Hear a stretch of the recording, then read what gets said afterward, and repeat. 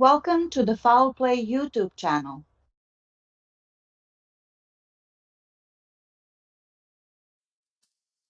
Greetings, everyone. Welcome to open mic number 63.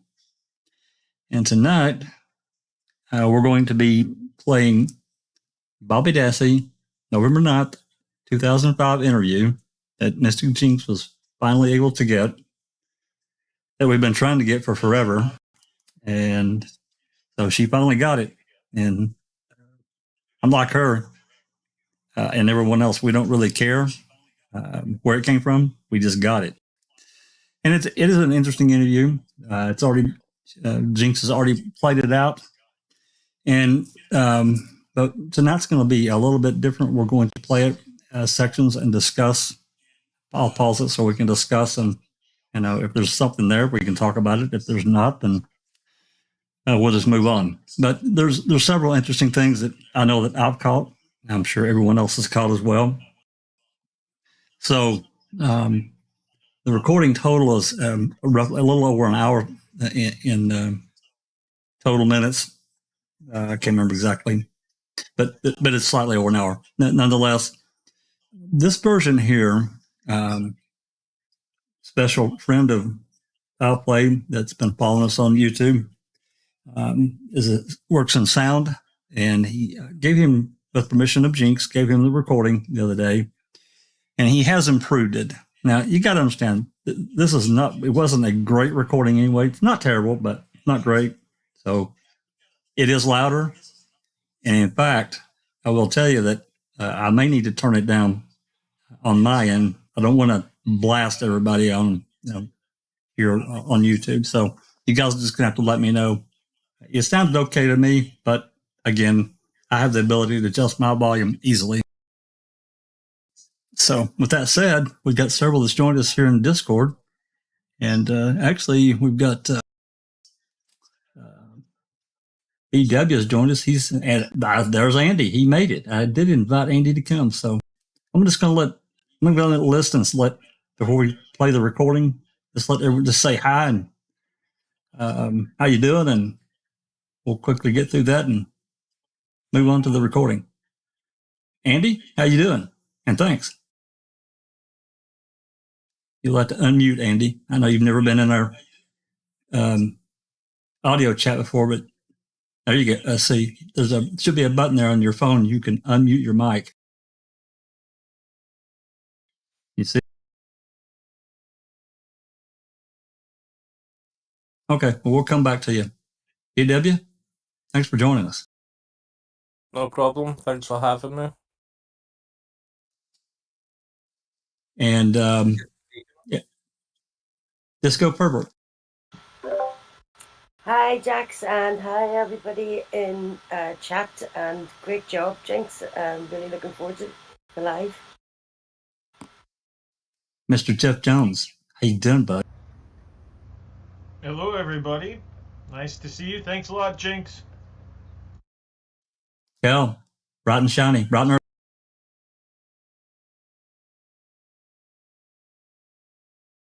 Say, Kel. Good morning, everybody. Thanks, Mystic, for inviting me, and awesome job for getting this. This is going to be great. Jinxie, lady of the week. Hello, everyone. Hey, Jax. You're welcome, everyone who's thanking me. And I'm glad you're hosting this open mic, because I couldn't do as many people as Foul Play can. So thank you. You bet. Lady Neverland. Hello, everybody. Hi, Jax. Hello to the panels. Thank you, Mystic Jinx. And hello, everybody in the chat. Dr. Suck.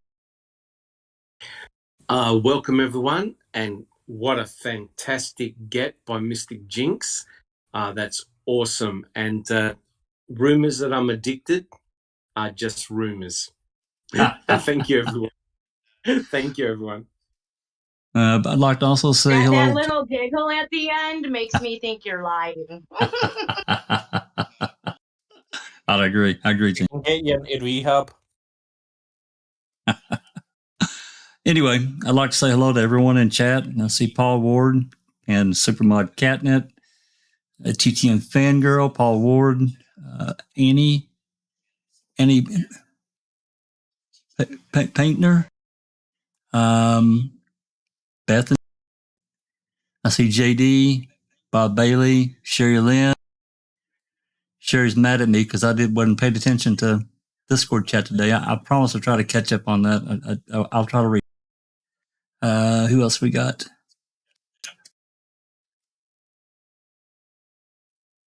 I see Gala. You know, all the mods need to really watch Gala. That guy. Anyway, all right. I'm going to pull this up here. Give me just 1 second. And I will say this: if it's too loud, please tell me. I can lower it on my end. I'm going to put it on 100% volume on my side.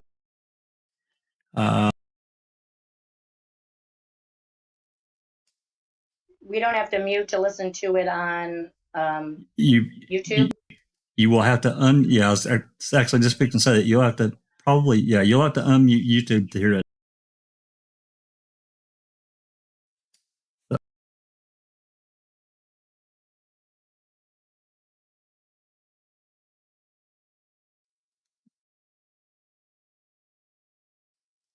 Also, if there's by chance a section that I go by that you just have to that you didn't hear or maybe was unclear, you can stop me. I can back this up 10 seconds at a pop, whatever, and we can go back over it. Anyway, 3 separate recordings. And we'll be playing this first section. And like I said, I'll be stopping. We're not going to play the entire thing. It won't clip at one time. I'll be playing sections of it. Then I'm just going to stop. Not necessarily at any preordained spot, just where I think that there's enough time that we've got enough that we can talk about for a minute or two or whatever. And then we'll continue on. All right, here we go.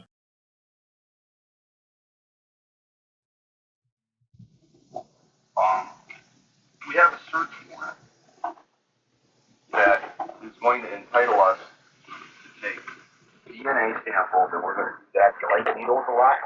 Good. We won't do that. All right. We got something, a little swab that we're going to run in your teeth. And then when that happens, we're going to have some fingerprints. You don't have any fingerprints. We don't have any fingerprints. Okay? And we're going to do that, and we're going to ask you to submit to a very slight physical examination. It's not going to involve any sort of, we have the authorization to take a look at your body to see if you're injured. Are you injured? I don't want to know that. I don't want to know that. But that's what we're going to do. And after that, or maybe before that, depending on how things are going, I'm going to ask you. I got some questions to follow up on, and I didn't really cover that thoroughly. But before we do that, okay, I'm going to, because you're not under arrest, you understand?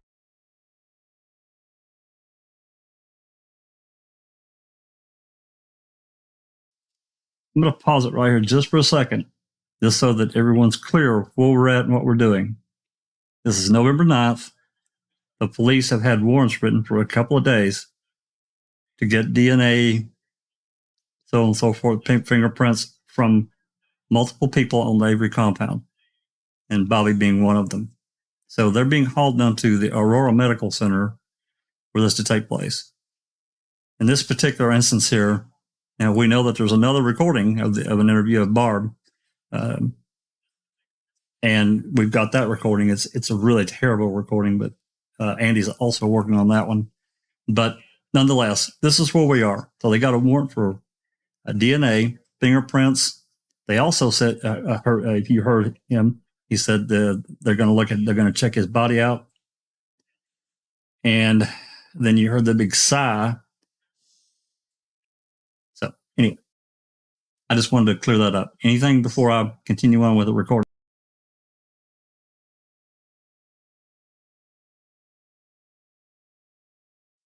All right, here we go. Wait. Before you start, I do have something to say.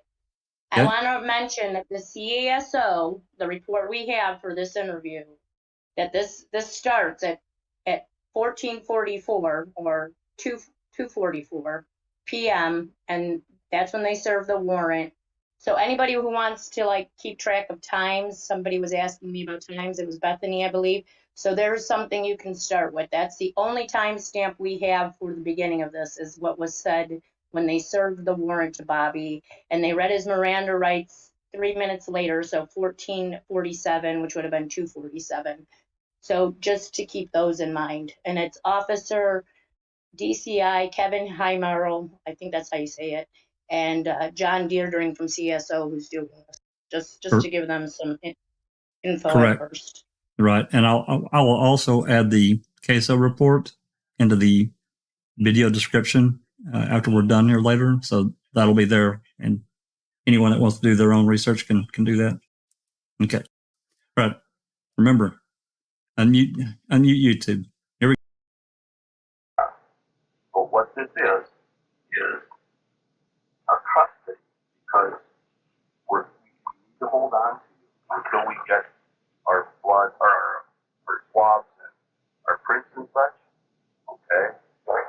Because of that, I'm going to have to Mirandize you because you're technically not free to leave. You can't walk away this time like you could before when I talked with you. You gotta remember when I talked with you last time. Okay.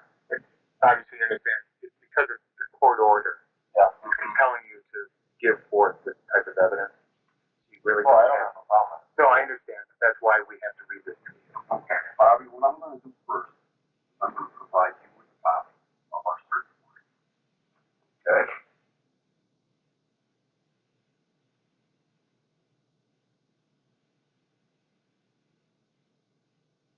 Now, you can read this over as much as you want to read over it, but I'll read it to you first. It says, whereas Investigator Mark Weger of the County Sheriff's Department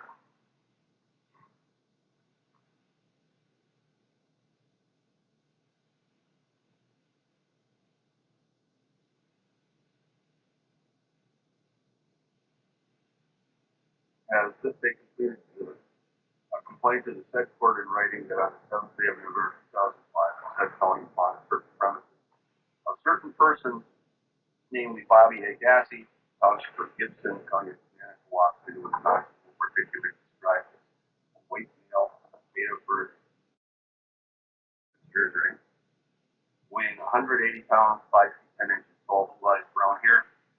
DNA may constitute evidence of crimes, homicide, sexual assault, kidnapping, mutilating, hiding a corpse, and false imprisonment, contrary to Wisconsin statute, chapter 940. Now, therefore, in the name of the state of Wisconsin, you are commanded forthwith to deliver Bob Dassey to provide a sample of DNA, including but not limited to a saliva and blood sample, to be obtained by a trained evidence technician have and trained medical personnel to gather all. Bobby A. Dassey is ordered to provide both finger and palm print trained evidence technician. The physical person of Bobby A. Dassey shall insert photographs and document for defensive wounds, including but not limited to scratches and bite marks.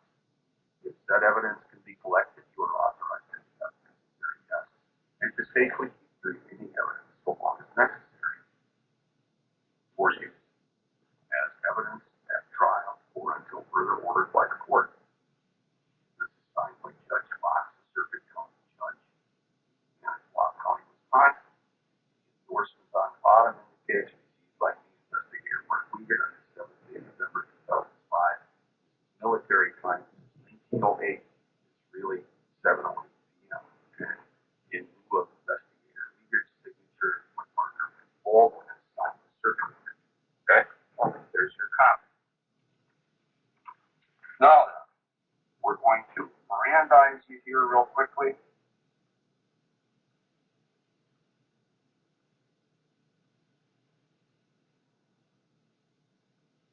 What time does it say on my watch, Bob?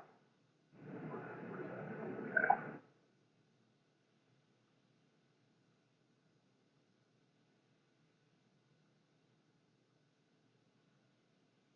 Miranda warning. You have the right to remain silent. Understand that? Okay. Anything that you say can and will be used against you in a court of law. Understand that? Okay. And remember, I got a hearing problem, so you got to back up a little bit. You have the right to consult with a lawyer before questioning, or to have a lawyer present with you for your question. You understand? But if you can afford to hire a lawyer, one will be appointed to represent you at public expense before or during any question, if you so wish. Understand that? Okay. Now, keeping all those in mind, Bob, you understand each of these rights. Realizing that you have these rights, are you now willing to talk?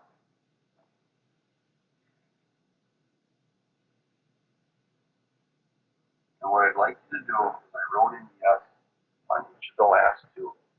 I'd like you to initial those and then sign it where I just mark yes on it.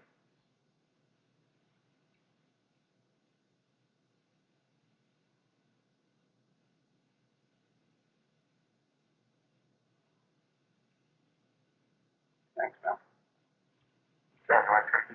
Yeah, man, I'm cooking in here. I'm telling you. Turn it all the way down.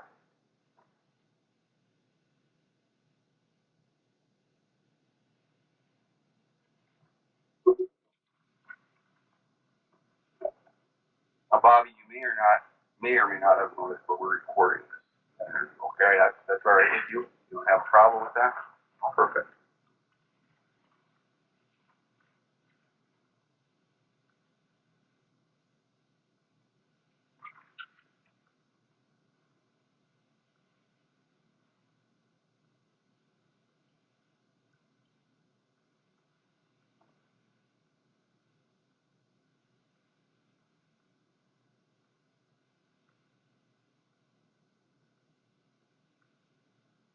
Okay. Now, there are a couple of things that I realized I didn't ask when we talked on Saturday night. Okay. Now, I gotta, there are very few questions, but I want to make sure that I cover. Okay. Cool.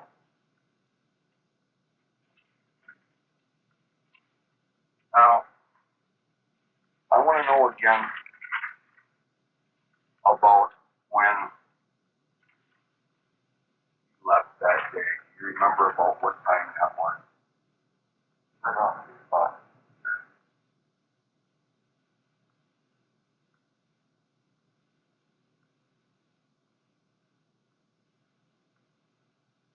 All right. And you said, well, tell me again what you said when you left. Did you see anyone? Yes. When you were leaving the driveway. When I left? Yeah. No. There was no one. Were there any cars at the time? Yeah. What car was that? Okay.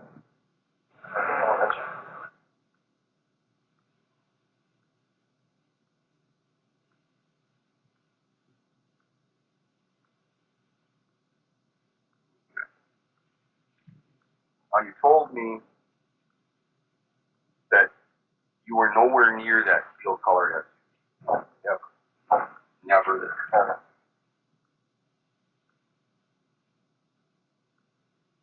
Never touched it.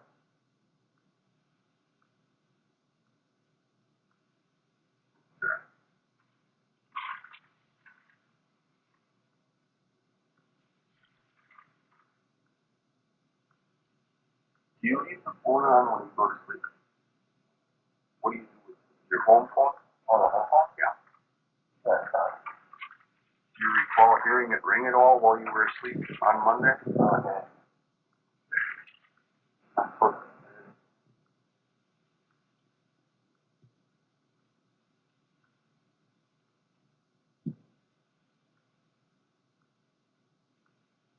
Yeah, answer any calls.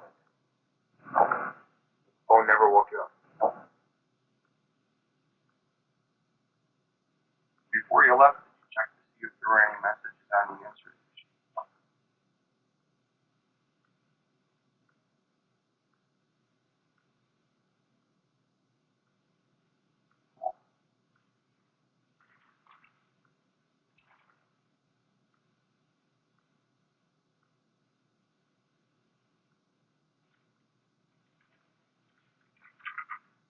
I know we've been over all this before. There were a lot of them.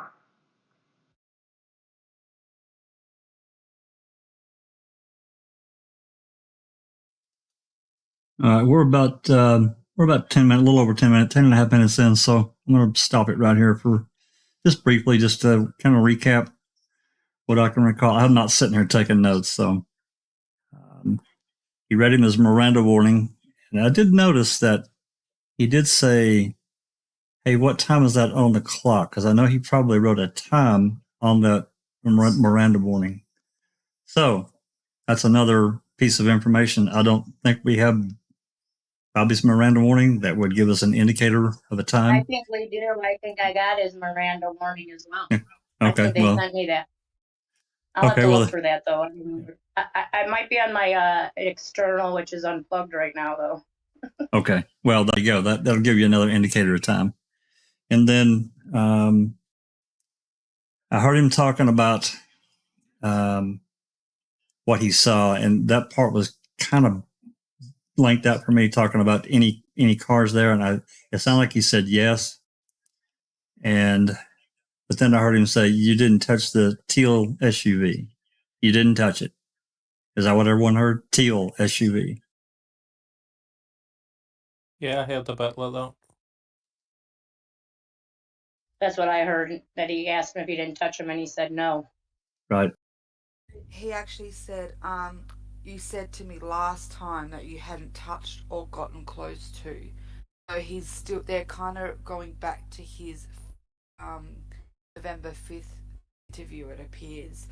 Like, basically, the way I was interpreting is they're rereading or his first ever interview, because bring that back up. Yeah, you can hear him. You can hear him flipping pages. So this is where he got the teal color, because it was weird. I think that Kratz asked him for blue, green, or green, and he said teal. Bobby did. So this is why. And Kratz corrected it. Yeah. Yeah, that's interesting. The only part of that was actually 100% clear is when he asked Bobby, we're recording this, do you have a problem with it? Yeah, and I noticed that it was right at 7 minutes in or so when he finally told him the recording. I find it a bit weird that was the clearest part of the recording. It's almost like they're trying to muffle it a bit. Yeah, I don't know what kind of, yeah, it is interesting. I don't know what kind of recorder they got or where the microphone is, but it is like, it's kind of like in a barrel, and it's unfortunate that, Devering's old school. So for him, it's just like you turn something on and it doesn't really matter where you have it positioned, even though it really does. So anyway. Well, actually, I don't have a problem with it. It actually comes up twice. Bobby says that by himself when he gets first read the warrant and they're going to take his DNA. You actually hear Bobby say, I don't have a problem with that. And then it comes up again when they get to the Miranda rights. So Bobby, I made that as a note because I found that interesting that he goes, yeah, I don't have a problem with that. And that was when they were talking about potentially taking his DNA and that he can't leave. Then he says it again, like, do you have a problem with us doing that? And he says it again, no, I don't. So I made that note that it actually comes up twice from Bobby saying he doesn't have a problem with any of this. That's interesting. Okay. Jack 61, if I could just add just a comment. I've got the CASO report in front of me, and they definitely mention teal SUV. That is interesting. It doesn't look teal to me, though. It looks actually more like a dark blue. Yeah, dark blue, blue, green, whatever. But it's certainly not teal, not by any stretch of what I've ever been taught teal was.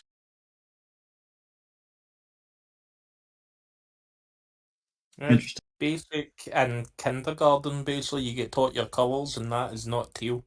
No, not at all. All right, if there's nothing else. Yep. That is the Wisconsin education system that we're talking about here, though. I am a veteran of that, and I can attest that colors are not our strong point. We know gold and green for the Green Bay Packers. Other than that, it's all just shady. Shades of gray and teal, obviously. That's right. They only know those two colors, green and gold. Sweet. Okay. Anything else before we move on?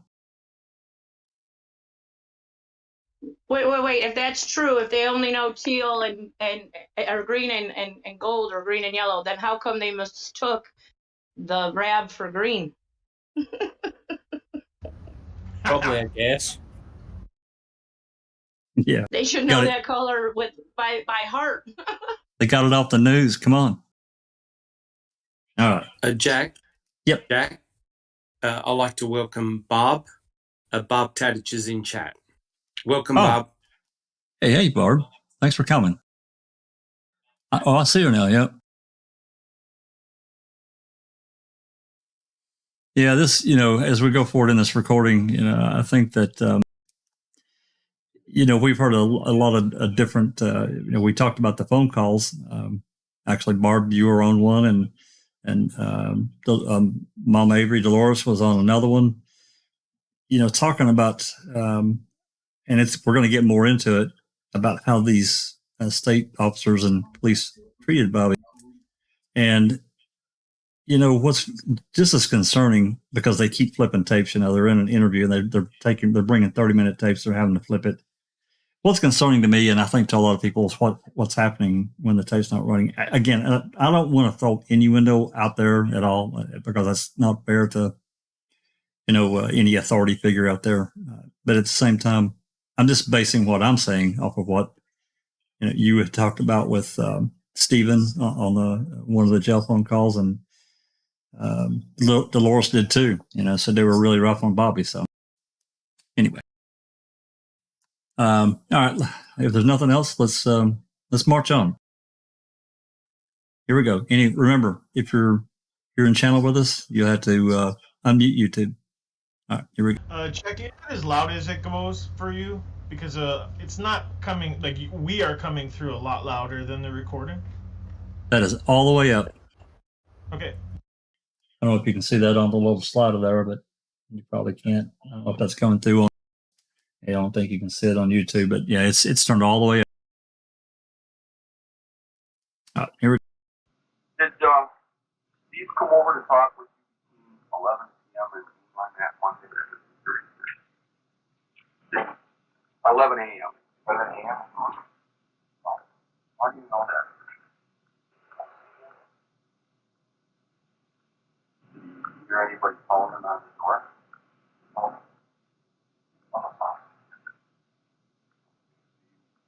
Even if somebody would have been at the door, you would know.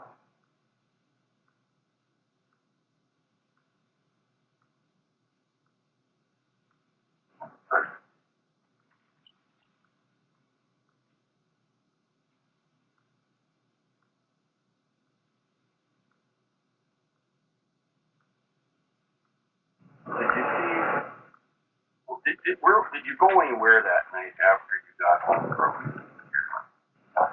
stayed home? What time did you go to work? And where do you work again? Where's that at?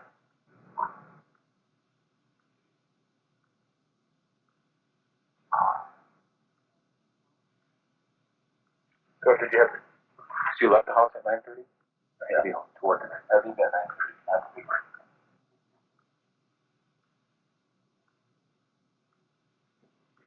What is that? Oh, right up here. So what did you do when you were at home? Oh, right. I was going to say, this is a good time to probably announce. Pause. We're up. Oh, right. Okay, it's paused.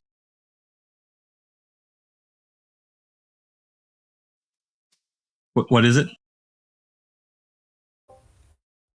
Mystic, do you want to take this one? Well, you can. I mean, you can, because you're the one who brought it up with John Farag's book, and then And Yeah, just yeah. mention that it actually came from the report. Yeah, so there's been for a long time there's been this assumption that Queso, and I think it gets reported in John's book, The Wrecking Crew, that Bobby was late for 2 hours. It's reported as he started work at 23:30. So a lot of people have always latched onto that and gone, oh, he was late to work that night. This is now just confirmed. Bobby never said 23:30. He did indeed say 21:30, which was what he has always maintained. It kind of debunks the whole idea. It was late. Is that what Dering wrote down was 23:30? Yeah, so he had miswrote a 2 hour delay, gap. He had wrote 23:30 instead of the 21:30. And then when John wrote in his book, he does it twice. He writes once, he does the correct time, and then when he must have been reading through the reports, he accidentally in his book also writes 23:30. So John eventually came out years later and said it was a mistake. My apologies, but a lot of people still latched onto that idea that no, he was 2 hours late. This audio finally proves that is not what Bobby said. He was not late for 2 hours. Gotcha. Yeah, that's a good point. And thanks for bringing it up. Yeah. And definitely we want to correct any misinformation that's out there. And that's definitely was a pretty big one because I do remember it from, 3 years ago, 4 years ago now, I guess, 2018 when Wrecking Crew came out. So absolutely. Thanks for pointing that out. Okay. Anything else before we march on? Jack, I just want to keep it present in our minds as we go through that this was suppressed for a long time. And I know, we're listening to the content, but we have to keep in the back of our minds why. And so as we listen to this, maybe we'll find some clues. That's all.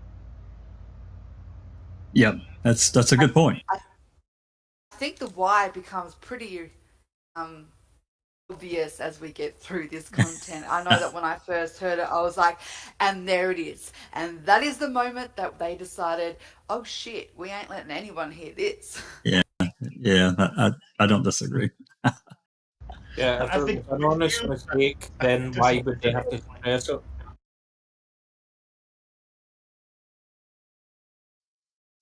All right, I'll back it up 10 seconds and then we'll move.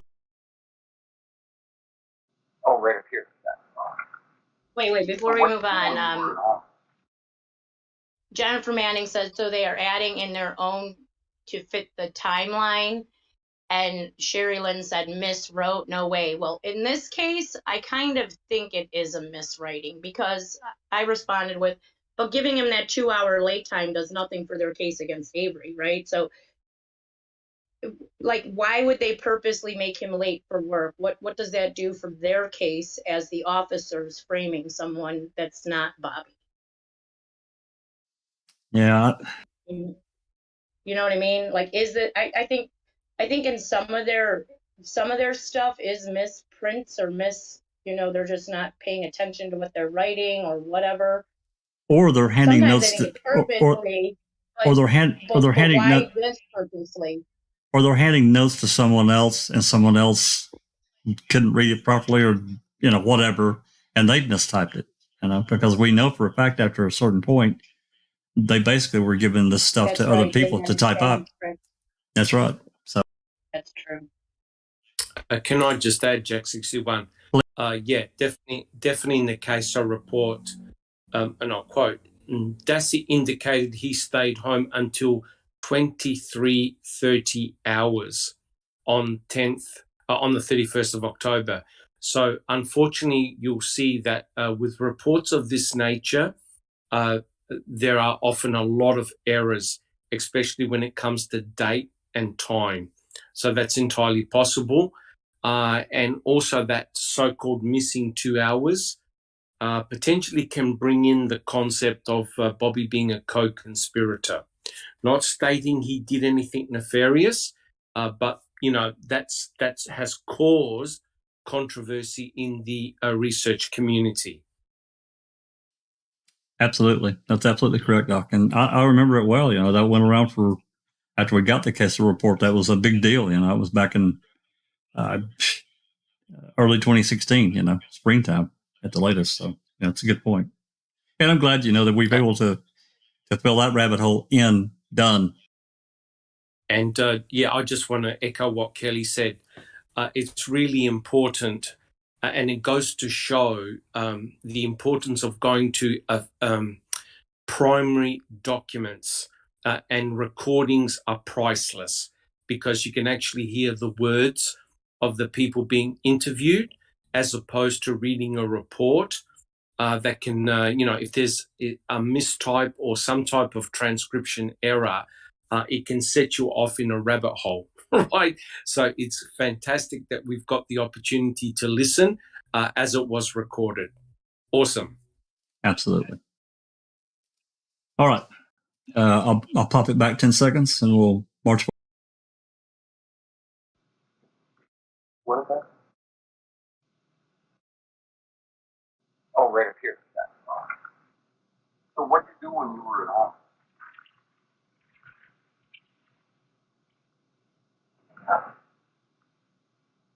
Someone so well.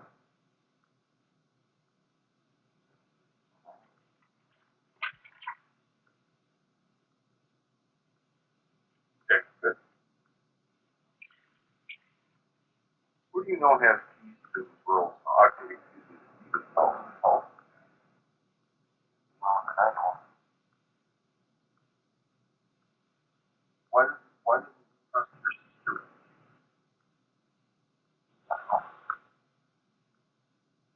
Who has keys to your house?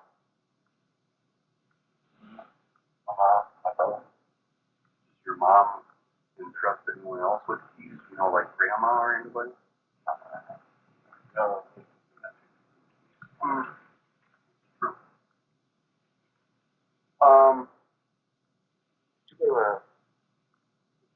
They were kind of family dinner. Oh. And well, sure of that? Yeah. What makes you sure? Because it sounds like you came from hunting and then went. I came right home that time. Okay. And you took a nap, but there was a family dinner with your mom? No. I didn't know anything about it. I came home, watching stuff like that.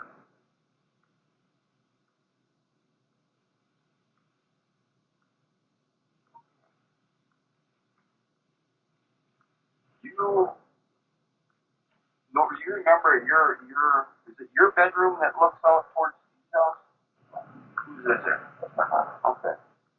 But you can see kind of Steve's house from one of the, what is it, your kitchen or your living room? Do you remember seeing a gray Isuzu parked alongside the garage over by the a little Samurai? Yeah. Or, you do it. Yeah.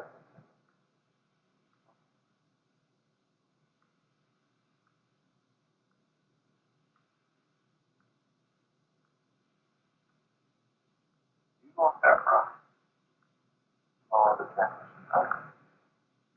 You're close.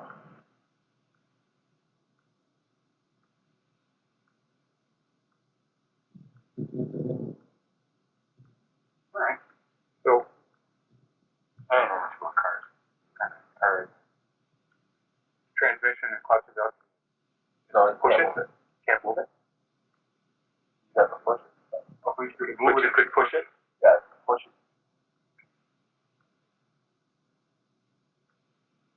Huh?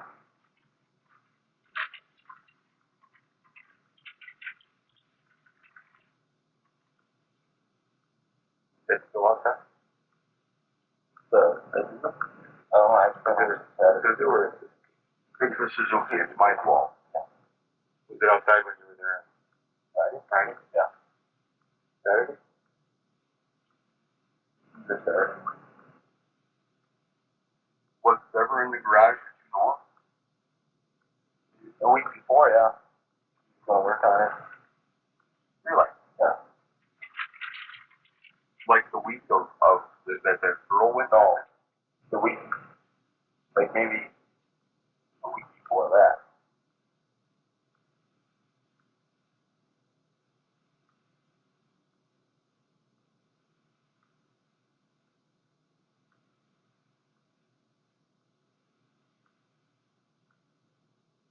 Steve was gonna work on it? Yeah. It's kind of normal for him to do rainwork that hard.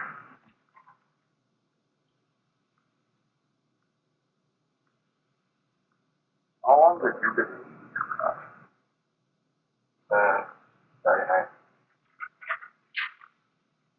Friday night would have been the day before we came set the warrant.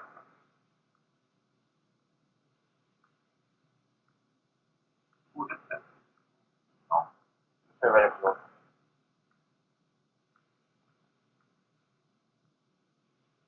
Basically, who claimed to be here? I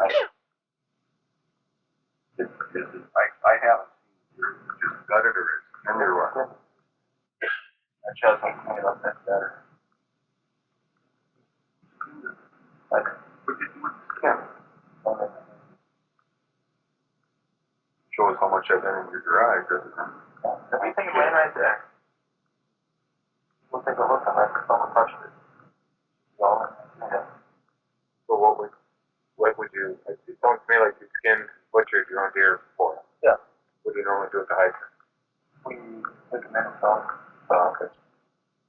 Let me check. Do they accept the heads with the deer? You got to do something else with those. Where? In the burning barrel? Does Steve do that too?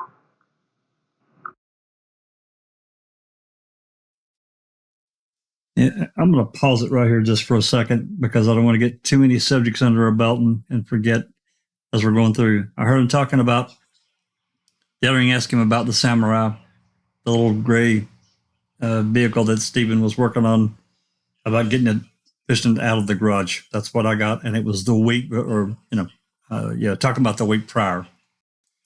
Then I also heard him talking about Bobby getting the steer and scanning it in the garage.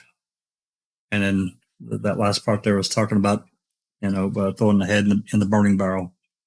That pretty much for everybody else got. And what did I miss?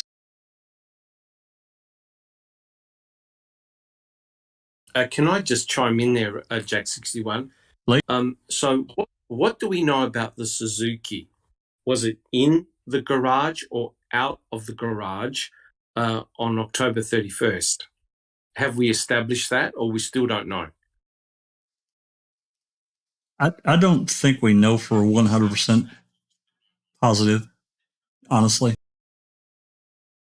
And I think it, because it was so light and easy to maneuver, he probably pushed it in and out the garage, to work on various vehicles, take it out when, if you had to pull something in to change oil, whatever, put it back in when he wanted to work on it. I do. Go ahead. Brendan said that he and Stephen pushed it in and out on the 31st when they were cleaning the garage. There you go. And if you remember, guys, there's some photos that I think it was Reese took, and that Suzuki was inside the garage. Remember, there was stuff piled up on the hood of it. Remember?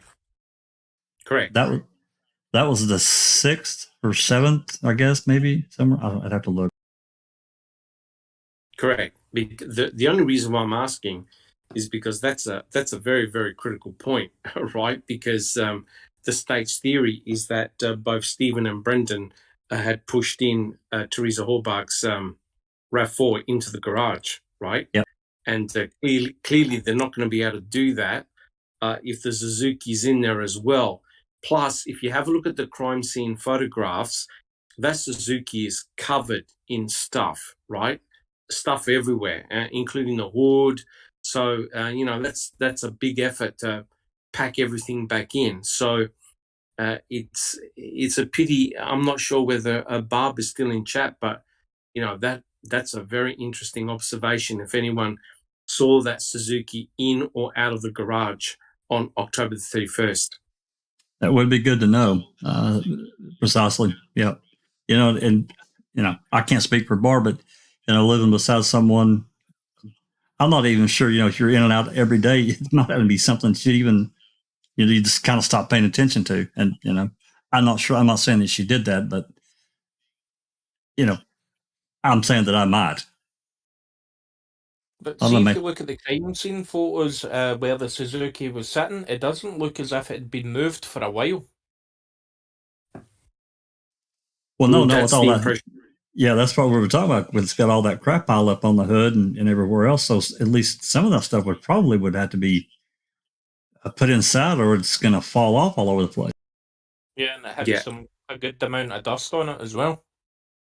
Yeah, and the reason why I am persistent with this is because if you believe in the theory that they took the Suzuki out to clean the garage, that doesn't cut the mustard, because when they swabbed near the rear end of where the Suzuki was, they found Stephen Avery's blood, right? So what type of cleaning process is this if they are able to detect Stephen Avery's blood, right? It tends to indicate that the Suzuki was there all along. Right. Just an impression. Wanted to welcome Alice to Discord. Hi, Alice. How are you? Hey peeps, I'm okay. I'm sorry I was late. I was on the phone to my wee mommy. Well, it's okay. We got BW in here, another Scott, and yeah, Andy B, WP. Lovely to have you on the chat with us tonight. I'm not sure if Andy's figured out his microphone yet. Andy, have you got that mic figured out? I don't think he does. Either that or he just doesn't want to talk. Either that or he fell asleep. Bye, possibly. I'm sure he had mic problems the last time. So, hi everyone in chat as well. Love you, lovely to see you all here. And well done, Mystic Jinx, for getting this recording. This is bloody fantastic that you managed to get your hands on this. And you might find that my Glaswegian twang will come out a wee bit more. But we're hearing BW Haggis on the chat.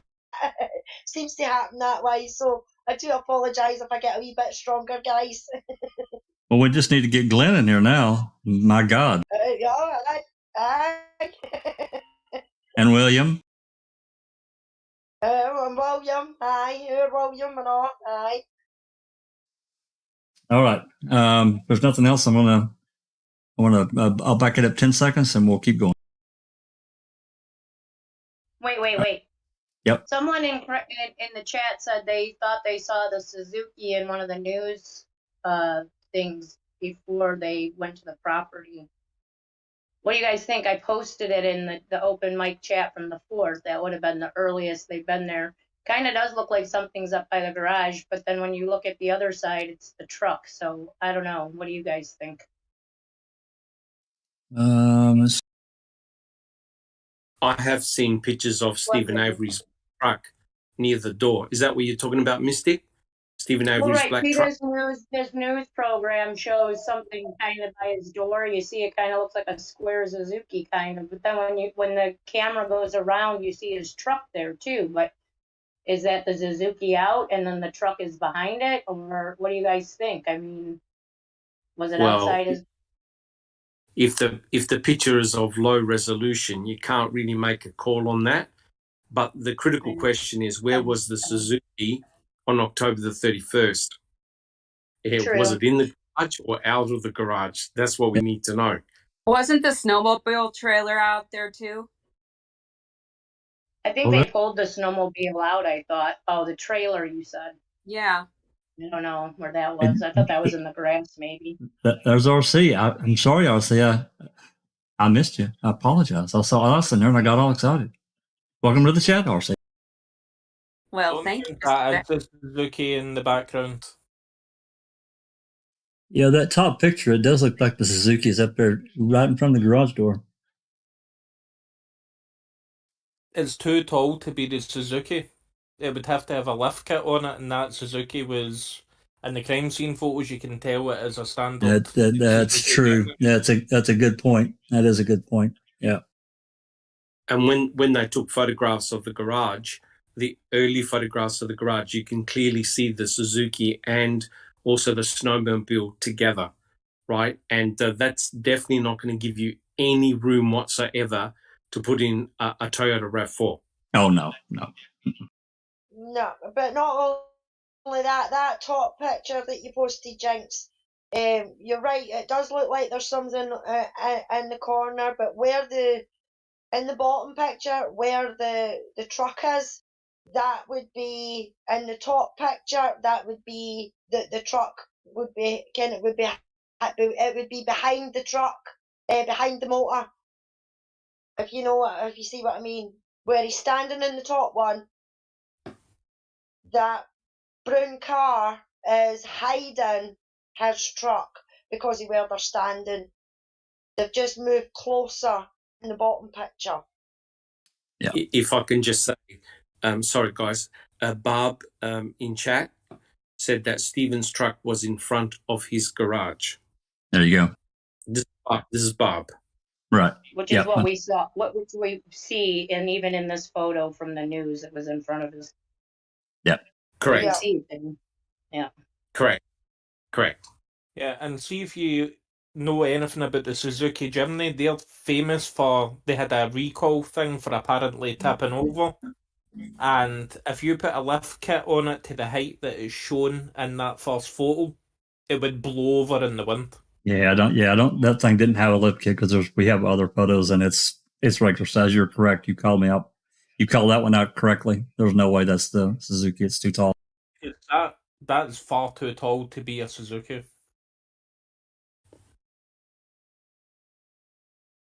Thanks, guys. I was just curious. Yep. Yeah. Okay. Let's move on.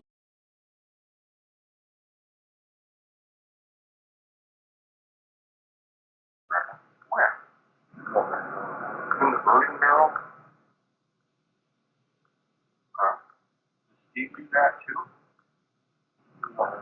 Yeah. Okay, did he go get parts stolen and stuff? No. But is the head of this deer still there? Yeah, that's still there. Well, how many deer have been butchered so far this year? Yeah. Well, I don't know. There was one that he took into the butcher. That was a whole deer with the head stiff. Yeah. So, which burn barrel do you guys normally burn the heads of? Ours. This is the first one that we actually got our family. But then the other one we took into the butcher. Okay. Good. Tell me a little bit. How many years have you been over? This is like my actual first year. Okay. Yeah. Really? Yeah. Have you seen anything to shoot at? Okay. Describe to me again, where you hunt. How far is that from your house? Yeah. 2.5 miles. About 2.5 miles. Okay. And whose property? You were a little confused, and so was I, about who owns the property. I don't know. But you know that, what's his name? Yeah, and it's, what is it? Oh, and we thought his name was spelled out.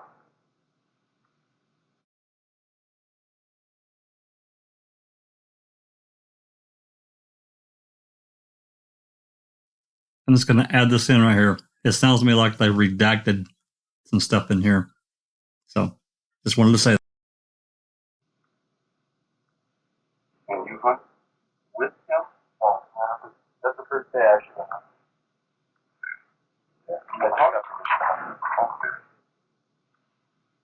I was a little confused about that because I couldn't. It sounded to me initially like you hunt with him, but is that the guy you saw on your way? Yeah. So it was the first day you hunted with him or at that land? Oh, at that land. Oh, okay.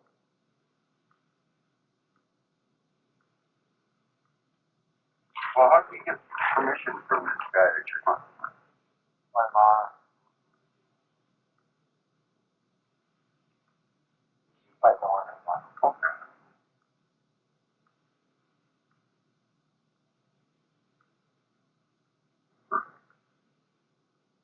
Now, I gotta tell you that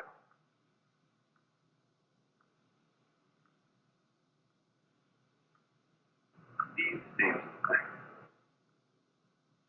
that wasn't the last person. But that I know. He says that you were the last man. That you followed her out of the drive. And you know, is that absolute true? Absolutely. Why? You know, we talked about this too. I remember that we talked about why he would try to jam you up like that. Why? You gotta be aware. I can't hear you real good. I said that's the kind of person he is. Why he tried to do that? How does that sit with you? Makes me angry. I can believe that. It would make me angry.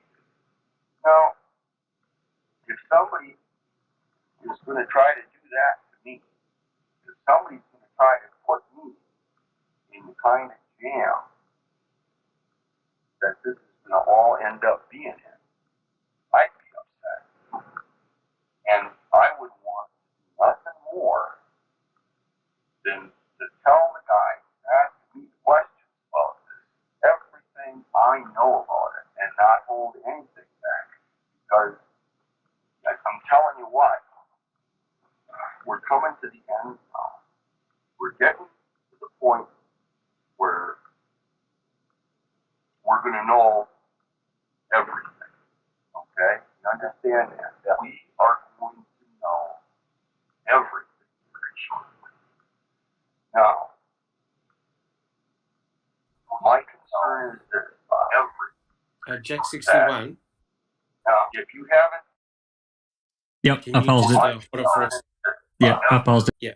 Jack 61. Yeah, it's if you have, I just want to point out here. Now, the whole purpose of this serving of the warrant was to collect his prints and his blood or a buccal swab and to check his body for scratches, correct?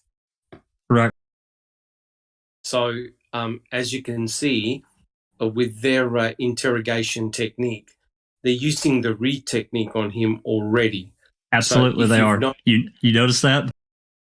Yep. If you notice what they've done, Yeah. they've actually set up a conflict between him and his uncle, right? And now they want to seek a resolution to that conflict because they said to him, "Why would Stephen want to jam you up?" And he noticed what Deidre said and the other guy, that we eventually are going to know everything. This is a line that they said to Brendan, right? Remember when he was being interrogated by Fassbender and Wiegert? That's right. So he's trying to cause conflict and doubt in Bobby Dassey already on November the 9th. And he That's tried before to ramp it up too, Doc. He said, if I was you, I would want to tell the, and blah, blah, blah. So he's trying to ramp Bobby up as well. Correct. Because he stated to Bobby, well, Stephen said, you're the last person alive to see her, right? So you've got this classic Bobby versus Stephen scenario so early on. So he's basically saying to Bobby, mate, you choose a side. What side do you want to be on?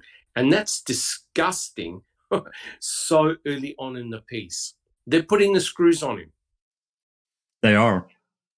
It's almost identical to what they did say to his brother as well.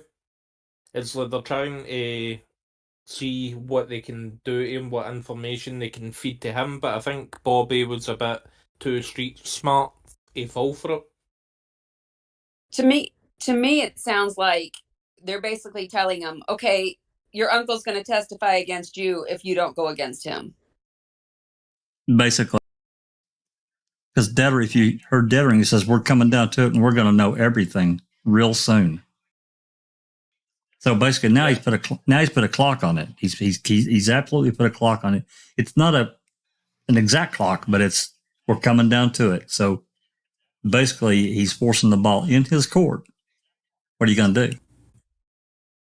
It's Yeah, almost. Barb in chat says that they did that with all of them. Oh yeah, yeah. Yep, and this is a theme that we see so often, not only in this particular case, but in other cases where they try and set one person up against another, and they give the indication that they know all the answers. So it's sort of like putting it on the table, saying, "Look, here's your chance. Come clean. Tell us what you know, and we'll look at things kindly if you indicate what happened." This is precisely the type of questioning that they laid at Brendan Dassey. Well, we have to also realize that Bobby's already seen this in action the first time with Stephen.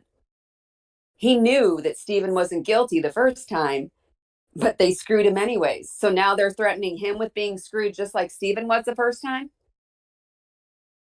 Yeah, I don't think Bobby was street smarter than Brendan was far more introverted. He just didn't, he wasn't as worldly, wasn't as old, and he shouldn't be. He didn't get in trouble. He was just a kid that liked to do his own thing, and I think we get that. Yeah. What's the problem with the read technique? It should be completely illegal. Just absolutely. There are other better ways to get information, in my opinion. Yeah, and they're still teaching it just now as well. Yep, they are. Okay. Anything? Jack, Yep. Is there any chance you could move the audio box over a bit so that you can see the chat?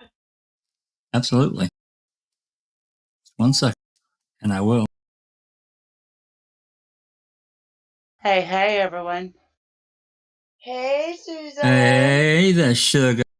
Hi, Susan. Hi. Hi, Susan. Hi, glad you made it. Thank you. I just got home from work and I've been listening on my phone on the way driving.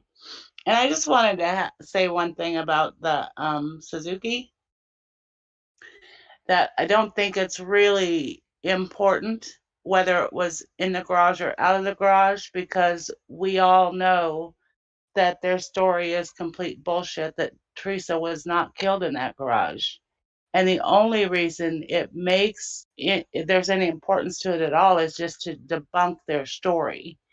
And I think their story is debunked by the fact that there's no trace of Teresa in that garage anyway. So whether it was in or out, it doesn't really matter.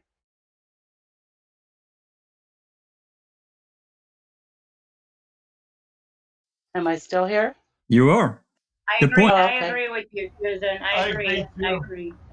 Susan, great statement. Thank you. And welcome. Glad you can make it, sister.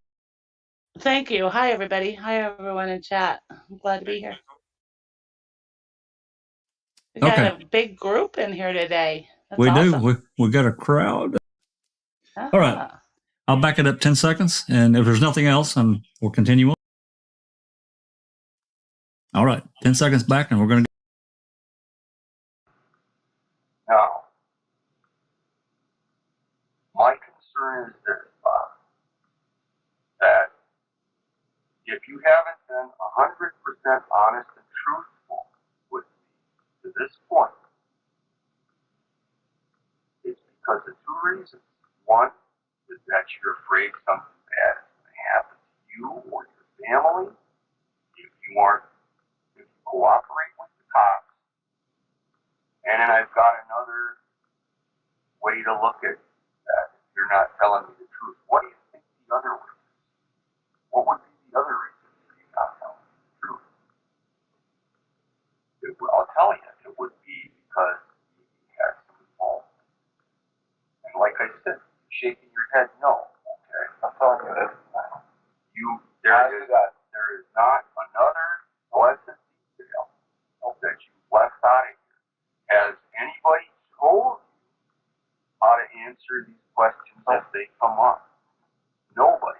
And your mom hasn't had any contact with you about this? You haven't sat down and had a family discussion about how all this should play out when that bald-headed old bugger starts hanging around and asking questions? No. Nothing. Okay. Okay, that's fine. Good. You spoke with John.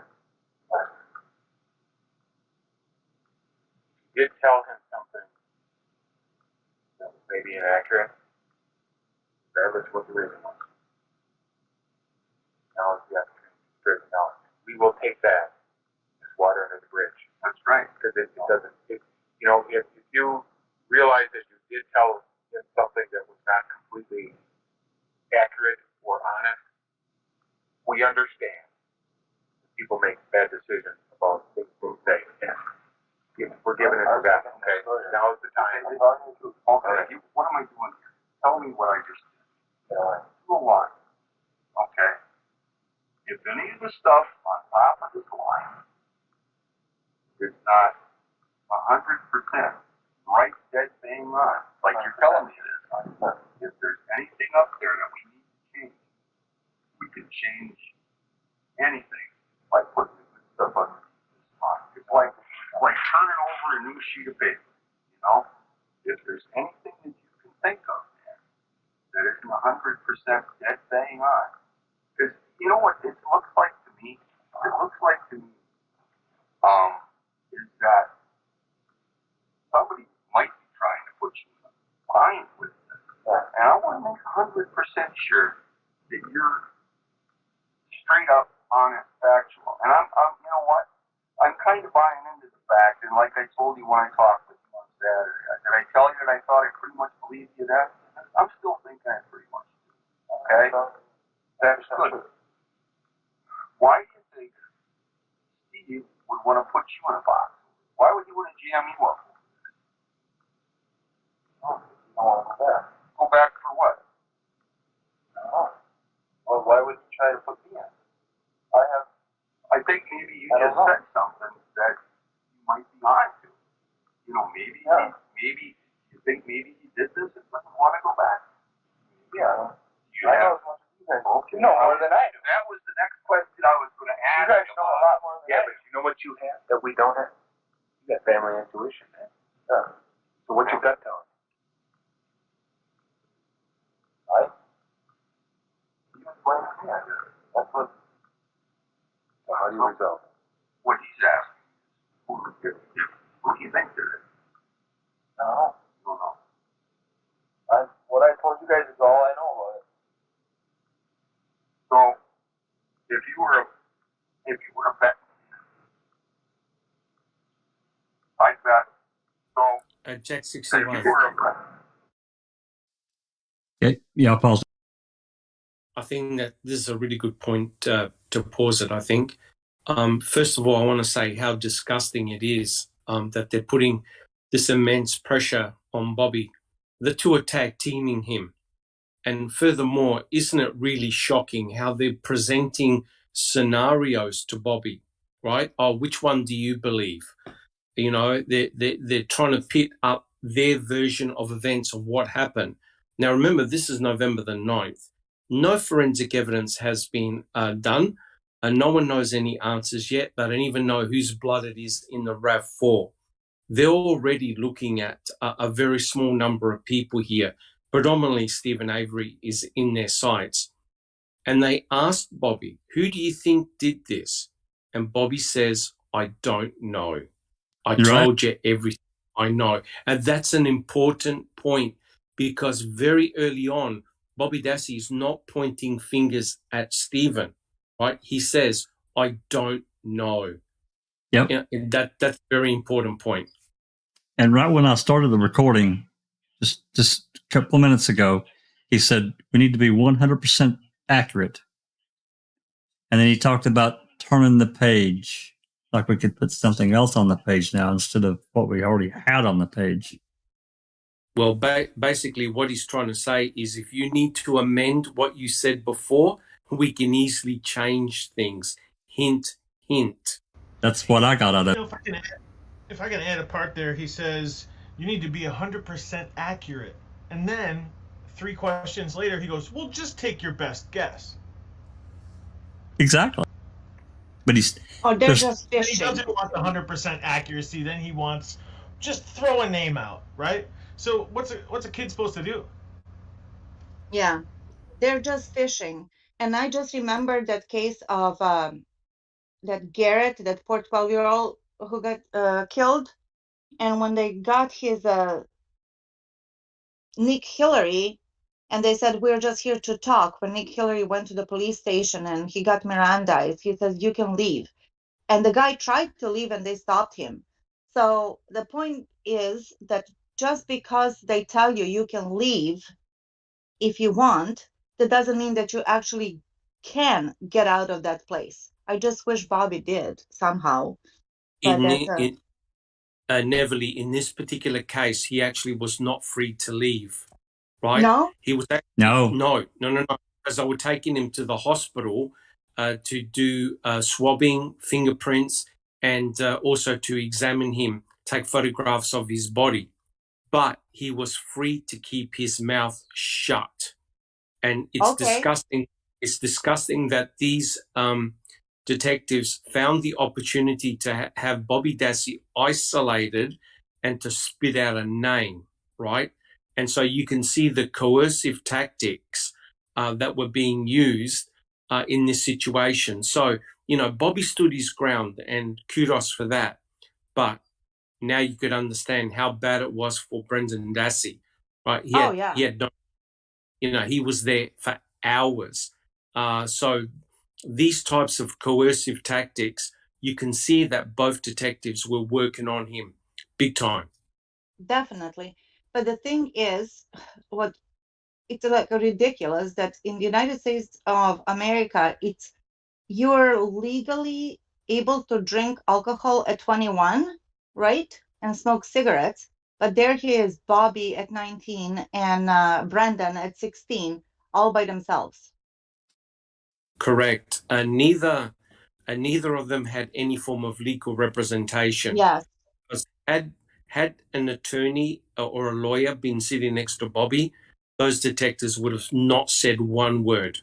Not No. one Exactly. word. No. Exactly. Poor kids. I mean, if you're Bobby, you just want this to be over. You don't have anything involved. I just want this to go away. Distance myself from this. And it's just like, yeah, you could wait for a lawyer, but what are you going to get, a public defender? And what are they going to do until they get the lawyer? They might have the right to detain you until then. And so, they kind of got you. Even though the right thing to do is get some representation, like at this point, it's probably not even crossing your mind. Yeah, I could get a lawyer, but I don't have anything to hide. So let's just get this over with. Yes, if you're innocent and you feel like you have nothing to hide, you're like exactly like that. Sure. What can I get on me? But this is the problem with their technique that they're using, is you can steer it whatever way you want with using this read technique, so you can actually get the answers that you want rather than the most accurate answers that police are supposed to do. This is a prime example why you should always teach people, even if they're innocent, to always say no comment when the police question you. Yeah, it's like 100%. you talked about a minute ago. Everybody, look what they did to Nick Hillary when they said, "Hey, we need to talk to you down at the station. You know about this little Garrett." And look what happened to him. He's still Yes, he was there for yes, a grown, educated man with military experience. He couldn't get out of their claws. Nope. And we're talking Correct. about Brandon at 15 and Bobby at 19. It's scary. Essentially, in my opinion, they wanted information that they could write down and then later use against him by saying, "Oh, Bobby, you said this," right? So they're trying to pit. Essentially, their focus here is on Bobby and also on Stephen, writing down their comments and pitting one against the other, right? So technically, Bobby could have kept his mouth shut and said no comment. But I'll tell you right now, as Neverly pointed out, what happened to Nick Hillary. So, their impression would have been, "Oh, so what are you trying to hide, Bobby?" What are you trying to hide? How come you don't want to talk to us, Bobby? We're concerned about Teresa Horbach. She's missing.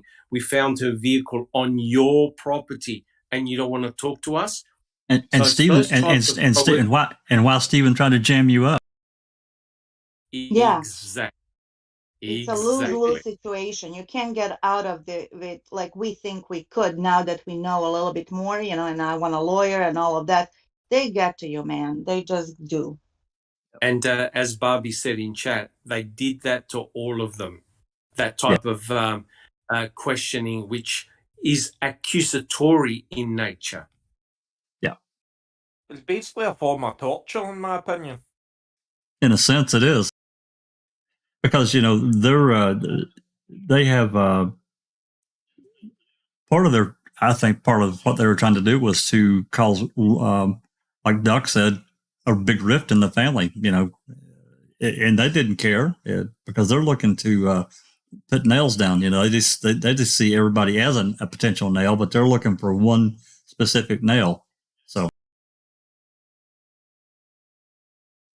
Yeah, it's just so fun.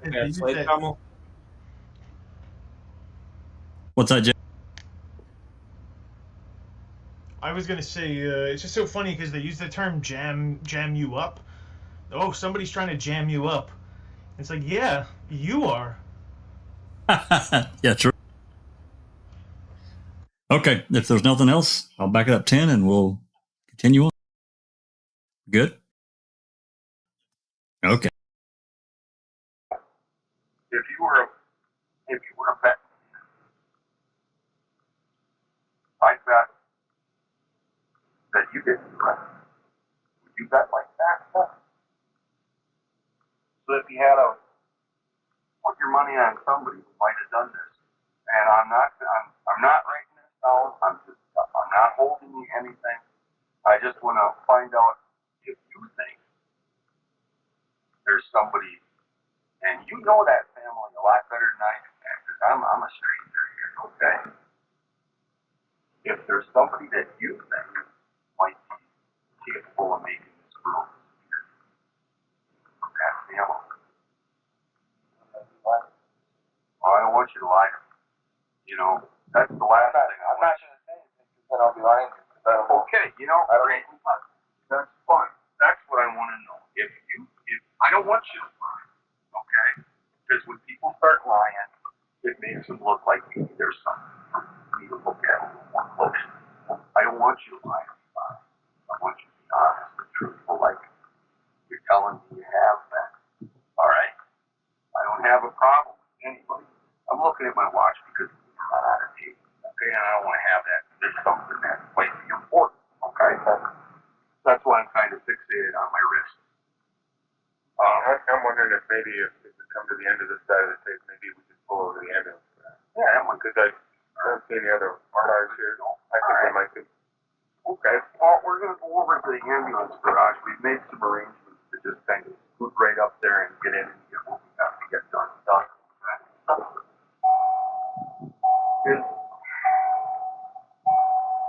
I asked you this before. Anytime, I've asked you before if there's anything else you want. I'm not quite ready to get to that. But if there, at any time, there's something you want to tell me, just say, look, John, I'd really love to tell you. Okay? Don't wait for me to ask if you think you've got something important to tell me, all right? And the tape at 3:08 p.m. 3:08 p.m. Remember that. So this 1A is complete. So if you guys want to discuss while I get the other section ready, go for it.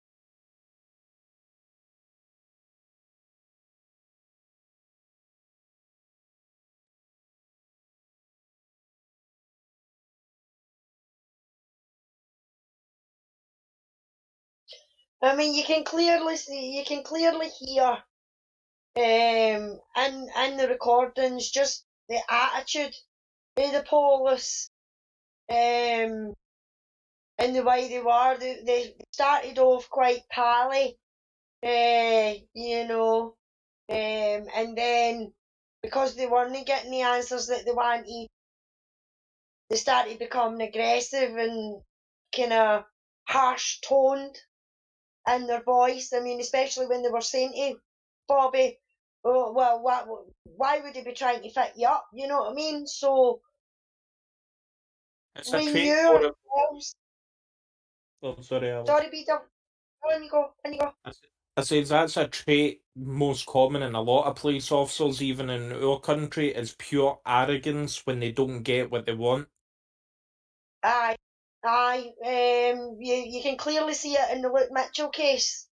I mean, even the judges in his appeals said that the attitude of the police officers was deplorable, because they weren't looking for true answers.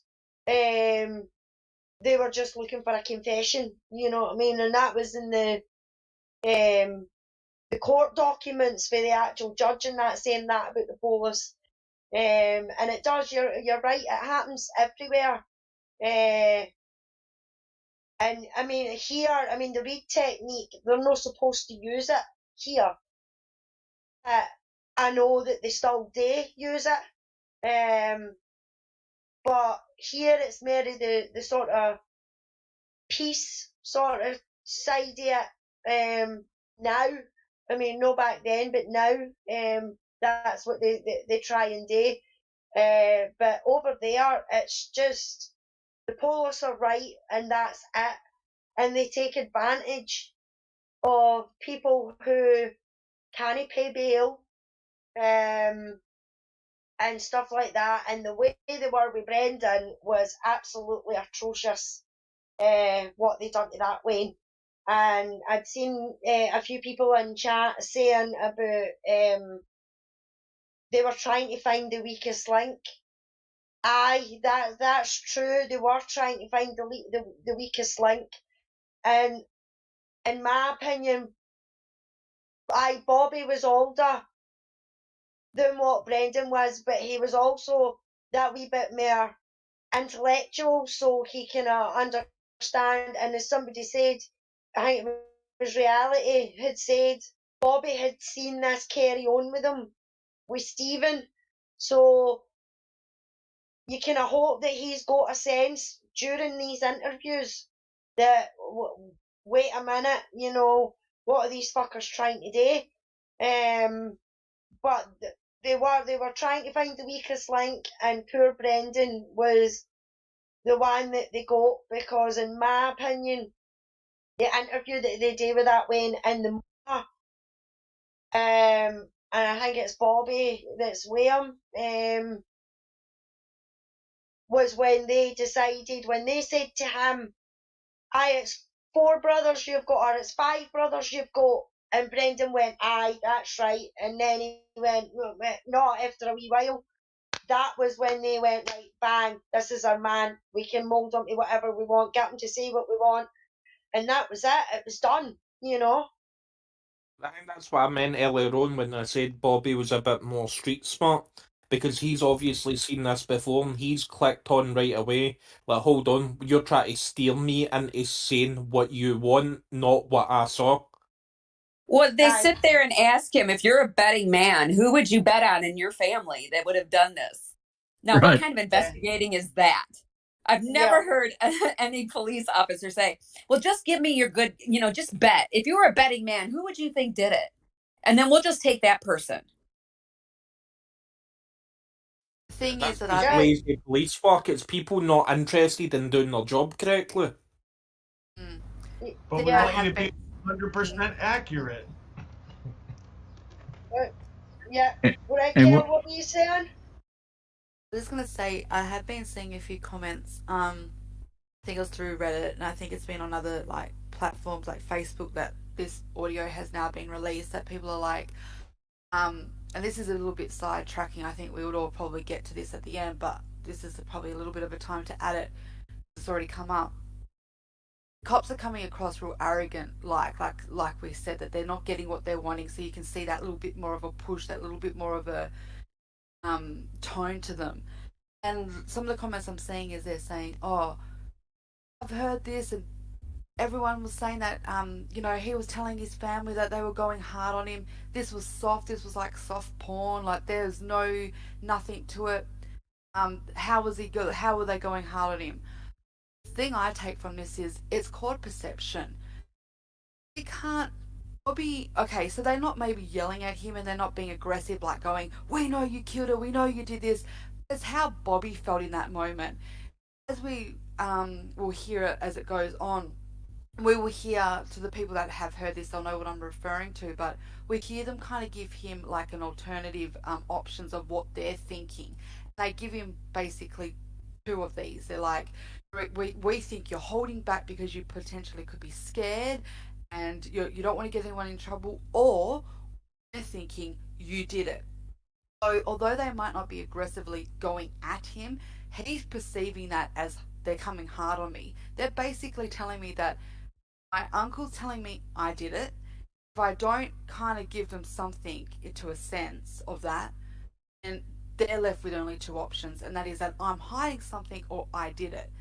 That is what he might have meant when he said to the family, "He went hard on me." Didn't mean that he was saying they were yelling at him and that he was intimidated by them, but it was just that his perception of what hard meant. We can't take that away. We weren't in that moment. He was 19 years old. He was very well aware of what these law enforcement had done to his uncle. They're in a position right now, or he's in a position right now going, "Oh my God, they're coming at me. They're coming at me." That is what I think he meant when he was telling family they were coming at him. That's what I think too. That's what I think too. That he felt that no matter how we perceive it here and in the now, it's how he perceived it at the time, and that's what matters. What was in his head. It's basically emotional blackmail. Well, yeah, it is. You can be manipulative without actually screaming, shouting, and throwing things. Aye. Yeah, because they were still aggressive. The people that think that, "Oh, that's not aggressive," they've watched too much Law and Order. Okay, I've got side 1B loaded up, and you're going to hear a different tone here and a different track. And, potentially, while they didn't really want this released, because I think it's really telling, and there's some other things that get said that I really have a real problem with, and we'll get to that, though. But if everybody's good, I'm going to go ahead and start side 1B. It is, looks like almost 32 minutes long. So we're good to go. Yep, good. Yep. Right.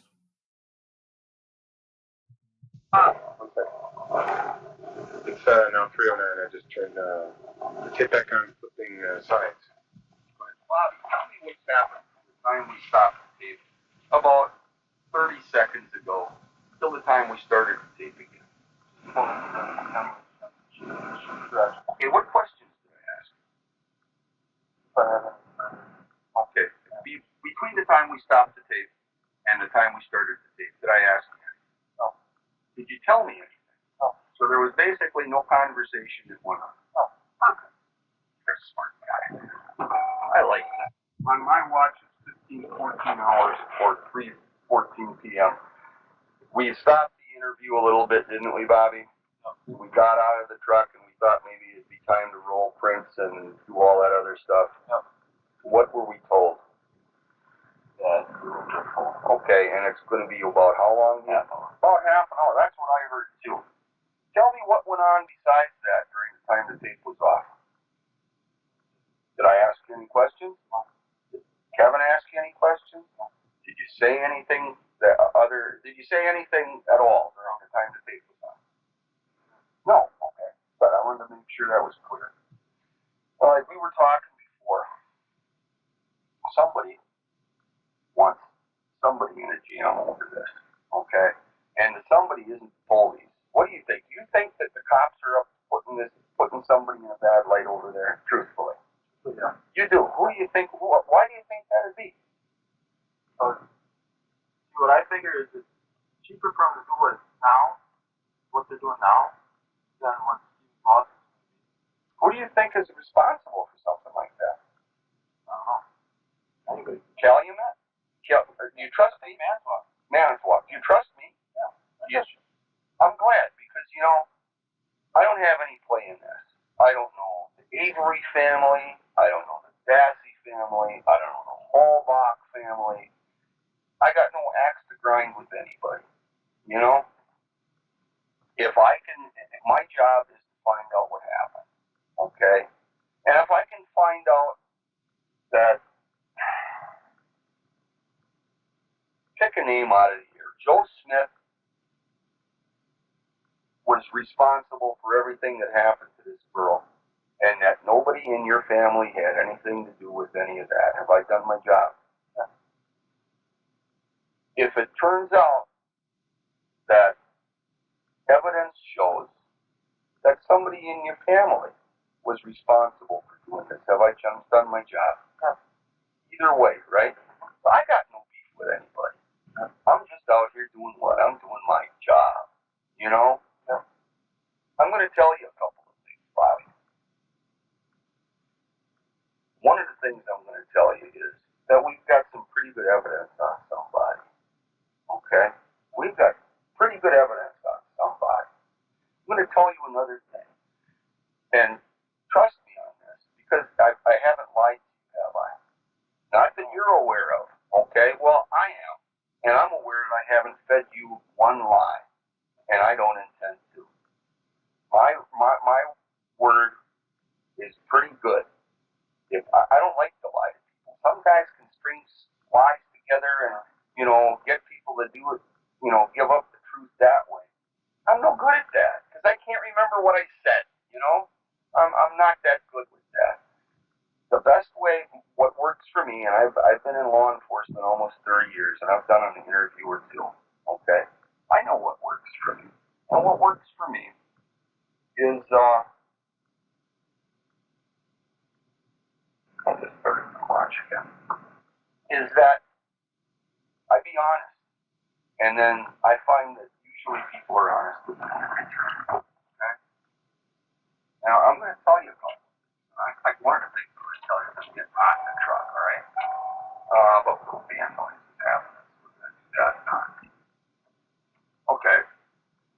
I can tell you that nobody from any sheriff's department planted any evidence anywhere from the time that vehicle was found, because we thought this through, and we figured that something like this could happen. The family might say, they're after Steve or somebody again, So we made sure that no Manitowoc city or county cop was on that property without another agency right alongside. So that on that property. Lies. Anything that might be found could be found on it right alongside. Without any worry for our department, because we ended up having to work this case in Calumet Sheriff's Department. We've got a lot of assistance from other agencies. But we wanted to make sure that if there was something bad somewhere, that we were going to make sure it didn't happen here. Because that's my job too. It's not to convict or to charge or to fine somebody who did something. Right? It's to find somebody who did something. I know you did. I'm pretty confident that you have no play in this. Am I right about that? Great. Okay. Go ahead, man. Just more food for thought to help convince you that this whole conspiracy theory is not going to hold water. When Steve was released, there was a police agency that was asked to review the original investigation. Okay? Do you know what police agency was asked to do that? To take a look at the old investigation and put it under that county investigation. I apologize. I just thought we could may just digest this little bit. My favorite bit came up. They're like, I literally lose it every time. They're like, and so who do you think did it? He's like, Manitowoc. So this is the thing I want people to help me understand. This is what gets me. Bobby has just grabbed his balls in a sense and had the courage to say to another officer, he believes framing came from Manitowoc police officers. That's right. This is a bit that gets me in a pickle. If Bobby Dassey was responsible for killing Teresa Halbach, he was responsible for framing his uncle. Here's the bit I don't get. Help me make this make sense. He had spent days and days and days allegedly framing and setting up his uncle. But when he's put in front of the law enforcement, he doesn't take that opportunity to drive what he's done home. He doesn't throw his uncle under the bus. He doesn't deny that. He doesn't deflect and go, what are you talking about framing? There's no framing of evidence. It is what it is. You would expect to see him kind of try to get the law enforcement to believe it's authentic to a crime versus planting. Why would you want the law enforcement to look into a framing scenario of evidence if you are responsible for it? Why would you be sitting there saying it was law enforcement that did it if you knew you had done it, you had framed your uncle to do it, and again you're challenging them to review the evidence because something doesn't look right? And he's specific, makes no right? sense. And especially he specifically said he didn't trust Manitowoc. He told Dettering that. And it actually is. We're not to the part yet, but it's going to get worse for him because I got a real question coming up. But go ahead, you guys go. It's more, see, when he keeps on saying, I'm a good guy, I'm good at my job.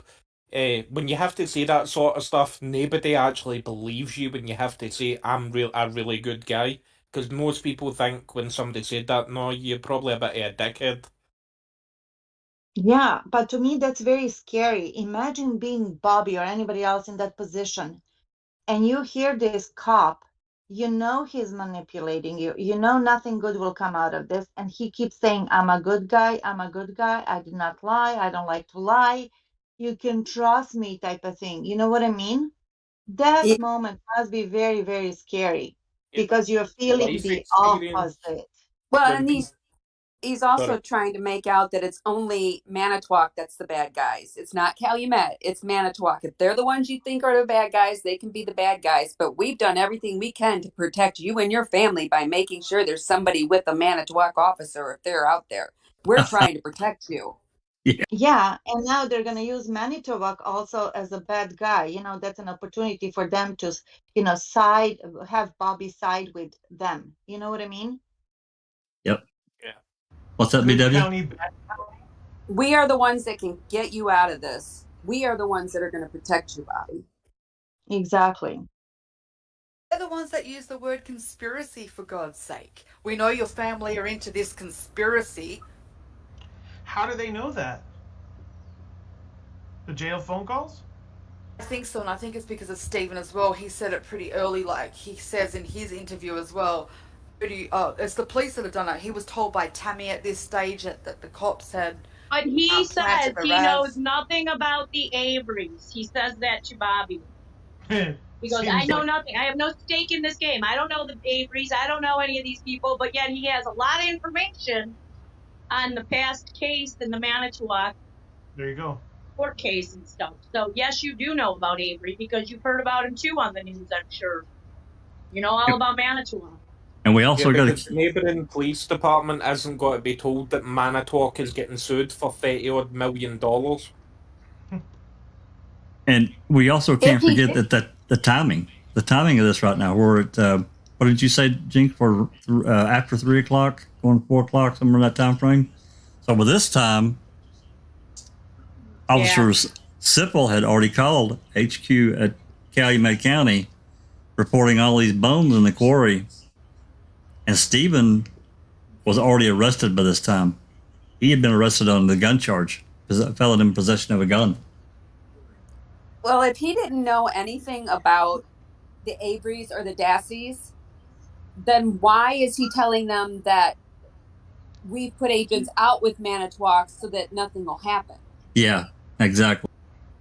Well, And why Farman is it chat, or they found the evidence that put Stephen away?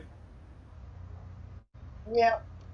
Farman chat says, sorry, but Dieterin is a friggin' liar from hell. Yes, Yep. we completely agree with you, Barb. We certainly do.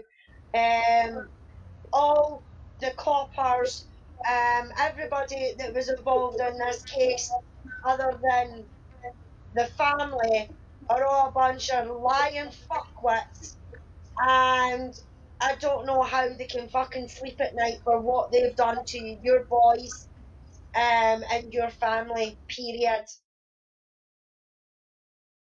Well, let them don't have conscience, you know. I mean, there's so much more to what they've done that never really gets on the record. My mind immediately goes to Gregory Allen and what they did in 2005 about that whole deal. It's my God, man. They're not. They weren't about the.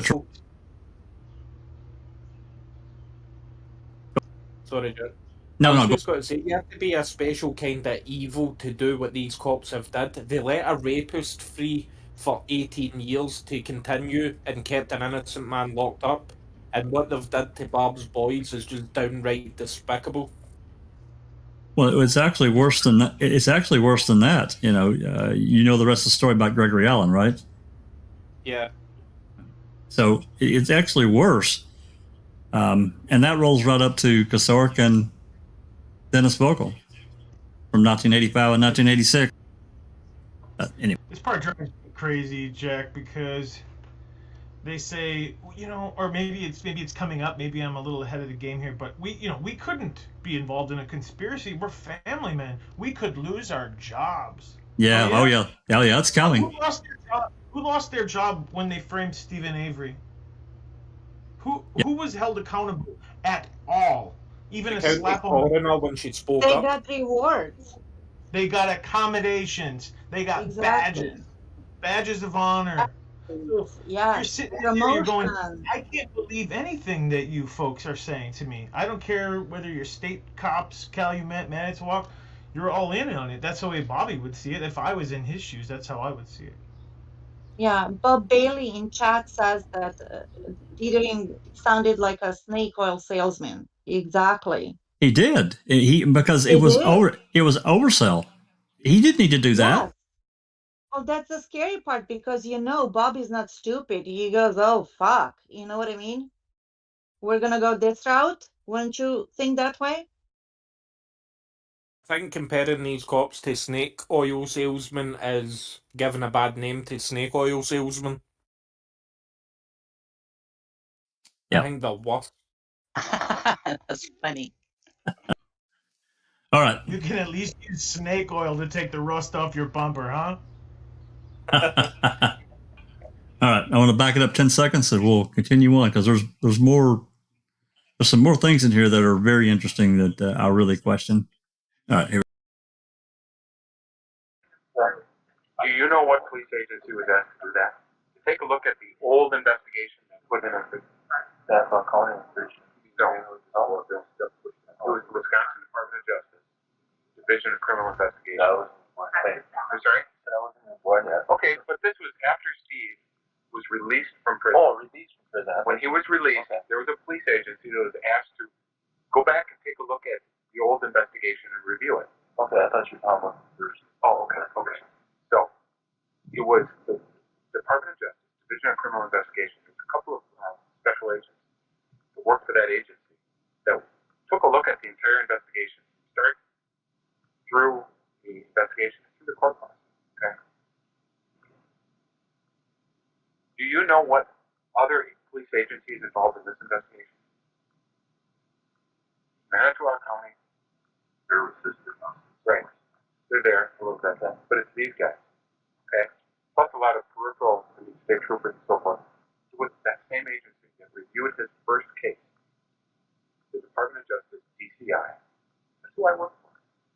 We are here and we are in the middle of this same agency that was asked to review that first case against Paul. Yeah. Okay. Those same cops, me and the guys I work with, the guys in Yelp, are here. Okay. One other thing that I want you to chew on that I've told people before. People have suggested that maybe me, the people I'm working with, or any other cop might make some stuff up, twist some stuff around there. Maybe suggest that we can laugh of it. Nice. I've got a family that relies on me to keep the roof over their head. I've got two kids that rely on me to come home every day with food on their table. Okay?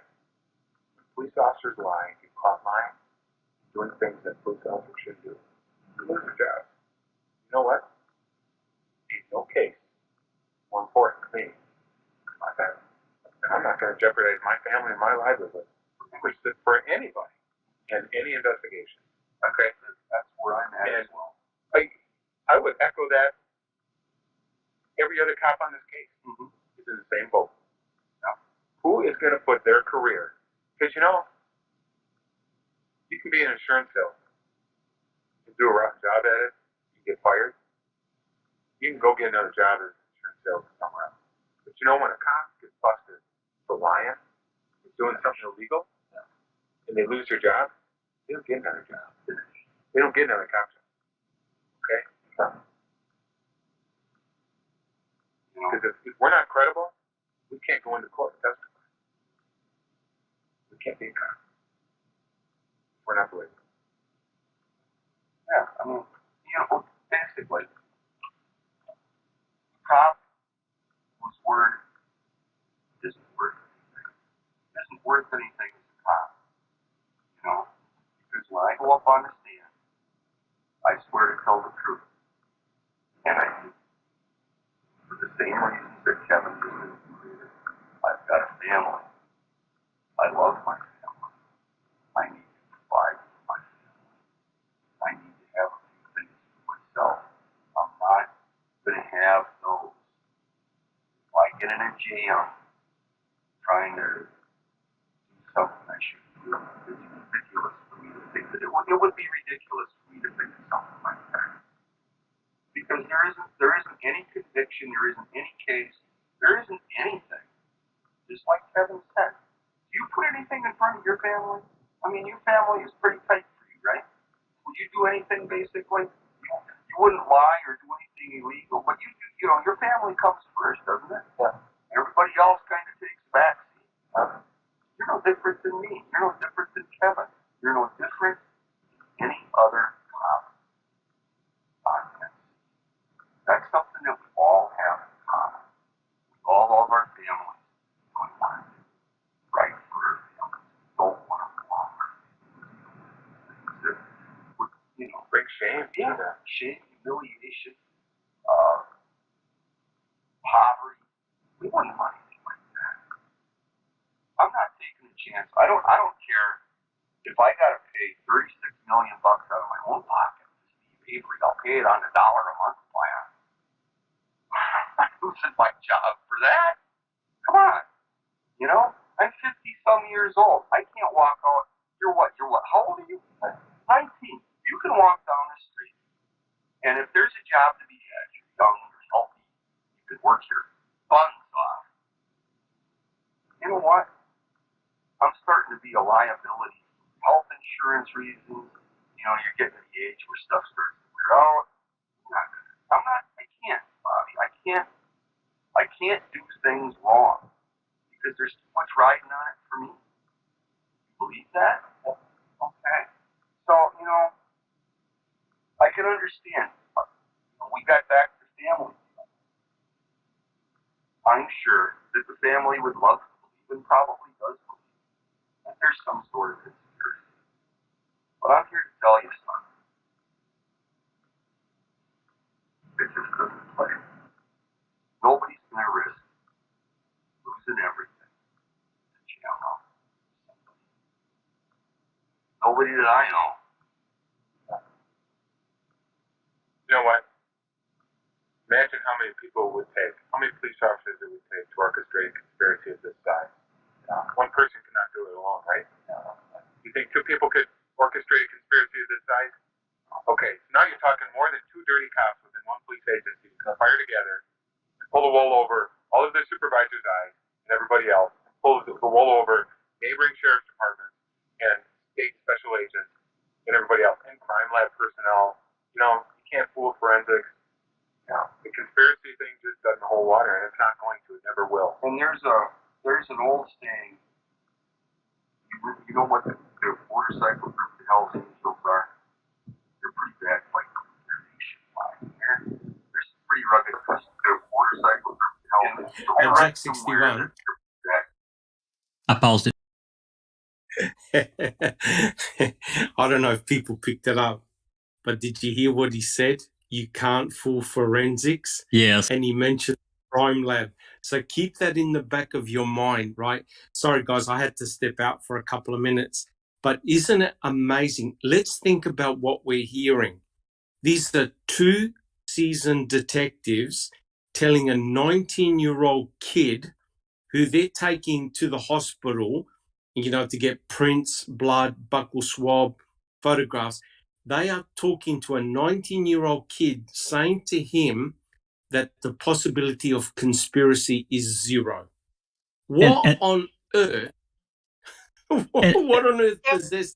Great time talking about it, Dr. Silkman. And they not spent only like 15 minutes. It's bizarre. It's real. And not only that, Doc, and I'll let you guys continue to talk, but he starts naming off this massive amount of people. So he's put that idea in his head that it's going to take, you know, the state agents, the crime lab, you know, 3 or 4 state law enforcement agencies. Bullshit. That's wrong. Correct. And you think about what they're actually trying to do here, right? Now, we've got a situation whereby they're saying, look, Stephen is trying to pin this on you. Stephen is trying to put you in a jam, right? And then they turn it around by saying there cannot possibly be a conspiracy, right? If we don't want to lose our jobs, etc., etc. But what pricked my ears up was the mere fact that they'd mentioned you can't fool forensics.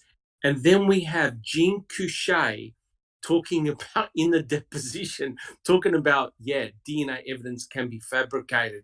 So isn't that amazing what these guys are talking about to Bobby Dassey? Right, knowing that they that was their job to hoodwink him. I'm sorry, go ahead, Arson. I was actually going to laugh because he says in one breath, we all caught that whole you can't fool forensics. And then in the next breath, he said, for this to work, only 3 people need to be in the know and 2 of them need to be dead. I'm like, exactly what happened. The guy that said you can fool forensics is now dead. Yep. Ironic as that is. How is that? In 2 breaths, he made 2 big statements. 3 people in the know, it only works when 2 of them are dead. And in the next breath, you can't fool forensic. And the one person that is dead that says you can fool forensic, there you go. Jean Couchet. Right. The pencil. The pencil, yeah. When I was listening to this, I honestly was thinking to myself, though, because Bobby is a good Denny. We can't all deny that. He makes a great Denny. He does fit prongs. He's got it. You can't deny it. But I was always thinking, when I first heard this and I thought, let's say Bobby did do it, okay? He's rattling off how hard it would be to have this conspiracy of planting and all this. If he had done it, he must have been sitting there going, holy shit, I'm a goat. I was able to fool all these people to think that my uncle did it and I done it. Like, holy shit. Like, because that's in fairness. If we look at it one way, how Dietrich's trying to say it's impossible for law enforcement to do it, we then have to also consider the other side of that. And the other side of that was, and how likely would have been that the real killer would have been able to plant all this and not get caught themselves. You've got to find that balance as well. Were they just not looking for the evidence in front of them that was so simple that showed that it was someone else? Or what would that mean, that they didn't find it? That's the question. to me, guys, this is a classic case of an embedded confession, right? How can you have two seasoned detectives outlining the basis of the conspiracy to Bobby Dassey? He must be thinking, what the hell are these guys talking about? But the key critical piece of information that really got my ears pricked up was the mentioning of the crime lab and forensics. Yep. Because that is exactly the origin of the conspiracy, straight from the crime lab. And we know about those two women that were doing all the fake drug testing, right? That Yep. was all in the crime lab. 10,000 cases had to be thrown out because of two corrupt lab technicians. So isn't it incredible that they slipped up and even mentioned the crime lab? Wow. That's right. Barb put in the chat a wee while back there. She says, Wendy Baldwin and Tom Aspender tried to get me to say I was molested by Stephen, and they also kept me from my own kids. So if they can stoop that low to try and get Barb to say that Steve molested her is a fucking disgusting.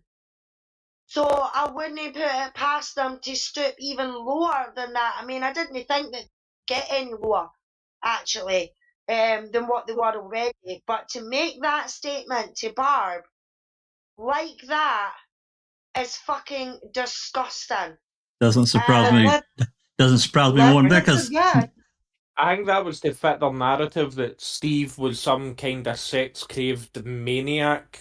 They could go, look, he even abused his own sister. Yep. Yeah. Not only his sister, but his sister kid, Brendan. Remember how they were saying that? That he was doing things to Brendan? So yeah, they're vilifying Stephen. They're creating this monster while making a murderer. Yeah. And not only that, what else did Wendy Baldwin do? Who did she go after in the middle of November of 2005 after this case was already closed? It was Marie. Absolutely.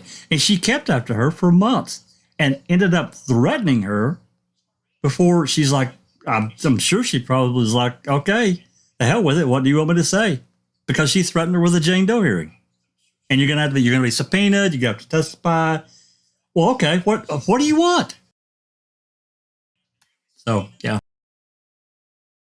But it really emphasizes what we've been discussing many, many times, and that is to fracture the family, to cause a war within the family, to cause subdivisions within the family. The way, as we've seen it, the way they tried to protect Brendan by bringing him at Fox Hills. And it's interesting how these guys, these detectives, were working on Bobby Dassey. Basically, they're thinking, okay, here's our chance. Can Bobby actually finger his uncle? Can he point a finger at his uncle? So they want some type of admission, something that they could write down. So they're doing a Bobby versus Stephen event, right? And the more I listen to this, I don't know about you guys, the more I'm convinced that Bobby had absolutely nothing to do with Teresa Halbach. You can hear it. You can see the way it's been played out. This is a sort of almost a one-sided conversation. It is a one-sided. It is. They're pouring their hearts out, and Bobby must be thinking, wait a minute, aren't you meant to be taking me down for a buccal swab and some fingerprints? What the hell are you talking about all this crap for? Because they are guilty. They know something, right? See the way they trivialized what happened to Stephen in 1985? No one said sorry to Stephen back then nor now.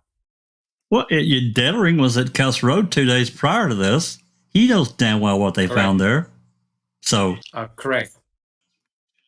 Yeah. Yeah, well, Barbara's saying that she believes that they threatened Kayla too. That wouldn't surprise me. Yeah, well, Kayla was the linchpin. Do we have that audio for Kayla? Was there audio for Kayla? there is audio, but I don't think it's very good. It's not very good audio because I know someone was asking me for it the other day, and I meant to Yeah. ask. I don't think we have it. Is it on the Foul Play channel? No, I don't think we've got it. And the only reference that I can remember, maybe y'all can help me. It's been a while since I've watched it, but I'm pretty sure that there's some audio of her when she was at the school, and it was pretty terrible. Am I remembering that correctly? I don't remember any Kayla interview that was taped. Ma'am, that I've heard. I don't remember her, but I remember her written statement. But I remember Brendan being interviewed at the school. I don't remember Kayla's audio. Okay, maybe I'm just thinking of her statement. I thought Kayla was interviewed with Earl there. Earl was there when she was interviewed. Barb says they told her if she didn't say what they wanted, she was going to stay in the jail cell until Earl went to get her. Jesus Christ. Oh, wow. She was, 15 at the time? 14? Yeah. She was younger than Brendan, correct? Like by a year? 14 I think or something? I think she was a year behind. Wow, that's nuts. Yeah, and I mean, can you imagine that though? You know what I mean? Threatening these kids with going into a jail cell and everything like that. Somebody who's never been in trouble with the police before, never had any involvement in the police before. The only thing that they've ever probably seen, done, heard, or whatever is a cop show on TV. And we all know that it is completely different from what it is on a cop show to what it is in real life, you know? So for them to be threatening children is diabolical. You know what I mean? It really is. And the fact that they have got that they've got away with doing this to the children is unbelievable. I mean, they done the same in the Luke Mitchell case as well, when they were interviewing his pals and things like that for school. Some of them were threatened. You know, if you don't tell the truth or you don't say this or whatever. And it's only been years later that these people have came forward and went, well, I might have said that, but I was being threatened by the police, you know. And if they've done it to Luke, then I guarantee you they've done it to other kids that they were trying to interview, you know what I mean? But for them to do that to 14 and 15-year-old kids and get away with it is just, wow, you know. Wow. I know. Well, I think Kel's right. She said it a minute ago in chat, or she was typed it in. I think this is exactly the reason this audio has been held. They didn't want it out there in the world because it really comes across bad. And, you know, when I was, it was really funny when Jinx got this the other day, and I told Kel, and she's like, I'm not going to go into all into it. It was really funny how it all came about. But, you know, this part, I was actually listening to it when I was typing with DMing with her. And I'm like, are you going to ask him a question? Are you going to keep preaching your, everything's great, you do everything great kind of thing? And I was thinking in my mind, are you going to talk to the guy? Are you going to continue to sell yourself? It's terrible. It's just absolutely terrible. Yeah, Jack, that's one point I was going to bring up. Like earlier on in the conversation, he brought up, well, if cops are lying and found to be part of this conspiracy, we lose everything. We won't get rehired. Stephen will get a job, but we won't. But that's not true. We know cops have been corrupt before and just simply moved police departments. Oh, they do it all the time in the U.S. They go a couple of towns over, unless it's something. What happened with George Floyd?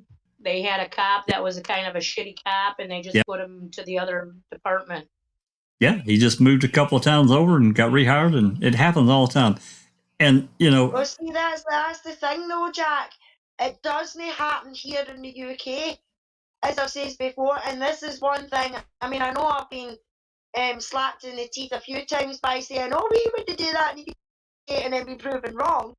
But this I definitely know for a fact, is that if a police officer has been found guilty or anything like that of misconduct in any way, shape, or form in Scotland, then they can't then go to Ireland, England, or Wales and get another job in a police force. It's like there's a database of some sort that these cops that have been done for misconduct get put on, that if they go down to England to try and get a job, as soon as their details are put onto that computer, it comes up and says, no, this officer has been reprimanded for this, and this. So they're like, no chance, mate, see ya, go and get a fucking security job.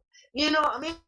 Yeah, Whereas over there, it's just in like the next county that you can get a new job, you know what I mean? That'd be like a cop in Edinburgh going through to Glasgow, which is only 56 mile away.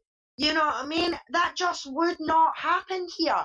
And that's what baffles me about your police forces over there, is that sort of stuff can happen. That's part of what a lot of people want in the U.S. is a database of, bad officers. And what I mean by bad, I'm not talking about, they can't get along with whoever is a personality clash. I'm talking about actually bad policemen. They don't, if they're going to be a cop, they shouldn't be serving anywhere in the public. Maybe, they work behind the scenes, do something different, that they don't have to be associated with the public at all.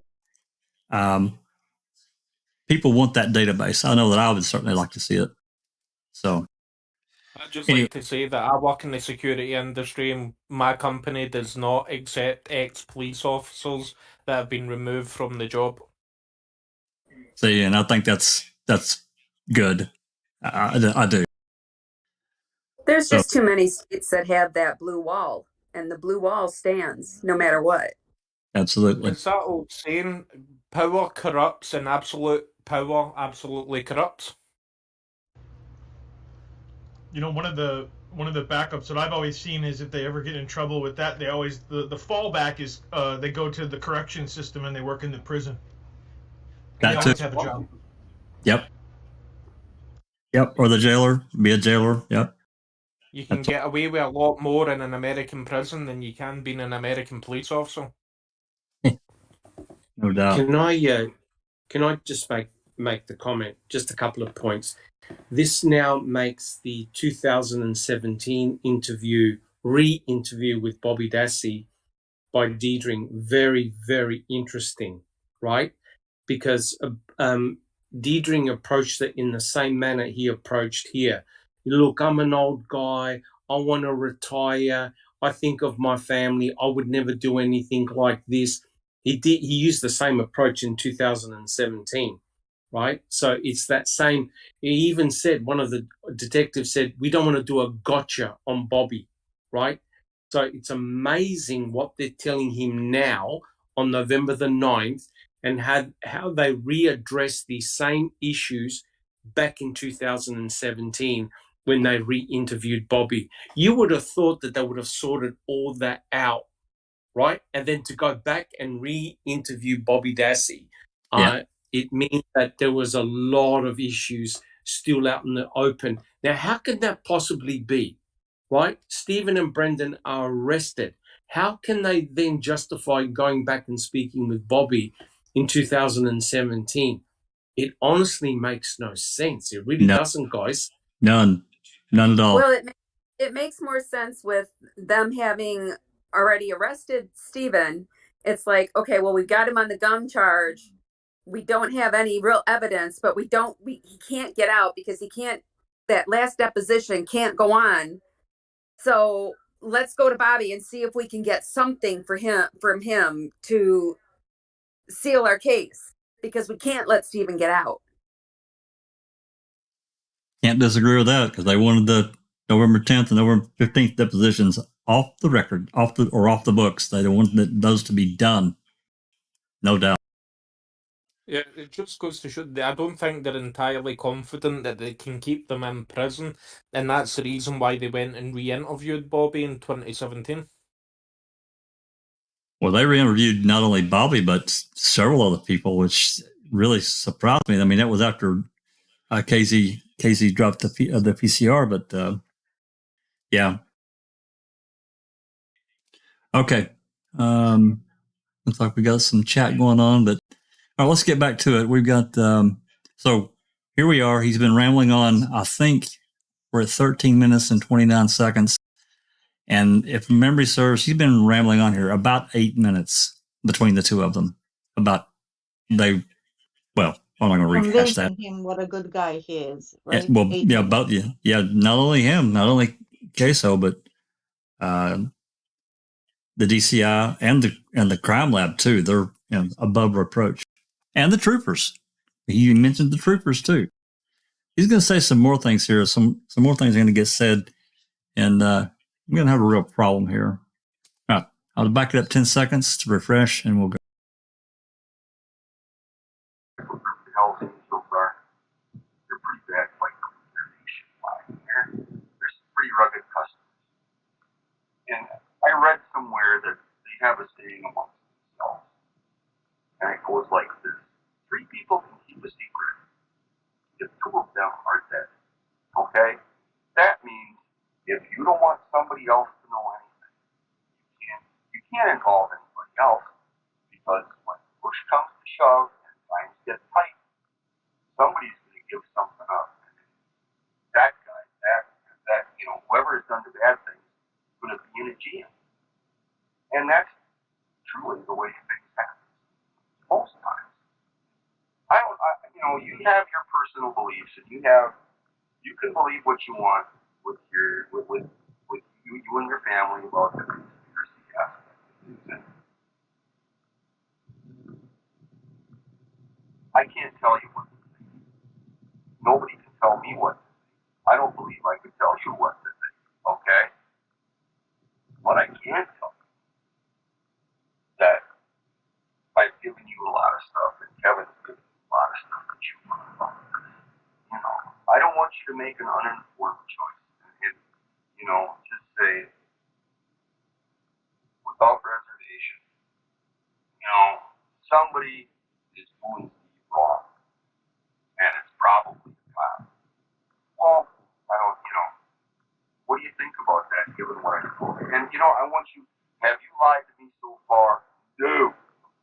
I don't want you to lie to me about your next answer. What do you think about that now that you've had a little time to listen to what I said?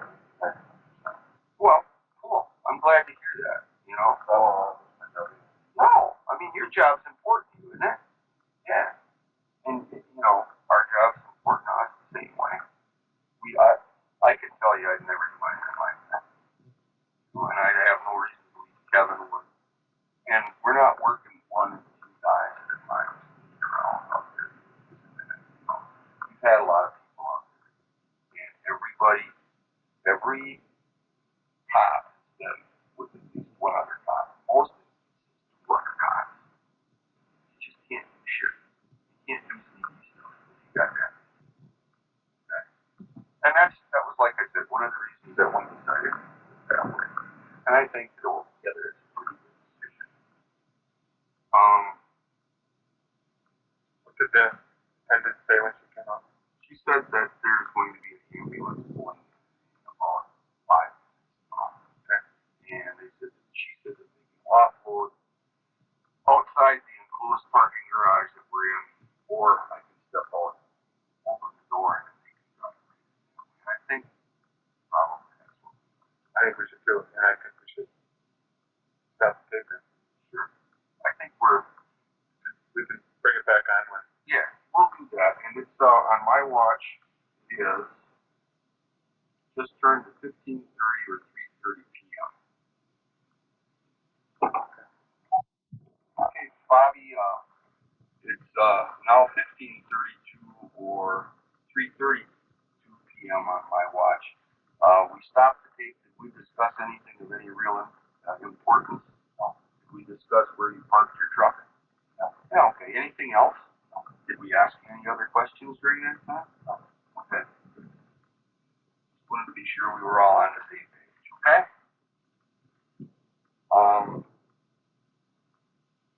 So, getting back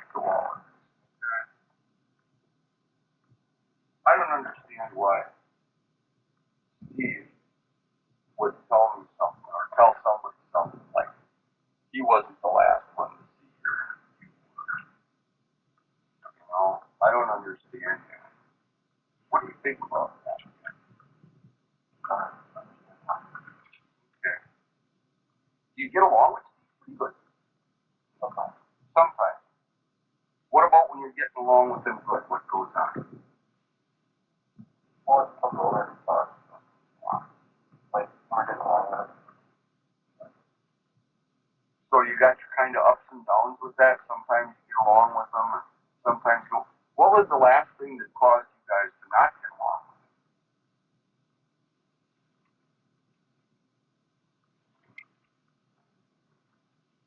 How long ago was that?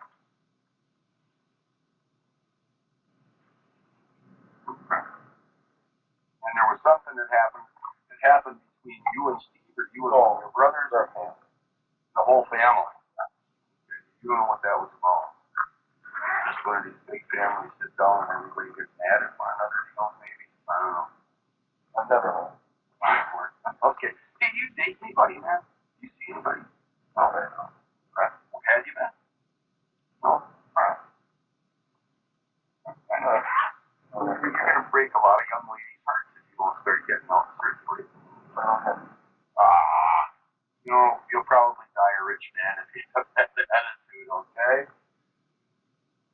So, you can't remember what it was. Are you being 100% with me there?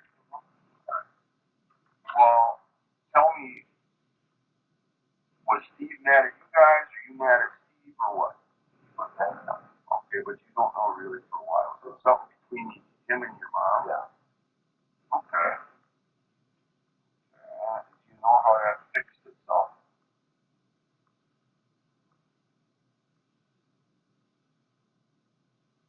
Oh, when did that fix itself? When did your mom and Steve start being mad? Or Steve being mad at your mom?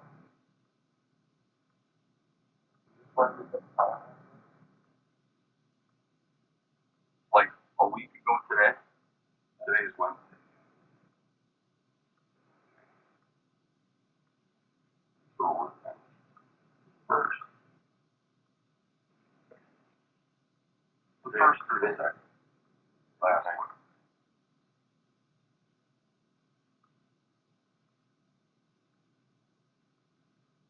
Okay. And you don't know what that was about. How often does this go on between Steve and your mom, or Steve and the other? Let's discuss your mom first. How often does that go on with Steve and your mom, or they get mad one with the other? Okay. How long does that normally last? Okay. Who usually gets mad at who? Really? Or doesn't he get along with some of the ideas? What makes him upset? Okay. That's fine.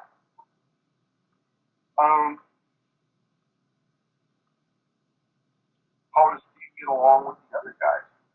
You get along with Chuck? Oh. You don't talk to Chuck. How about Earl? You don't talk to Earl either? Why is that?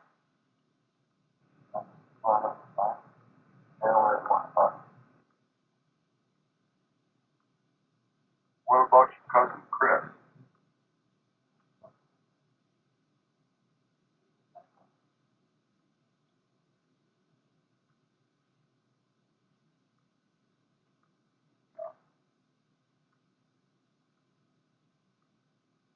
Alright.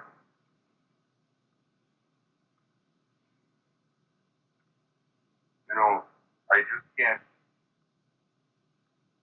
can't imagine what I'd be thinking right now if I'd be hearing what you would be. Let's you and I sit in opposite seats here for a minute, okay, in a manner of speaking. Let's say you're the guy with the notebook, and I'm sitting in your seat here, and somebody's trying to jam me up for something I didn't do, and it might be something pretty serious. I know how I'd be feeling right now, and I'd be racking my brain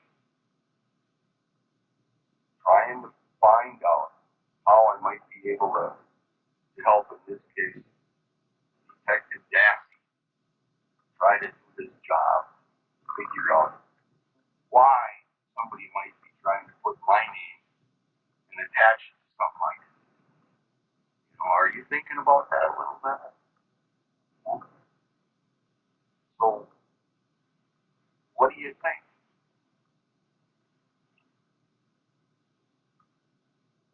You know, I'm giving you a little bit of a chance to think things over here, sort through and filter through stuff. Did you see if Steve had any big fires on Monday night?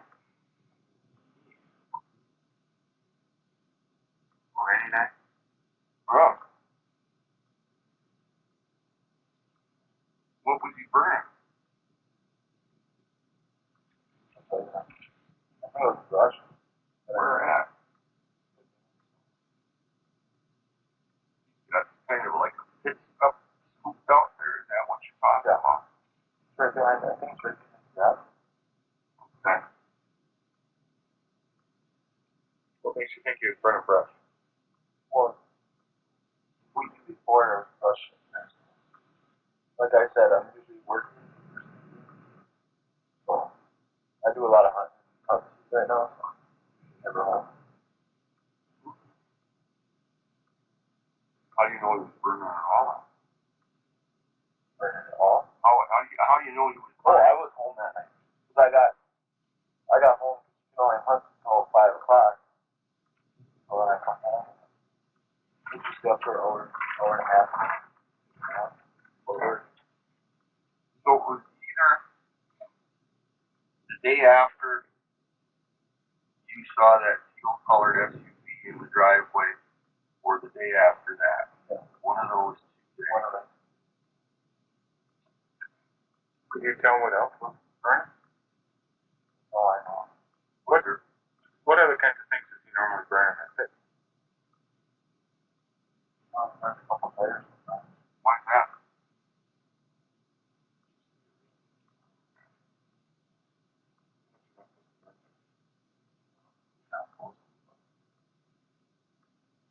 Can you tell the difference between when he's burning tires and when he's burning brush? You normally know when he's burning tires? He does it, I think. Every time. Yeah.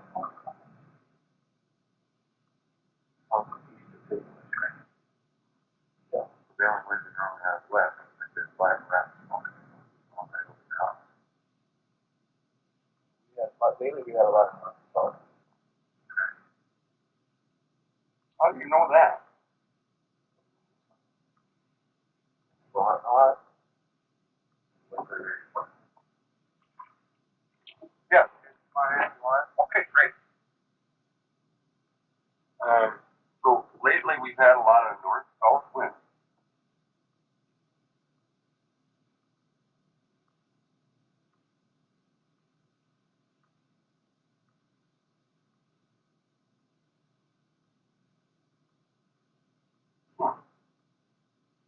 When's the last time you remember your burning tires?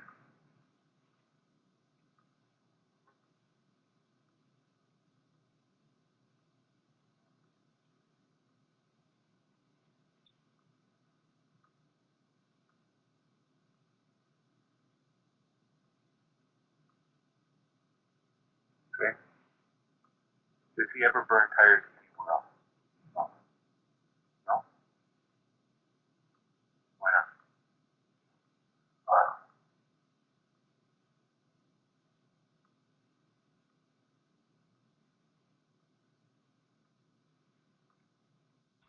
Do you ever burn? Do you have a burn barrel? Where is that? Jack, I don't know if you want to hit that, but he's clearly said that they don't burn tires. Yeah, I heard it. He's also, if I heard it properly, Bob would tell him the last fire that he knew of was about a week ago, which would have been the first or second. I can't remember if they get the exact date of that or not, but I can't remember. But nonetheless, if Dettering and Hammer had this information, it's going to get passed on to Ken Kratz. You know, this is, I guess, a bigger point. And Brendan's is allegedly there. Then why didn't Ken Kratz immediately make a move on Brendan? Let's just say even by the middle of November 2005. Why didn't he do that? And there's no answer for that. Well, No. I'm going to say Sorry, this. Jensen. Sorry. Go, Jensen. I just want to say that, you know, that bullet forensic guy, Newhouse, did not give, like, there is a report in the CASO where it says on February 27th at like 8 a.m., they get this call or whatever from Newhouse confirming the shells came from the 22 or whatever. So maybe that's why they waited so long, because then that's the very day that they go after Brendan and want to get back in that garage and find the magic bullet. So that makes me suspicious of it too. It makes me seem like they were just waiting for an answer on something before they would go. Yeah, I and think they needed that warrant. Oh, they did. And they definitely knew by then that they had the 2 skull pieces with 2 bullet fragments. They definitely knew by then. There's no doubt. Right. And then the Newhouse comes back. And if you look, it's not in order. Like the way that it's written in the report, it's like somewhere in between like March 14th or March 15th. There's this odd dated February 27th Newhouse report. I always thought that was odd that it came in after Brendan's, you know, 2 interviews, the 27th and the 1st. But really, it came in earlier than that. It came in on the 27th before they even started going after him. That is interesting. Yeah. What pisses me off though in this interview is when they change the tape, they keep saying to him, "Now we've just changed the tape. Now it's such and such a time, and we never asked you anything or anything like that. We're changing the tape." And Bobby says no. Well, it's not as if he's going to actually turn round and say, "Ah, you arsehole, you threatened me and you said this and you said that." You know what I mean? Because the Wayne's not going to do that. Of course he's going to turn round and say, "No, you never said anything." And then the other thing is that when he's asking Bobby about Barb and Stephen falling out or having an argument or whatever, just like every other fucking siblings that have got more than 2 siblings in a fucking family, no matter how old they are.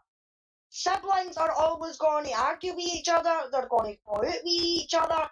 Of course they are. Something like, you know, maybe Steve didn't fucking like the way if the boys were being lazy or whatever, didn't he? Say to Barb, "Fucking get the boys to get out and do chores or do this or do that. You're fucking letting them do nothing." And then Barb's like, "Who the fuck are you talking to? You know what I mean? That's my fucking boys. I'll do what I want." So according to the boys, that's an argument. You know what I mean? Even though it would be a disagreement in a way. But the way they're trying to twist it to something that it's fucking not, period, does my nothing. You know what I mean? Because every one of us on the panel, and probably most of them in chat, who have got siblings, who hasn't had an argument with their brother or their sister, Of course. you know, or seen their mums and dads arguing with their brothers and sisters. It's just part of family life.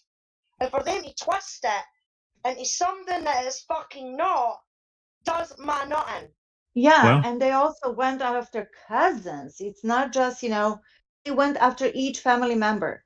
They were fishing Yeah. and fishing and fishing and doing innuendos. You know what I mean? And just because I fight, let's say, with my sisters, doesn't mean that when they come, you know, a cop starts asking me and insinuating all these things that I'm going to throw her under the bus just because we fight. You know what I mean? No matter Well- how bad it is.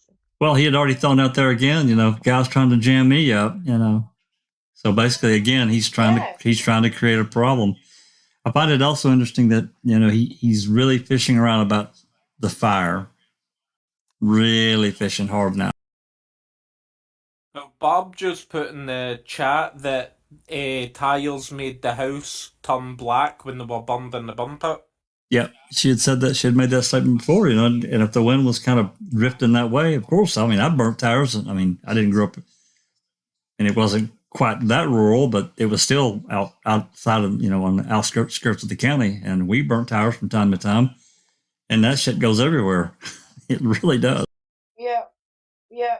But Barb put in the chat a wee while ago, she says, the asswipe that's talking right now, he's the one that took my hard drive and had it from November until May or April. I believe he done something to it. Well, that was Wish, and that was Jeff Wish, and I can't remember the other. I guess Dettering. Yeah, I think Dettering was there too. Yep, that's right. Yeah, and I wouldn't be surprised if they did. I mean, the length of time that they had that fucking computer, if they can keep stuff in their boots for 12 years or in their fucking house for 12 years or whatever it was that Aspender did with a CD, I'm sure they could have easily have done something with a freaking computer, to be honest. Well, I mean, it's difficult to properly do that kind of thing, but you know, it's technology. It can be defeated. So, yeah, all right. You can easily manipulate the metadata and stuff like that in a hard drive. Okay. The one thing I've noticed though, just like looking at the interview or interrogation itself here, all the questions are very leading. That when you really like go back and listen to all the questions, they're not asking a question like and leaving it open for interpretation or open for him to answer it in his way. It's leading. It's questions that they want him to answer that benefits them. And the one thing I've noticed about Bobby, and this kind of goes back to what we've always said, but he will only answer the question that he's asked. He doesn't ever offer anything more. He never gives over details, and he doesn't give them anything more than what they've asked.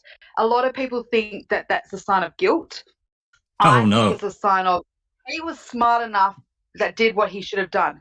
He shut his mouth. That's right. Bobby never oversold anything. And this is what it goes back to. These interviews, he had the opportunity to shove his uncle in front of a bus, pick up those remains, put him in front of a train, like completely make sure that Stephen is buried. He doesn't do it. Not once does he put Stephen under the bus, even when he's being told basically it's you or him. The jam, he's putting you in a jam. They're planting that in his head over and over and over, and still he doesn't crumble. He doesn't say, oh, okay, then maybe it was my uncle.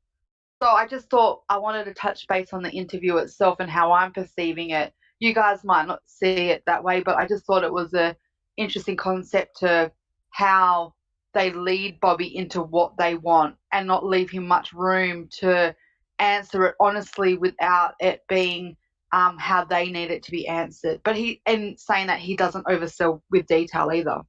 Right. I mean, they could have just said, what did you notice? What did you notice? Like, they could have just said, what did you notice on the evening of the 31st? That leaves it open, and he can tell it. They didn't do that. Exactly. Okay. Anything else before we move on? We've got, looks like about a little shy of 5 minutes left on side 1B. I just want to make a mention. Somebody said that they were definitely listening to the jail calls. Like they talk about Barb having a fight with Stephen. That was all on the 3rd. But Jacobs was giving Deirdre copies. He gave him copies of those calls up to the 4th. I think it was the 30th to the 4th on the 8th, the day before that they brought them in for all of those questions. So they were listening to those jail calls. If not during the calls, they were getting copies of them by that time. Absolutely. Okay. Anybody else? Yeah, hence the whole sweaty thing. Kratz was listening and picked up on what Stephen said, that he gets sweaty during sex. So off he went with sweaty, sweaty, sweaty, sweaty, sweaty. Yep. It's In the because book. they were listening to that. I didn't even Male catch that, population. Neverly. That's interesting. What's that, BW? I say, so does 99% of the male population. Yep. Yeah. What he put in And his female. what he what We get sweaty too. what he put in his book, Doc. His uncle answered the door full of sweat. Anyway. Sounds like an embedded confession to me. You can only get sweaty from that one activity, can't you? All right. I'm going to back it up 10 seconds and we'll continue on. You ever burn? Do you have a burn barrel? Where is that? Yeah. In front of it. Okay. Yeah. And the burn pit is behind it. Yeah. Okay. Burning pit back here. Burn barrel right here. Gotcha. Okay, so the burning barrel is north of the garage, it is south of the garage, and his whole house where it's kind of west of the garage. So what if he uses burn barrel? Like household tax? Okay.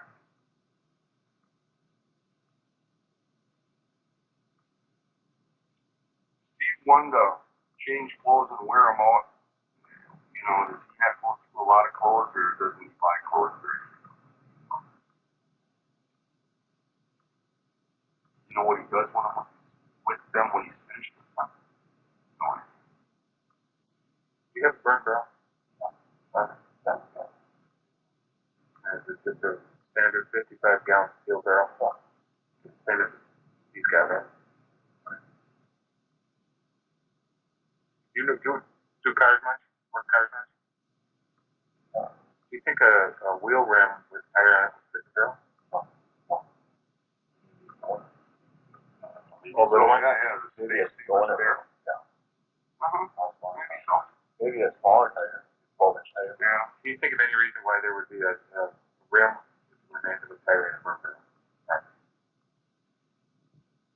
That'd be unusual. Yeah. At your house or at Steve's house, that would be. At our house. Anywhere. I don't know. Why would you do that? We're coming up about 3 minutes. Can't everything okay? Sure.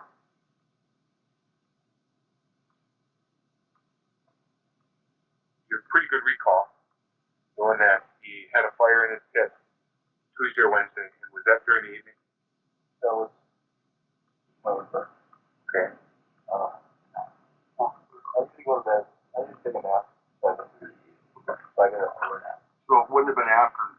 Would it have been after 9:30? Because you would have been at work, so you wouldn't have. Yeah, I wasn't. The fire was going. Okay. So it's either between 5 and because you live so close to Steve, that's not something that you overlook. You see that fire going. How about picture? I mean, just try and reconstruct in your mind. You're going to work, fire's burning. You come home the next morning. What? 8 hours later. When you get home, is it still dark? I don't know how to get it. Like, remember the fire is still burning? Okay. Well. Okay. Do you recall, exactly where I was going, you got pretty good recall on when that fire was lit. Remember the last time you saw him burning in his building? No. No.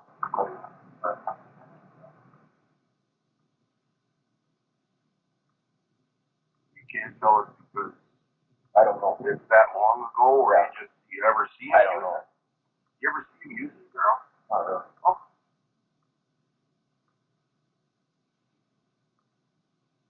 I guess I don't understand. I mean, you got a burn barrel and a big pit, a larger pit out back.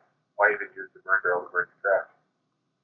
Well, yeah, but it's comfortable. And you only burn a bag of garbage.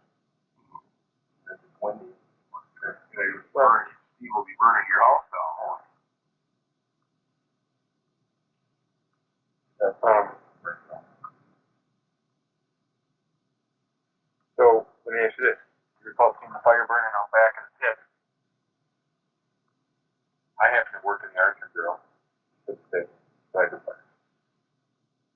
Wouldn't you think that household trash burning in the pit could blow just as easily as they brush and stuff? Here's what I'm getting at. When you left, you remember seeing if he was out there tending the fire at the pit? The night you saw the fire in the pit? Yeah. Yeah, what? Oh, he was? Yeah. Who was with him? Our house was so long ago. I heard it.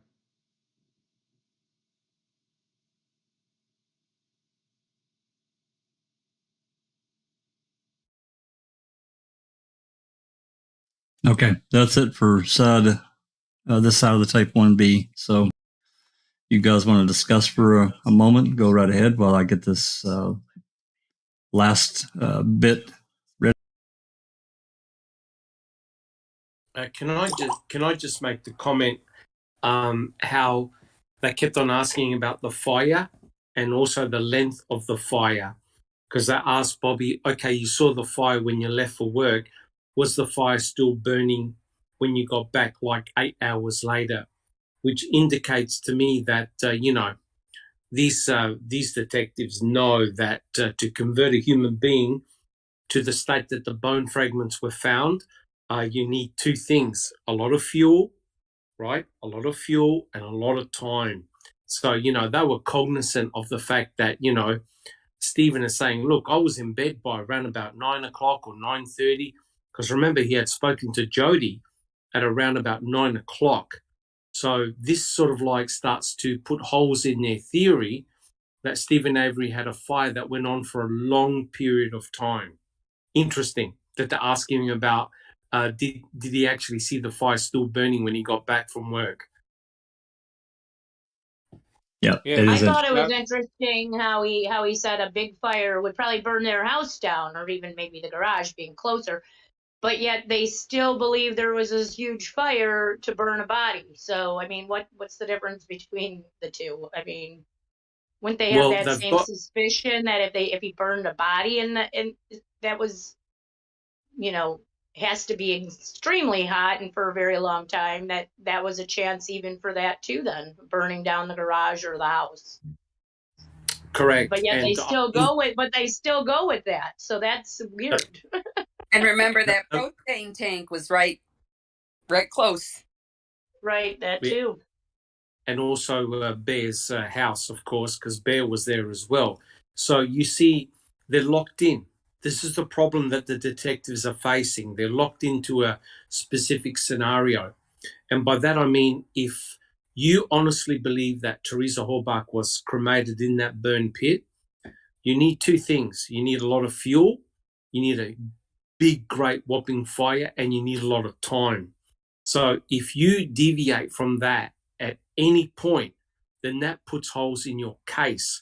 So they have to keep on presenting this notion that Stephen had this great big whopping fire, right? But there's no evidence of it. And as Barb had mentioned in chat, look, if there was a big whopping fire with the burning of a lot of tires, they would have put a lot of soot on her property, right? On her, on the outside of her property, on Stephen Avery's garage, on the dog kennel, everywhere.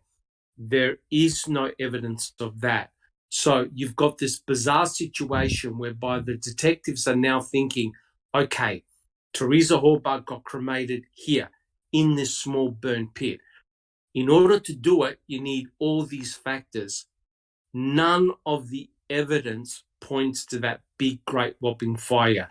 And that's a dilemma that the investigators have always faced, right? It just didn't happen in the manner that they presented.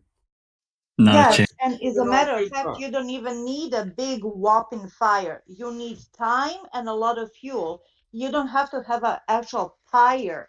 And if they did have a pyre and a big whopping fire, 10 feet tall over the garage, then other people would have seen it too. And Barb in chat says the fire was not that big a flame maybe 3 feet when I seen it. See, And there you go. And that's 100% consistent with what Scott Tadich said initially, 2 to 3 feet. And if he was, That's if they were, if the, classed as a whopping great fire, as a 3 foot high flame. well, No. and if they were burning brush, that wouldn't be abnormal. No, it wouldn't. Okay. Yeah, they really got really interested in that fire, and by that time, the 9th, of course, they left the pit alone on the 9th. They abandoned it on the evening of the 8th. It apparently wasn't very important on the 9th because they didn't go there; it was covered. And came back on the morning of the 10th and started their deconstruction and destroying of the pit. They didn't go back to the fire pit till they found the bones in the quarry. That's right. And they did that search. That's right. So that's what kind of blows apart the theory that she was burned in the fire pit, because they found the bones in the quarry and burn barrels and that sort. So why would they have to burn her in the fire pit if he burned her elsewhere also?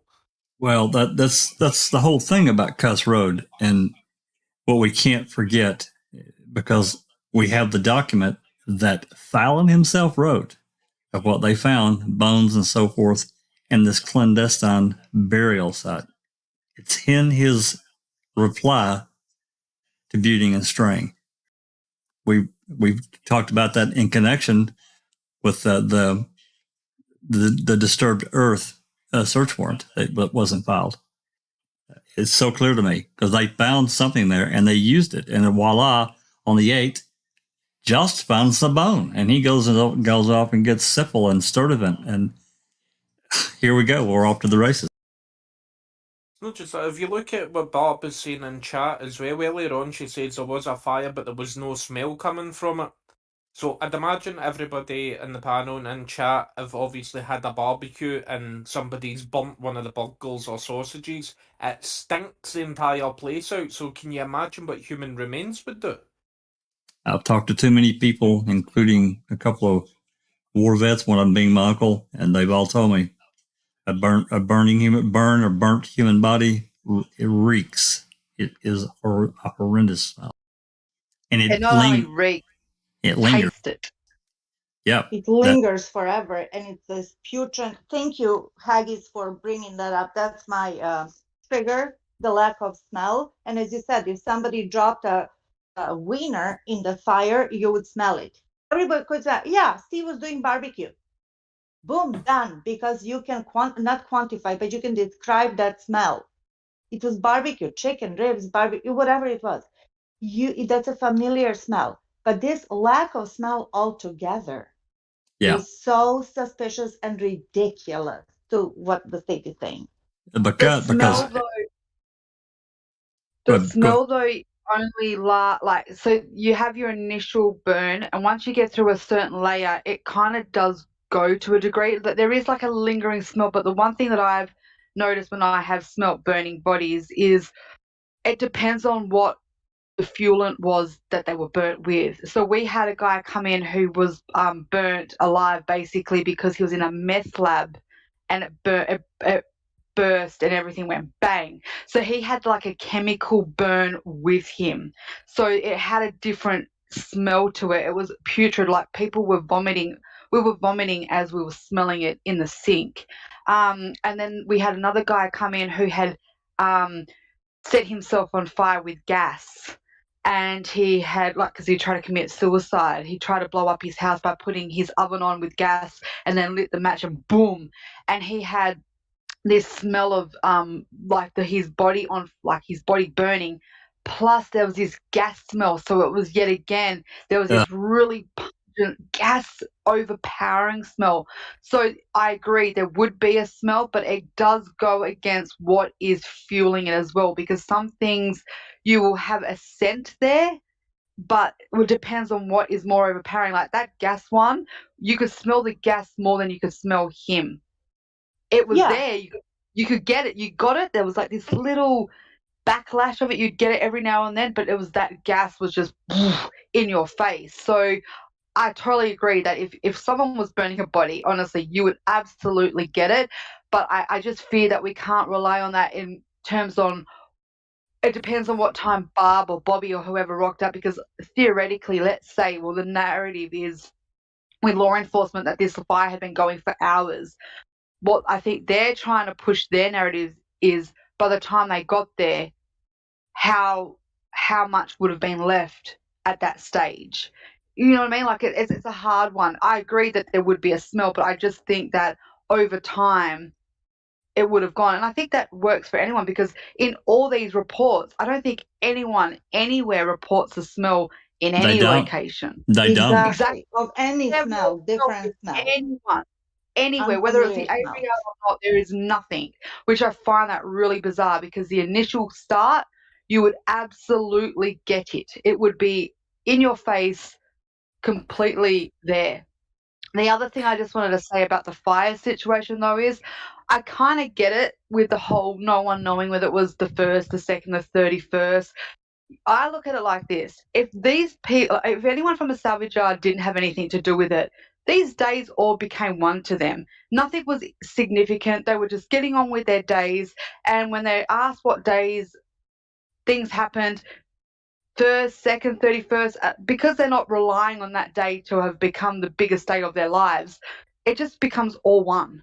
So I can see why there's so much confusion with them all. One saying the 31st, one saying the first, and you can see they're all going back. Like, if I was Bobby and I had committed this crime, he's sitting here alluding to maybe the first or the second, you would be going, oh no, 31st. You'd be automatically slipping into a narrative that you're selling, that you want it to be believed, because you don't want them to be pointing at you, but your uncle.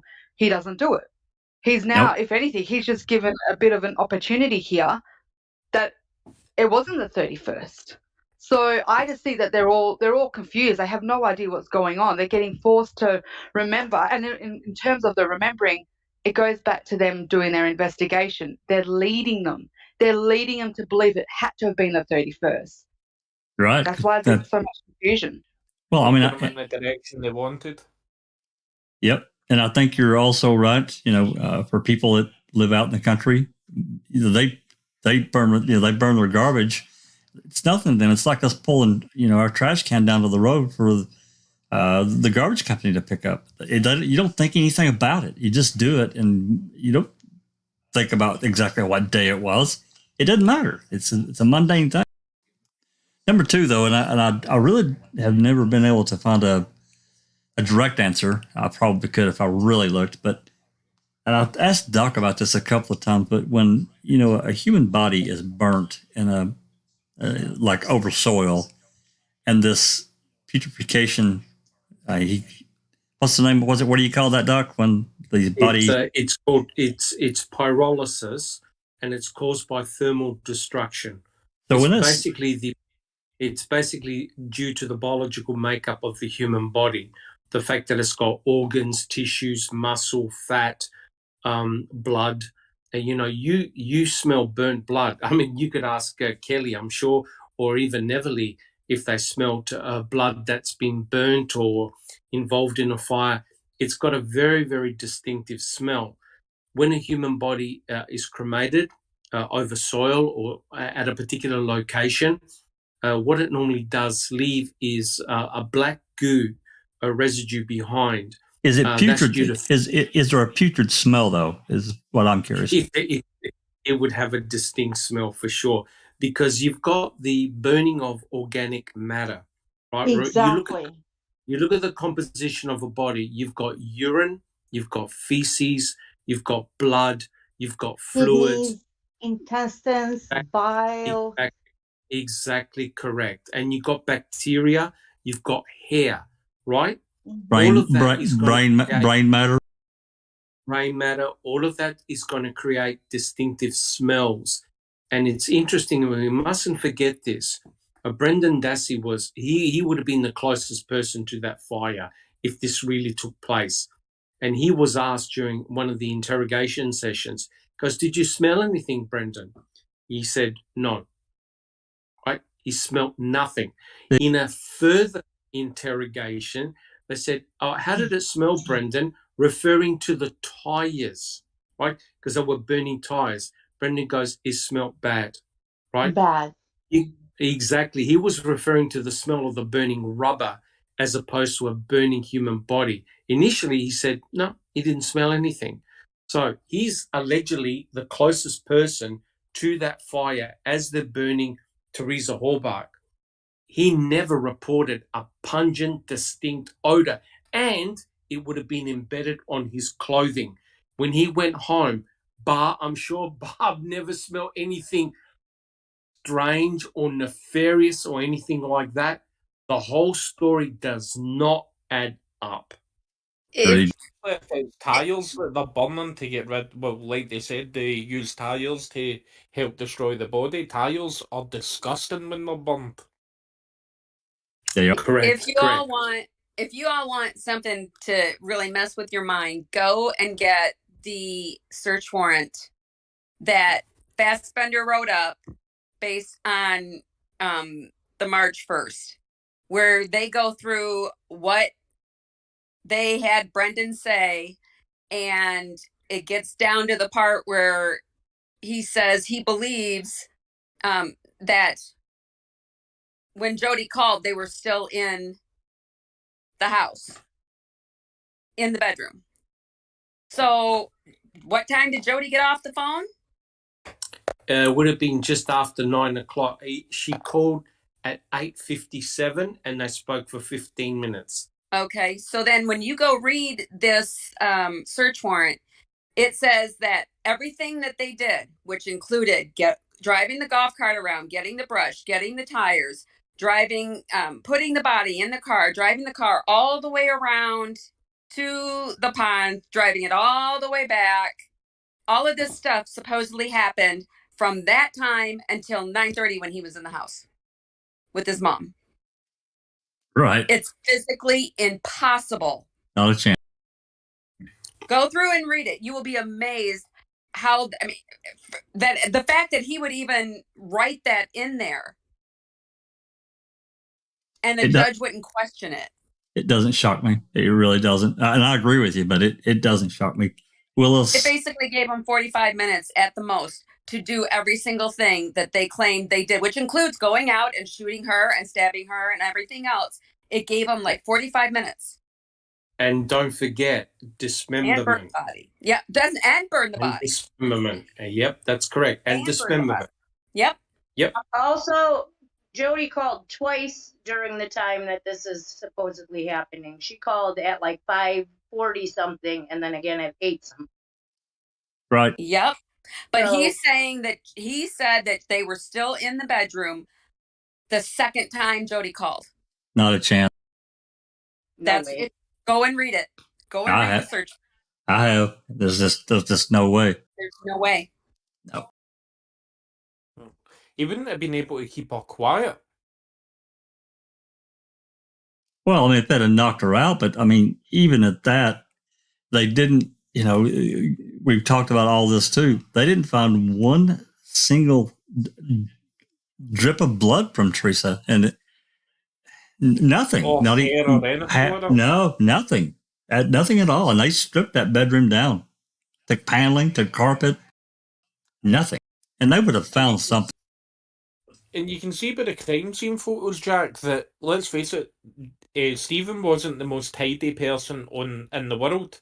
There was no way he could clean every bit of her DNA from that room. Well, yeah, but don't forget, Fassbender went on Dr. Phil and said that he scoured that trailer. I cannot, that little video that yours did was great. Not only that, I know the way they're talking about what happened and everything. Barb would have noticed something wrong. There is no way Brendan could have went through everything and done everything that they said that Wayne done and that Stephen done. There is no way that Wayne has just done all that, cleaned up, and then went home with his ma and his brothers and sat and played video games Not a and chance. then went to his bed and got up and went to school the next again day. Brendan was feared of blood. You know what I mean? So if Stephen did have Teresa in there and had her tied to the bed and slashed her and stabbed her and everything like that, that Wayne would have either fainted on the spot or he would have went home pure peely-wally white to his mum, and she would have known that something was wrong. You know what I mean? Mothers know their sons and their daughters, and even though you say, what's wrong with you? And they say, nothing, you know fine well that there's something wrong with them, just with their demeanour and their attitude, or the way they say it, or something like that. You know that there's something wrong. That's why People Fallon. out there trying to tell me that if Barb noticed this, she wouldn't have said something or done something, wouldn't have went over to Stevens and things like that. You know, there is just too many if buts and maybes about this whole fucking case, and it does me nothing. That's why Fallon did what he did when Kayla made these alleged statements about Brendan losing weight and she'd been all crying and blah blah blah. He tried to twist that and said, "Oh well, he's having trouble because of everything that happened." And mind you, with all of these vile things that they supposedly, allegedly did to Teresa, stabbing, raping several times, cutting hair, shooting, whatever, he didn't have a single mark. Did Teresa wear gloves in this case? Yeah, exactly. Bodies. I think it was like one of those things from the movie Naked Gun where it was just a full body condom they were wearing. Yeah, there you go. Well, I did a little cheeky diagram in which the only way that Stephen and Brendan could have got away with this was if they were encapsulated in a hazmat suit, right? Left no prints and no possibility of any type of transfer of themselves anywhere on the crime scene, right? It's completely ridiculous. And the other thing to remember is that when you listen to those phone calls, you don't hear Brendan Dassey, right? You don't hear any type of movement, something that's nefarious in the background. So Stephen is either likely the phone call at about 9 o'clock. I believe he was getting ready for bed, going to bed. You don't hear Brendan Dassey. You don't hear a fire burning. You don't hear anyone screaming for help. It's just a casual conversation between both Stephen and Jody. And that's why Mr. Kratz had to call him a psychopath and a multitasking killer. So in other words, he was talking to Jody in a calm voice, and yet he was raping, murdering, dismembering, and burning Teresa Horbach at the same time. Exactly.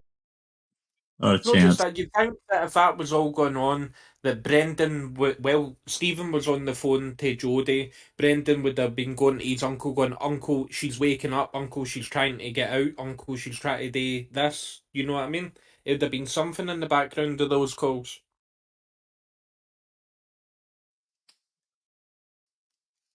All right. And she was never gagged either. No.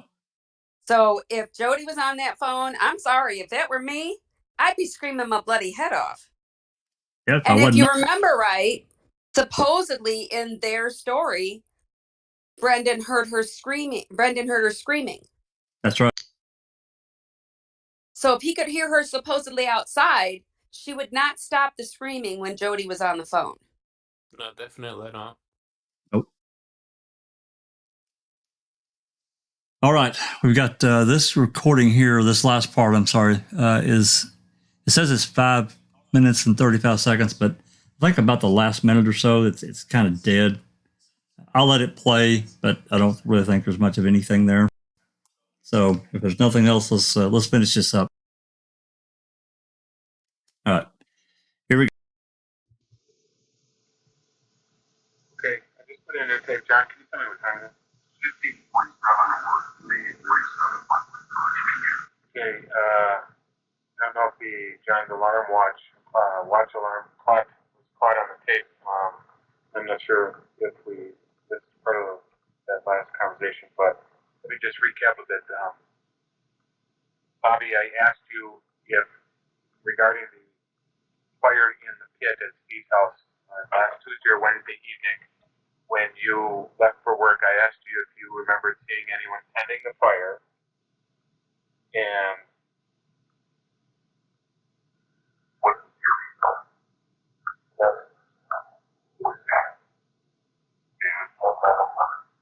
Which brother is better? Brendan. Brendan. How old is he? Pretty smart guy? No, not as sharp as you. Would you remember doing something like that if we asked him? What? Yeah, sure. Knowing that you and Steve and your mom weren't getting along, it just kind of passed things up a few days before that. Come on, go to work. See, Brendan's over there with him. You walk over and chat with him before you uplift? Yeah? Okay. Yeah, right. Thanks, Bob. You don't have time to chat. I don't have time. Just to play take it. Yeah. My talk is home.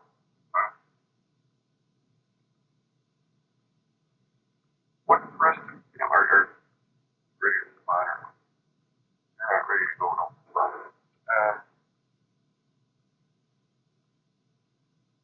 Let me answer this. When you ever go over and look, you ever throw anything in Steve's burn barrel? I want you to think, just take a minute, the card, the night of that fire pit. Remember seeing fire Steve's burn barrel.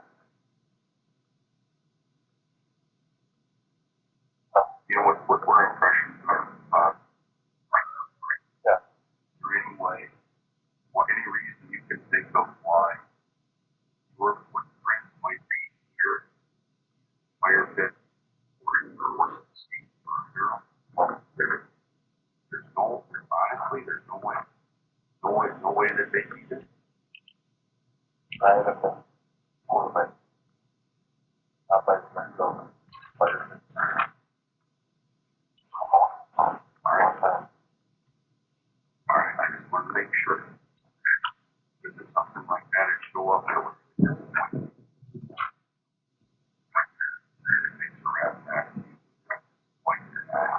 Well, that's the point.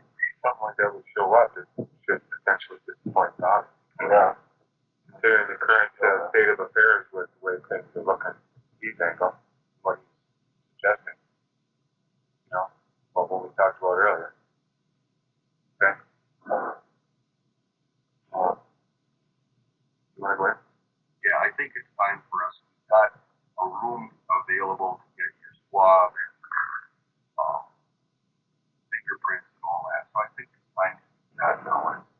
It's 1551 or 351 to come on my watch.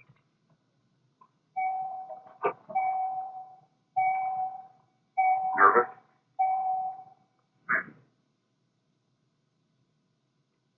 No, that wasn't audible. Yes or no? No. No.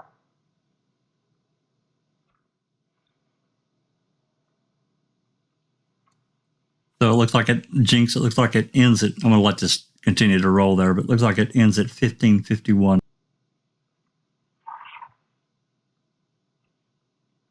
Yep, you got it.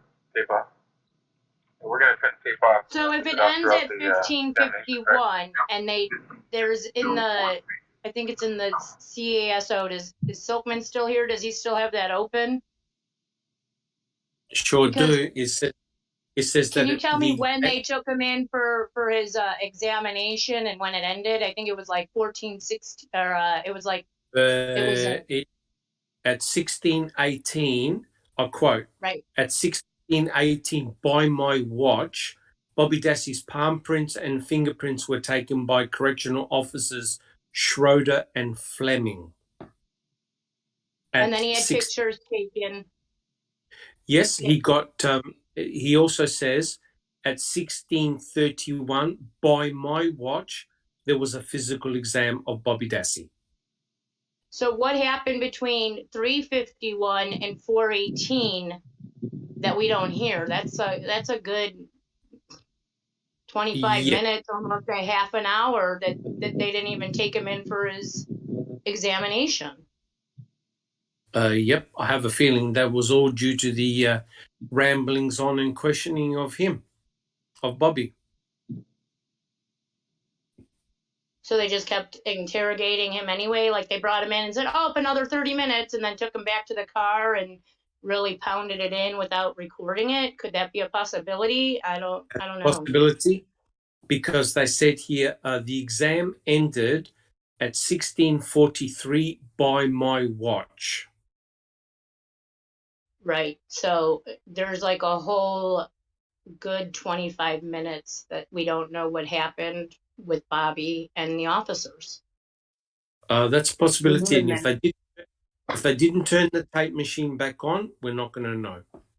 Exactly, Jinx. That's what I was saying earlier. When they're turning over that tape and they put it back in and they start the interview and they're like, it's 15:32, blah blah blah, and then they say to Bobby, now in the meantime, while we were changing that tape, did we ask you anything? And Bobby says no. Did we say anything to you? And Bobby says no. Well, I'm sorry, that Wayne is probably terrified in the back of that motor. So whether they did say something to that Wayne during that time of switching that tape over and everything like that, there is no way that Wayne is going to turn round and say, you called me an arsehole and you said this and you said that in the time that you changed that tape over.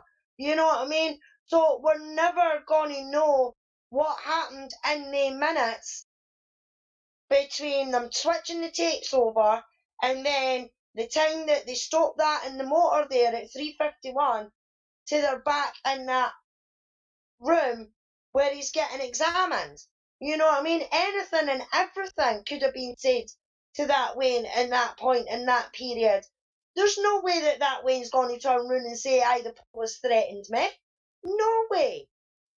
I think that once he goes in and gets the exam and they see the scratches on his back, they had leverage, even more leverage against him. While he may say it came from the puppy, I'm sure after that they could have applied way more pressure after his physical exam. Hey, what's that? What are these scratches? They don't look good, man. Yep. And that gave them enough to say, oh, so Stephen's right, huh? That's possible. Because we've seen them use just anything for leverage. Anything. Well, they always set up that scenario, right? I mean, they did the same thing to Brendan Dassey with the bleach on his jeans, right?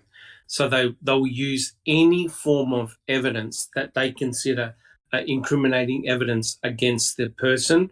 They try and make them nervous. They try and put them off their guard. And there's no doubt that when they saw those scratches, I'm sure, I agree with the panel members, I'm sure they would have turned up the heat on Bobby Dassey. And that very well could have been, where, Barb and Dolores said, that they really were rough on him. We don't know what was said because the recorder was off. Yeah, once they ended that interview, we don't know what happened after that other than what's in writing. And I see Barb saying, yeah, I mean, it was the puppy. We're not in any way saying that it's not Barb by any chance, but that was just another thing they would twist and use in their benefit to get the scenario they wanted. Correct. Yeah. And in actual fact, Brendan Dassey said that, I believe it was Detective O'Neill who asked him, where did you get the scratch on your nose? And he said the same thing. It was the puppy. So the puppy scratched both Brendan and Bobby. Yeah, well, in the Luke Mitchell case, when Luke asked to go to the toilet while he was being interviewed, he was taken into the bathroom by two police officers and they stood directly behind him saying, we know you're guilty, you wee bastard, just admit it. They did. That's correct. Exactly, Haggis. They certainly did. He was intimidated because the social worker that was with him at the time didn't go into the toilet with him. So they stood over a 14-year-old Wayne and basically berated him and went, just tell us, you wee bastard, we know you done it. You know what I mean? So it wouldn't surprise me, and I wouldn't put it past them to have done something like that with Bobby and all, but along the lines of, well, you know it's going to be either you or Stephen, because Stephen's saying that you done it. He's jamming you up and throwing you under the bus. You know what I mean? So I could completely believe that things were being said to that when they were turning their tapes over, and the time that they stopped that tape and went in the motor the medical exam. And Ur Williams joined us in chat as well, and he was saying about, could the tapes be rewound and recorded over at the time of the interview? Anything could have been possible with William, because just remember how easy it was to be able to record over a tape when it was back then. I mean, even if you broke the wee tab off that was on the top of the tape, if you just put a bit of sellotape over that wee tab, that was it. That tape was ready to be recorded over. So I wouldn't be surprised if they done that with the tapes and that as well. Didn't like what they were hearing, so they rewound the tape and started from the beginning again. That could have easily have been done, in my opinion. Well, I think this timing and the scratches, that makes a lot of sense. But, the only one that can really tell us is Bobby. And I understand, why he wouldn't want to speak. He's got, well, I understand it. But nonetheless, back to the recording. This is really why we're here. And why I think, again, I agree with Kel, why it hasn't been released all this time. Because side 1B is terrible. I don't care how you add it up. Everything, the overselling was bad, like really bad, in my opinion. And I think they felt like it would look bad for them. Yeah, the way they were trying to sell themselves as being amazing guys, excellent cops, their Tinder profiles must be outstanding. No doubt. Well, Does anyone? Go ahead. Sorry. Does anyone, just to get our feelers out there, anyone listening to this interview, does anyone feel like Bobby has something to hide, or does it sway you one way? Does it sway you the other? Does it not?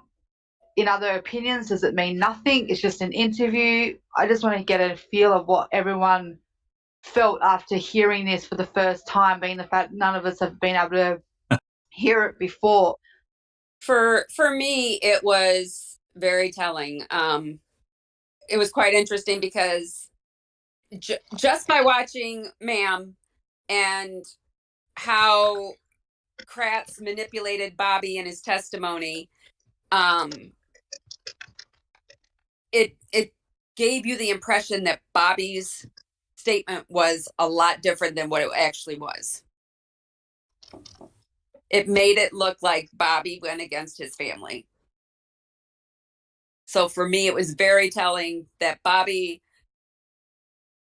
did his best to just say the truth and be done with it. Unfortunately, they weren't going to let that happen. Yeah, I was a bit on the fence about Bobby before I started listening to these tapes, and it was all just due to the stuff in Making a Murderer. But listening to these tapes, Bobby's just in the same position as his brother and uncle. Which is why they didn't want to release it to the public, because it just shows more. We would never do that. It's interesting. Like Silkman said, it's kind of like the Rambler hood being at the back door of the car. It's like they're subconsciously admitting that that's exactly what they were doing, and they were admitting they were doing it on the 9th of November. So of course they didn't want anybody in the public to hear that, because that was they laid it out on the line. We're basically going to frame your uncle, and if we don't frame your uncle's going to point at you. So you better get in line, kid. Let's go. Well, that's how I feel. The other thing is that Mr. Kratz did the same thing during the trial. he kept on giving these pieces of embedded confessions, basically outlining what the actual setup plan was, right? Not necessarily saying that it was Lincoln Colburn involved in all the planting of the evidence, but he basically outlined what they would do if someone was to plant forensic evidence against Stephen Avery. And the mere factor that, like I said, you've got two seasoned detectives basically spilling out their hearts to Bobby Dassey, saying, look, we wouldn't do this, and et cetera, et cetera, et cetera, and even mentioning the crime lab, I think is very, very telling. Because remember, guys, their aim was to bring Bobby Dassey to the hospital to get swabs, photographs, et cetera, et cetera. The discussions that they were having with Bobby, to me, indicates an element of guilt and foreknowledge. That's just a personal opinion. And they were trying to force a narrative. Kel's right again. Their questions were directed. They weren't open. They were very directed. Well, basically what they were trying to establish is this. It's not the cops, it's your uncle. Just admit it, right? Yeah. They were trying to get Bobby Dassey to point a finger at his uncle. And basically what they were trying to do was absolve themselves of any potential nefarious activity. We wouldn't plant anything. We're the cops. We're the good guys. So therefore, Bobby, it's either you, your uncle, or both of you. Now, they didn't say that outright, but they implied it. Bobby's no dummy. He knew exactly what they were driving at. Well, and he told them outright there at the beginning, I don't know how many minutes into side 1A, basically he said he didn't trust Manitowoc County. And that's when they started going into this big, long spiel. Hey, we're the good guys, And the 1980, that old case against your uncle, the 85, guess who went through that? That was DCI, the top cops in the state, basically, they're saying. In the crime lab, it's bad. That's what I got out of it. And, to answer Kel's question, it really, it ties up a lot of, fills in a lot of rabbit holes. I won't say ties up loose ends because we're still left with some, but it fills in a lot of rabbit holes, I think. And another one, and I'll reinforce this. I said it a few minutes ago. I said it before we played this because I'd already heard it. But if Kratz knew, I'm sure that he was informed about this. Bobby said he saw Stephen and Brendan tending this fire. Why didn't Kratz go after Brendan then? Why didn't he? Because you've got the scenario, they're both together, right? So why wait 5 fucking months? Pardon my language. Correct. But the other thing, of course, was that there was no forensic evidence at all directed against Brendan Dassey. And this is a really important point that a lot of people fail to understand, in that the planters, if we believe in a planting scenario, the planters were directing their planting of forensic evidence against one person only. That's right. Stephen A. The only person in Manitowoc who just happened to have a $36 million civil lawsuit, right? There was no indication of any planting of anything else pointing to anyone else, including Bobby Dassey, Brendan Dassey, Chuck, Earl, anybody else. The forensic evidence was pointing to one individual only. Unfortunately, the narrative got really confused when Brendan implicated himself. And that's why the state couldn't understand, oh my God, how the hell did this kid implicate himself? Because there was nothing to back up his story, nothing at all. So that's why Kratz didn't take the risk of having him appear in Stephen's trial. That's why they had 2 trials, 2 different murder scenarios, 1 victim. Yeah, I don't remember. I don't know if Barb is still here and she remembers this. And I talked about this recently too. I've talked about it in the past. There was a phone call where she's talking to Brendan, I don't remember. I don't, because we don't have the metadata and we don't have the exact dates, but it's sometime after the May 12th, all that, or May 13th, all that interview coercion. She talks about Fassbender and Wiegert and them talking to Brendan prior to turning the tape on, the recorder, the video. She did say that.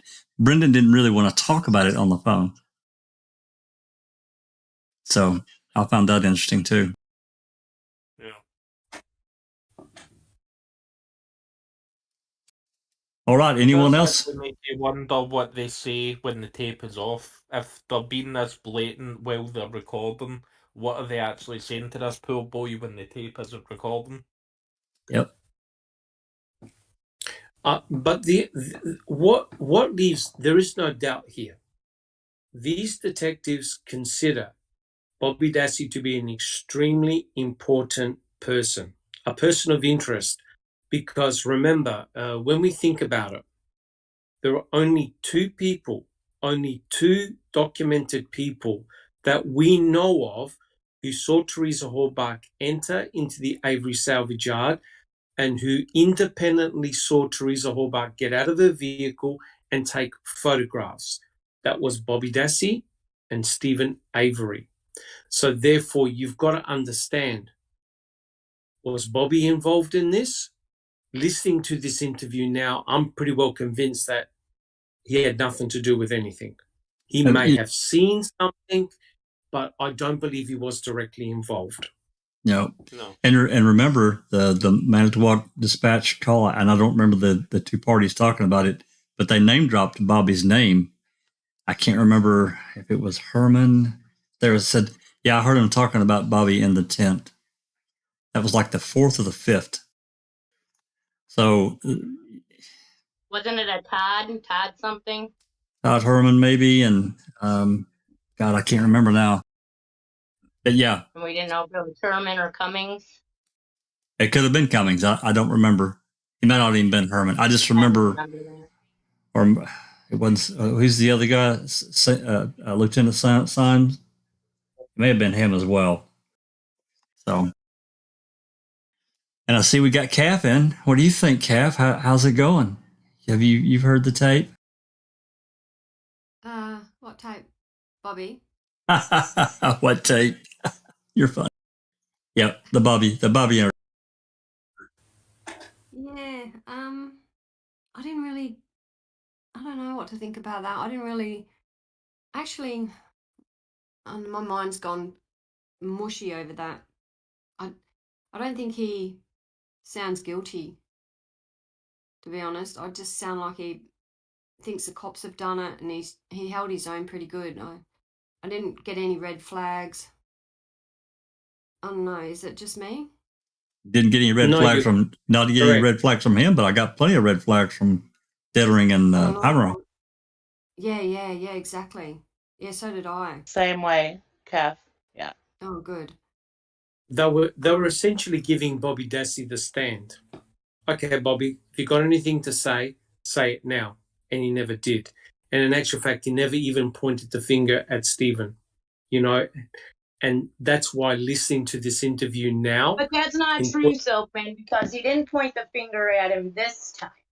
But at trial, he literally pointed the finger at Avery. Look, so what happened during the time of this interview to the time of trial? I would like to know now. Like what happened on that 227? What did they do to his brother? Interview. Exactly what happened. He watched what happened to his brother. What happened to his brother. And he was going to, it was either going to be Stephen or they were coming after him. They done told him. Well, put it this way. I don't think that the investigators would have cared if they labeled Bobby Dassey as a co-conspirator, right? Because in the end, they still would have gotten Stephen. So Bobby Dassey either could have been a co-conspirator in their eyes or could have been totally innocent. Now, listening to this interview on the tape, I do believe in his innocence now. But if you look at the trial, what did he actually say? he said, I saw Teresa walking towards Stephen Avery's trailer.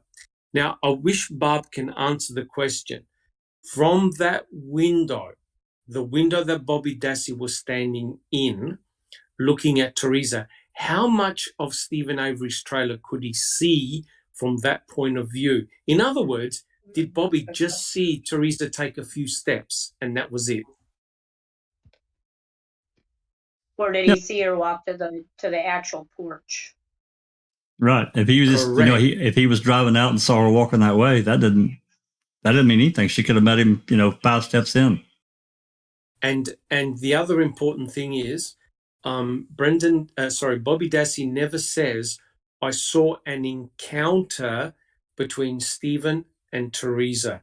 That is very important because Stephen says, oh, I came out and I paid her the money and she gave me a book. And we know that Teresa Hobart gave him a copy of the Auto Trader. So that's an important event. Now think about it. Is Stephen Avery going to hit or strike Teresa Hobart and then decide to take an Auto Trader magazine from her? I don't think so. No. No, there's too much there's just too much it's unexplained. No. Yeah, Bob just said in chat, I believe you can't see the door. That is an important point. It is. Look where the van was and have a look at where Stephen Avery's front door was. So Bobby could have just seen her turn around and start walking towards Stephen's trailer. Stephen noticed her walking towards his trailer and got out, right? And got out and started approaching her. And Teresa simply would have gone back to her vehicle, and that's where the encounter took place. So what I'm saying is what Bobby Dassey said is not mutually exclusive to what happened. This means that Bobby Dassey left before Teresa Hobart did. It's unfortunate that needing a string didn't rehabilitate that and quantify that end of it, right? Go ahead, Avery. Yeah, correct. And Kratz took advantage of that because he's a master of deception and manipulation. And he took advantage of that statement and he insinuated that Teresa actually got into Stephen's trailer just because it was said that he saw Teresa walk towards the trailer. But as Dr. Silkman said, which I happen to believe as well, Stephen saw her, he got out, she never went near or in it. But Kratz presented it that way that it left in your mind, Stephen's lying. Bobby said he implied, and he's a master of that. Which is not a good thing. So if Kratz is listening, I don't want his ego to get even bigger. And that will bring the conspiracy theories out. Oh, it's either Bobby or it's Stephen. Potentially could be neither of them, right? That's something that a lot of people haven't considered. And now listening to this tape interview and the fact that the detectives were so pressured on Bobby, I now believe that's the case. I really do. Yeah, all they're doing is taking advantage of perspective because they're asking Bobby, did you see Teresa walk towards your uncle's trailer? Just because he can see that's what it looks like from his window doesn't mean that's what actually happens. It's all about a matter of perspective. Also, too, in the beginning, the family actually thought Stephen were innocent. It's only a matter of within a couple of weeks or something that they all started to turn on one another and go, oh my God, Stephen, it looks like Stephen's done this. I think that's because the cops spent their time gaslighting the rest of the family. Yeah. And listening to this interview, if they did that to every member of the family, it's no wonder they were all snapping at each other. In 2017, Bobby is still, they ask him again, will you think your uncle did it? And he's like, sometimes I do, sometimes I don't. And they're like, well, what do you mean? He's like, well, I still think cops planted. He says it again in 2017. But the other thing he says, which is very interesting, he goes, deep down, I know I didn't do it. Right? That's a very interesting admission to make. deep down I know I didn't do it. And what's even more ridiculous is in 2017, the detectives say, we want to find out who did this. Right? And you're thinking, wait a minute, you've got Stephen and Brendan in prison, convicted for murdering Teresa Horbach, and they're saying these statements to Bobby Dassey as if to believe they're still hunting the true killer. That didn't make any sense. Well, no, and they continued to, even after trial, they continued to investigate. There are reports in CASO. You can read them. They're continuing to get reports in. What the hell, man? Trial is done. Yeah. Barb in chat says, I still do believe he is innocent. Of course you do, Barb. I mean, at that point in time, they were all under pressure. You know what I mean? Barb is seeing this once again being done to her brother, but not only that, now her son are being dragged into this, and she'll have been getting phone calls from everywhere, questions coming from everywhere. If at one point, for a split second or 5 minutes or whatever, she had the thought, oh my God, wait, could he have? Might he have?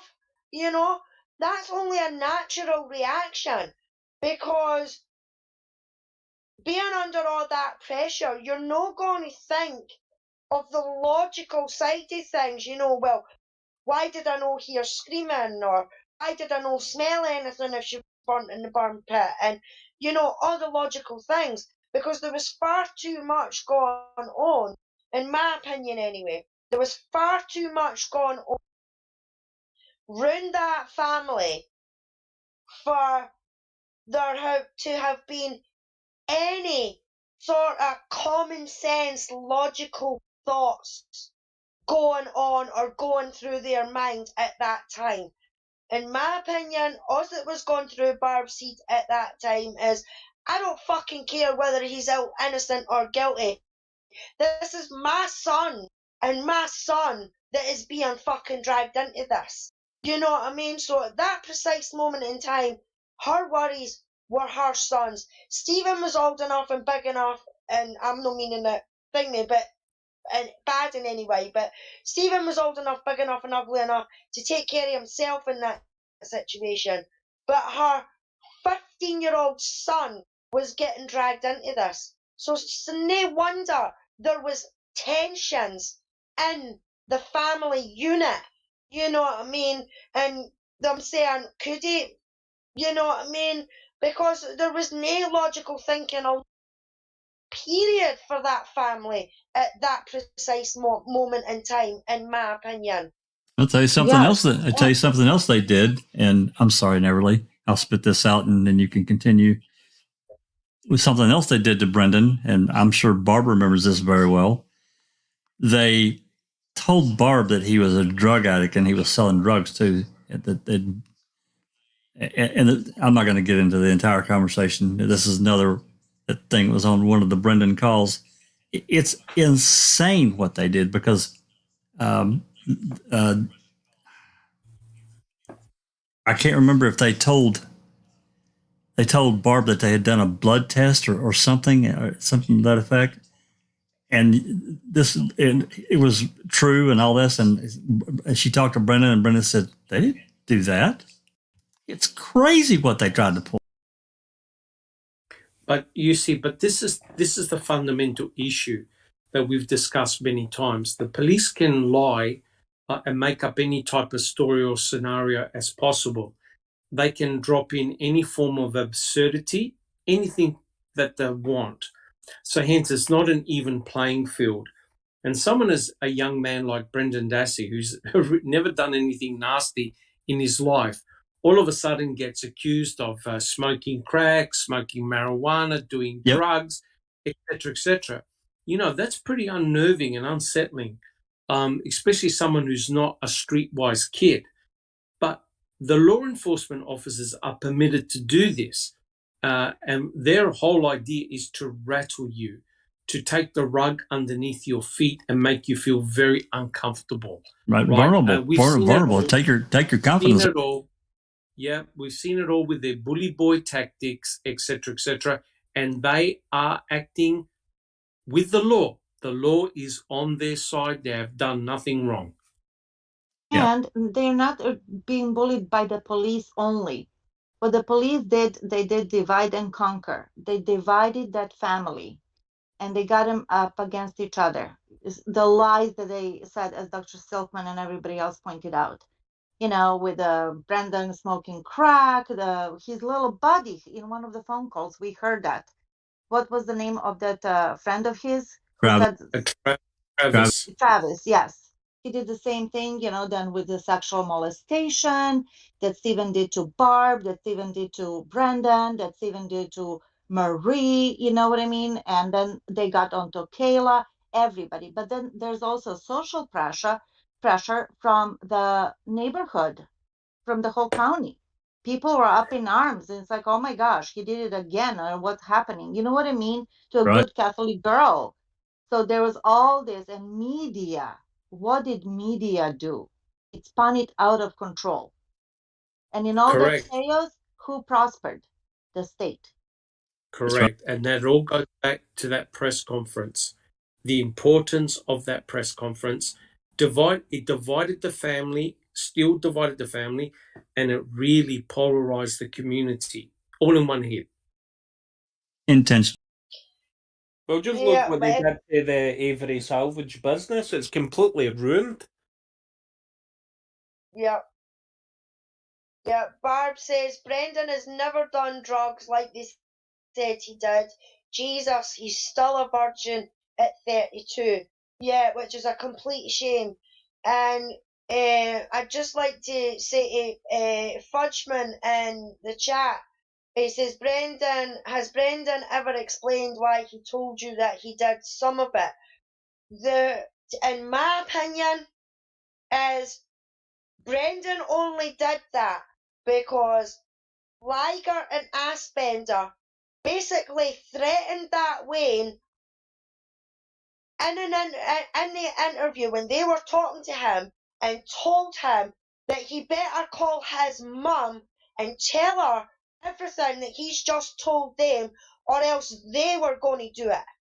And Yep. that is the That was only Uyghur. reason that Wayne was terrified of And the call I also and what I he would also say. believe I also believe that before that they were talking about what did you do, and Brandon explained that he helped his uncle Steve gather things around the salvage yard, you That's know, right. like the van seat and garbage and whatever. So he did some of it, yes, but he helped out.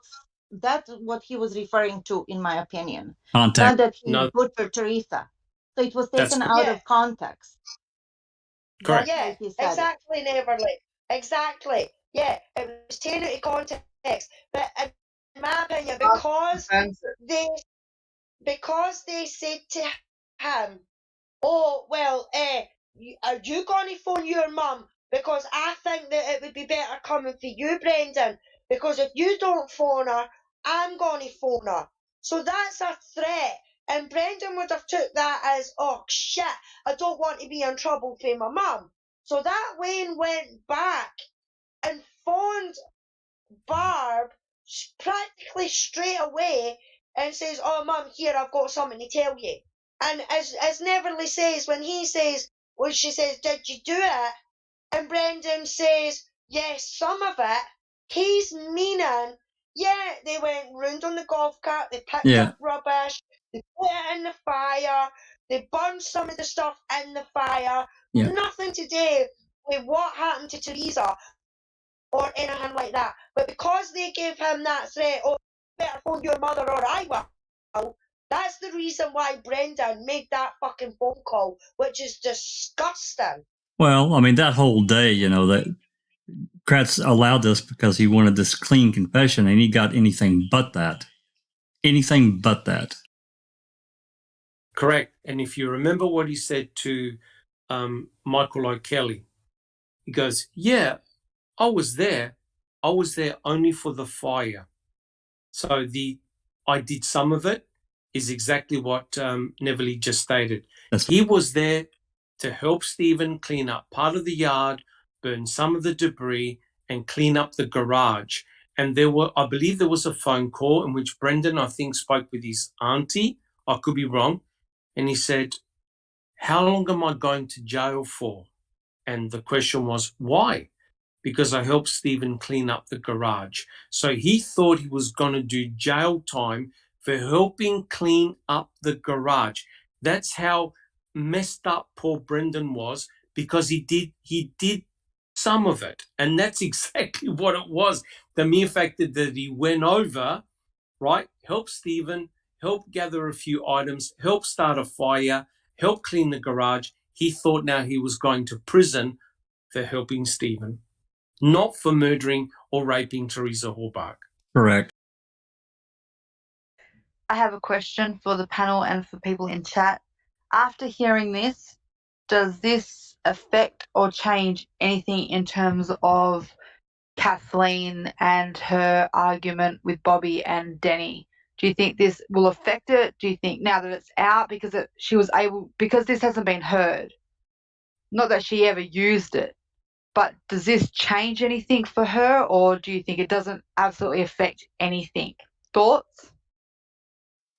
Well, Well, I can't say that she hasn't heard it herself. We just haven't heard it. I think she would have heard it because she would have had to give it to John because he transcribed it into his book. So I think she's had it. Yeah. Oh, absolutely. Yeah, I think that, she could probably still use it to some degree as a Denny, but as a strong Denny, I don't know. It changes my mind, really, because I really felt like he was a stronger Denny prior to hearing what he said versus what they were trying to get him to say, right?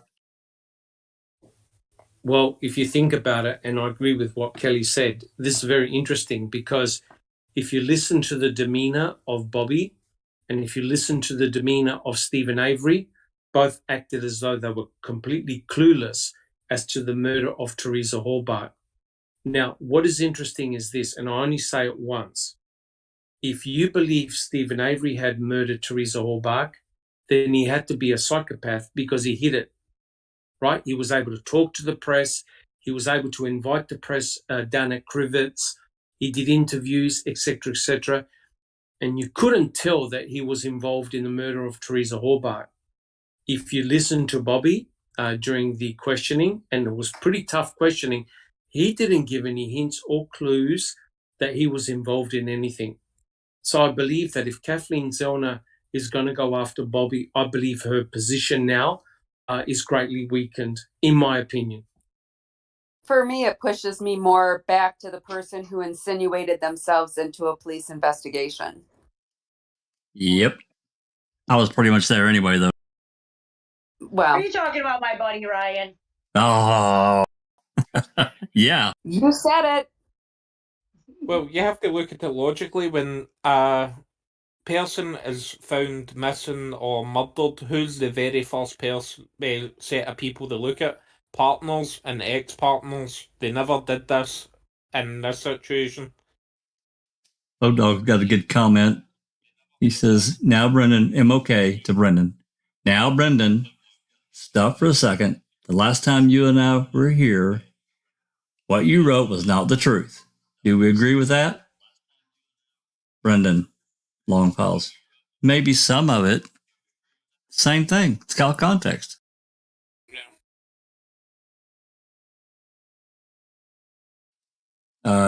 That's Michael O'Kelly, our scam artist. Or is that guy that pretends to be a forensic expert? Cell tower Mike, human lie detector. He's the guy that Lynn Kaczynski hired. The one that you see him on the stand at the 2010 hearings. He's got big crocodile tears in his eyes, and he's the one that got Brendan on May 12th, and he had all this stuff arranged in the room. when it had the statement that said, "Are you sorry you did it? Are you not sorry you did it?" Guys, just and that guy, you know, the stuff we found out about him, at least part of the stuff we found out about him in 2009. He is just this guy is just a scam artist, in my opinion.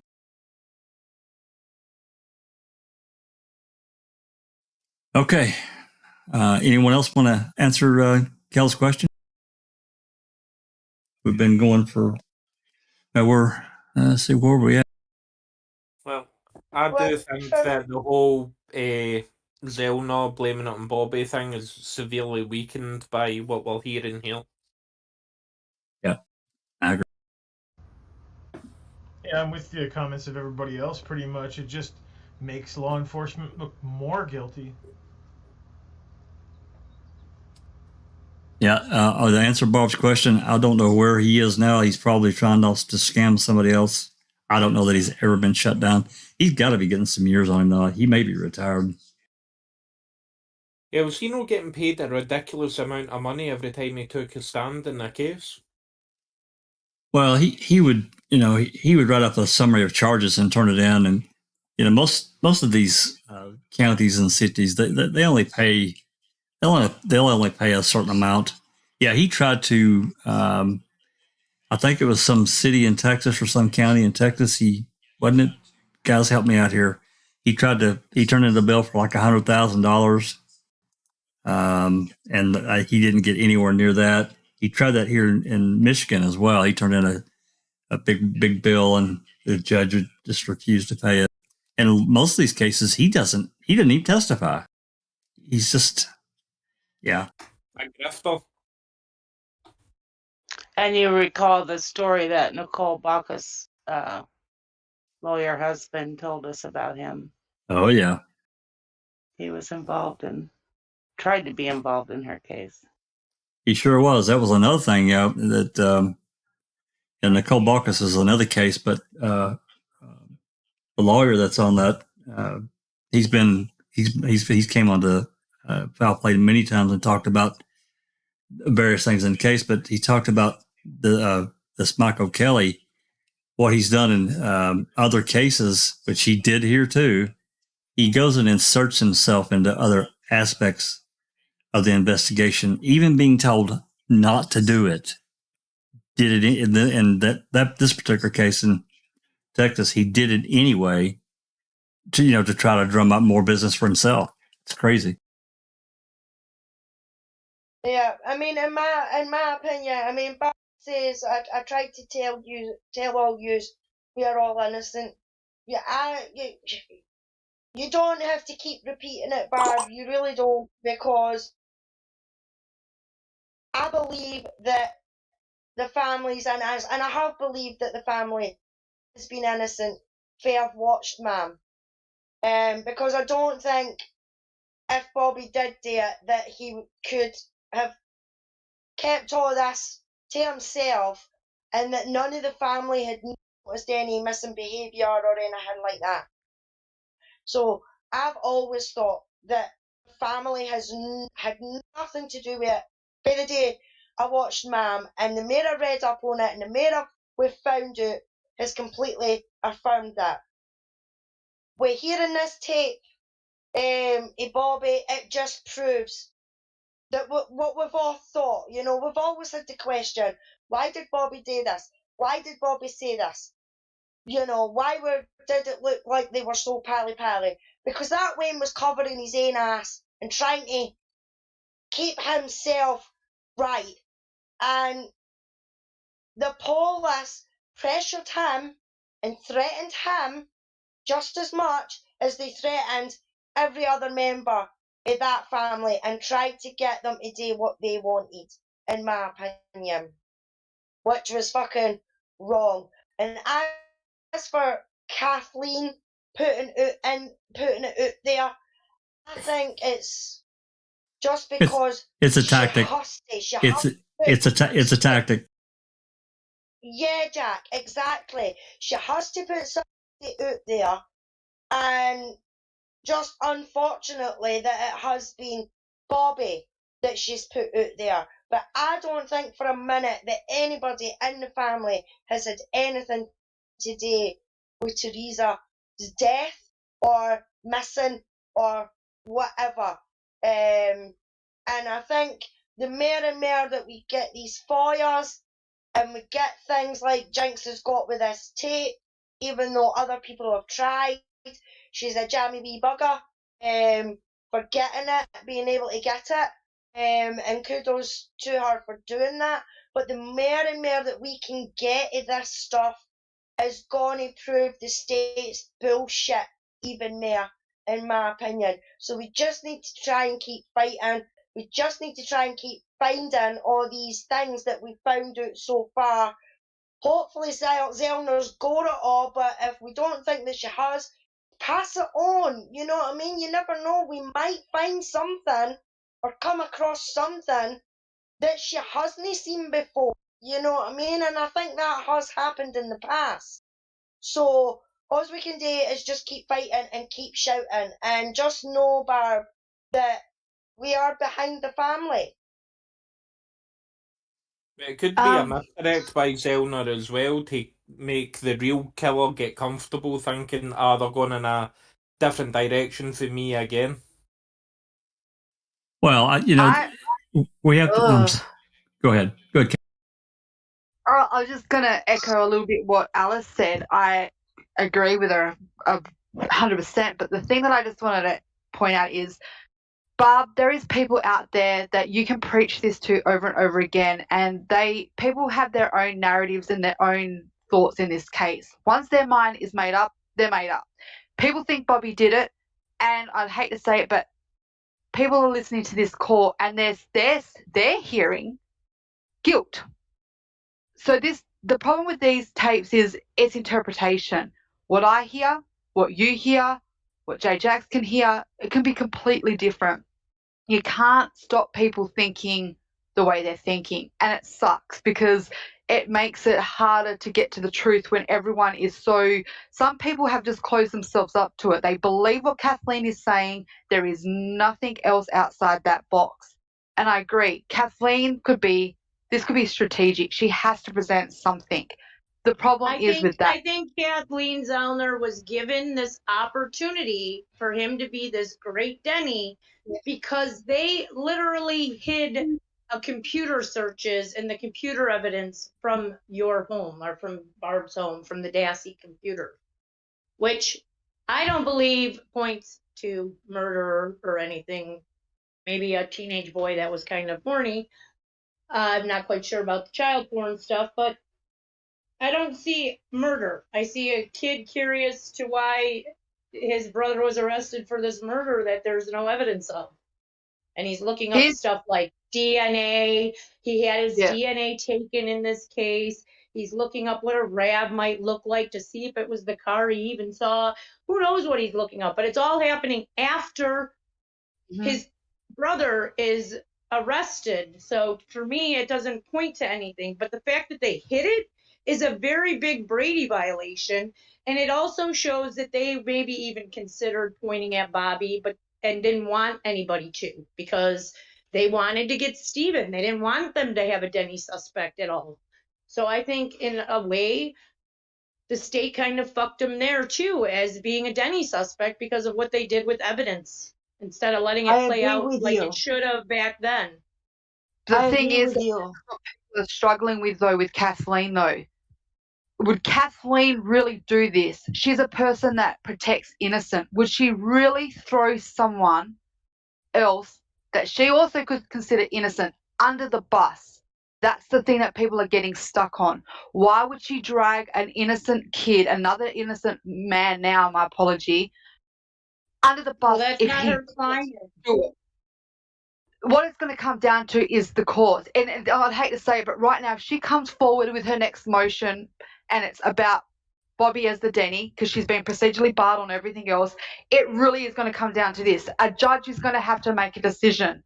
Was it Stephen Avery or was it Bobby Dassey? And this is what I've been preaching to everyone in the terms of this. This is not a trial.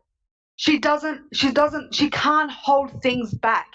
She's going to put in a motion. You have to present all your documents up front. Nothing can be a surprise. You get one shot to argue it. And this is what happens. We've seen it. If you get denied, you get procedurally barred. That's it. So if you have documents, if whatever she has on Bobby, we are going to see it now. She will not hold back. You cannot hold back because everything has to be vetted. The courts of appeal came back and said, don't even bother. Don't even bother basically putting in Tom Skowinski if you haven't vetted it with at least a phone call of proof.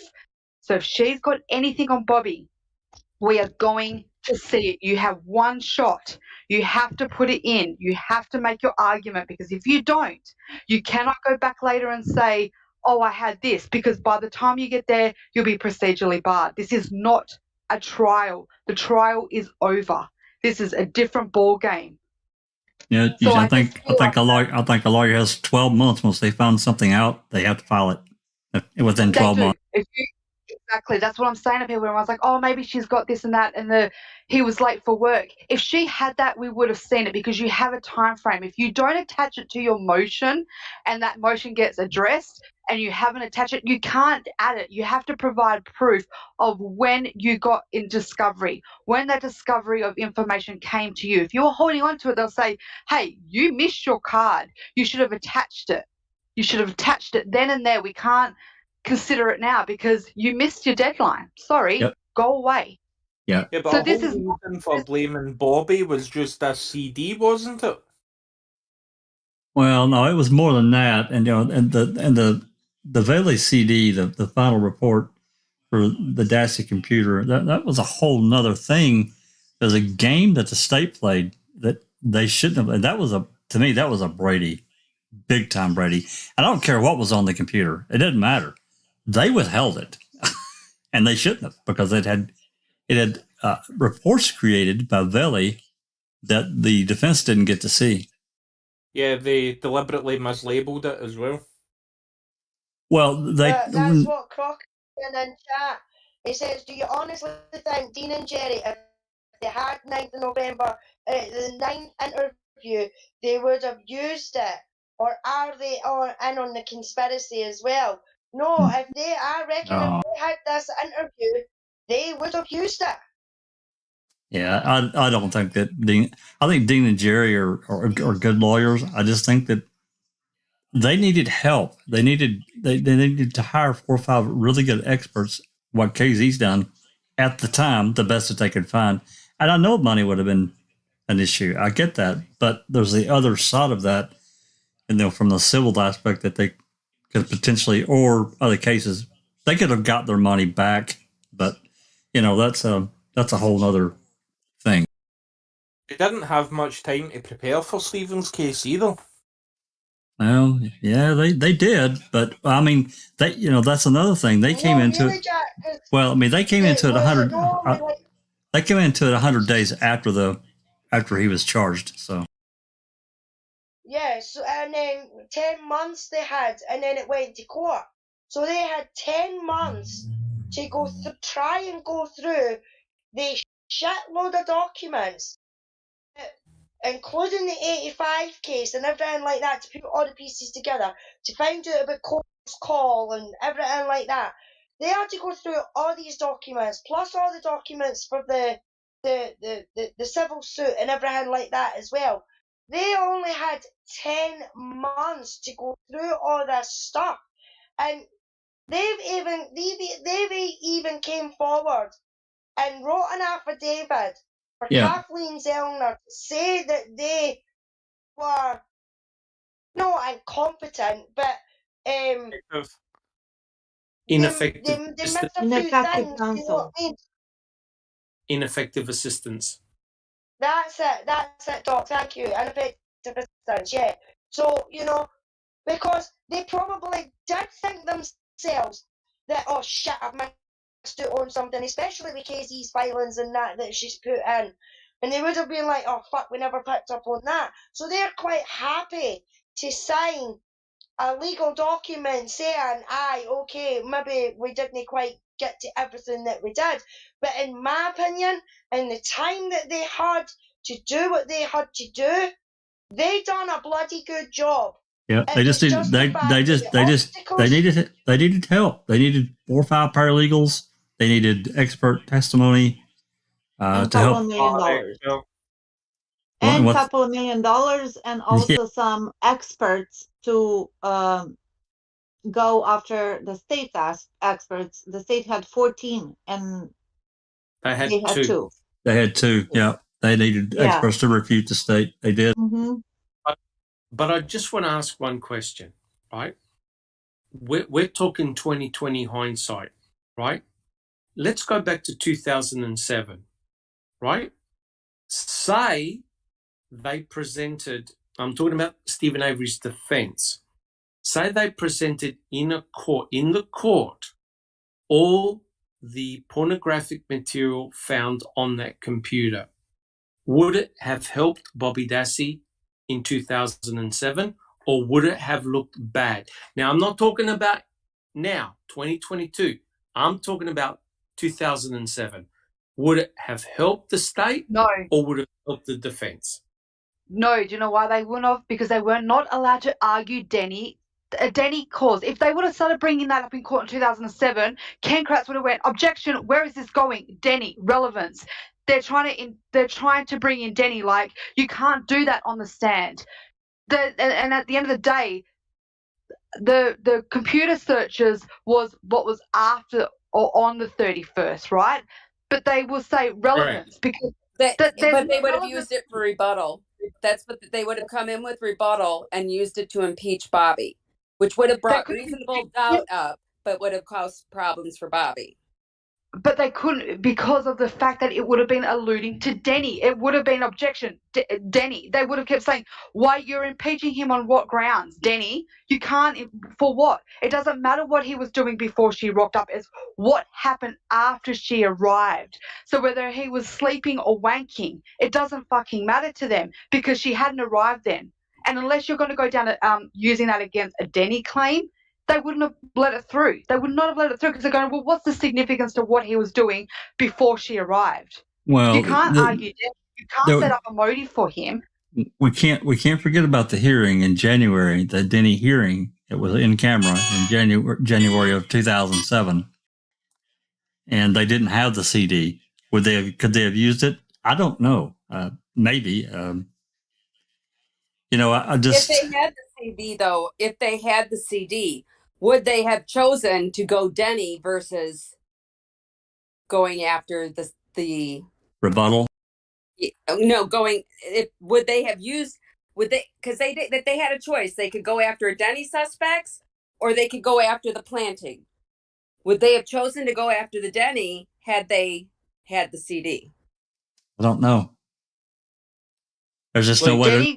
That's hindsight, isn't it? Is ifs and buts. The thing is, though, with Denny, right, this is the problem with Denny. It probably, I don't know how far they would have got with it, because when Ken Kratz wrote his Denny argument back, the irony of it is he cited a case that had, which is Denny, which is you have a forensic evidence in a case, and you can't, and it's a bit like Gregory Allen. If you have a piece of forensic evidence, but it's not connected to anybody, you can create like a Denny, you can create alternative people. But when there's a forensic evidence in the case and it is linked to somebody that's the perpetrator, the prime suspect, there is no, it waives Denny. So this is the problem I have right now. This is what I'm trying to get people to help me understand as well and see whether you guys get this. But right now she's going through the Denny argument.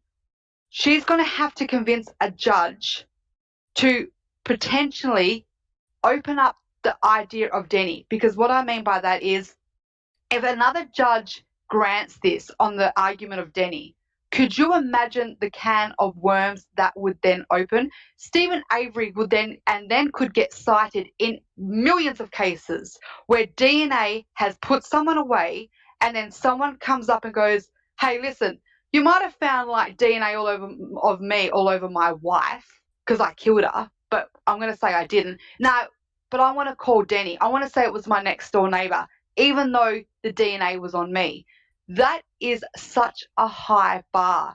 I don't find, or I don't feel any judge will want to go down there, that they will absolutely open a door that Denny could be opened up to the fact that if you grant Stephen Avery, you're adjusting the Denny.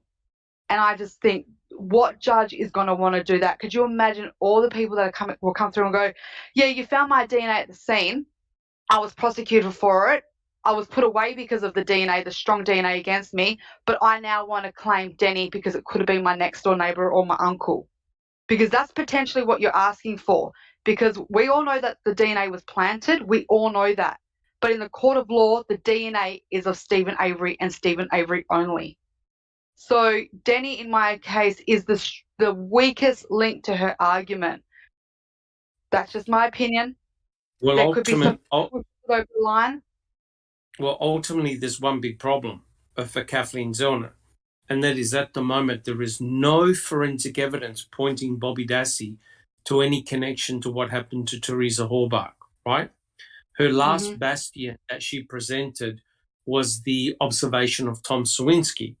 But if Tom Sawinski can't back it up and if it can't be corroborated, the court's going to put it in the trash can, right? So at the moment, as Kelly alluded to, no matter what we think, there is no forensic evidence that ties or connects Bobby Dassey to Teresa Horbach. And that's rather ironical because there's no forensic evidence that ties Brendan Dassey to Teresa Horbach as well. But we know that Brendan Dassey is sitting in prison for life. So it's a very interesting situation, and you're correct. Kathleen Zellner can't go down that pathway. It'll be tossed out. I'm talking about Bobby Dassey. You know, ultimately, I think, and it's unfortunate that this gets wrapped around this one case, Denny. Ultimately, though, what the defense was looking for, and we call it Denny, but the main thing was no one else was looked at. The investigation honed in right there at the yard because we know they were after Stephen. And I get what Kelselin, she's saying. I do get it completely. And she's right. She's got to have something else. There's got to be some other, and I don't know what she's going to present, when whatever this next thing that she's talked about, she's going to be bringing to court. Whatever it is, it's got to be a grand slam, though, because I think this is it, short of going something federal, which I don't think she really wants to do that. I was saying in chat, Tom Sawinski's statements really that strong at all either. So unless she's got paper trail or the dispatch call that he actually called in or whatever, then I think he's a waste of time. The thing is, though, as well, I think they've set her, everyone's like, well, she doesn't have to prove who killed her. Actually, she kind of does now. We're at that stage that they've raised the bar so fucking high. It's like you have to prove basically who did it. If you're going after Denny, show us who your Denny is. Show us how they then did it.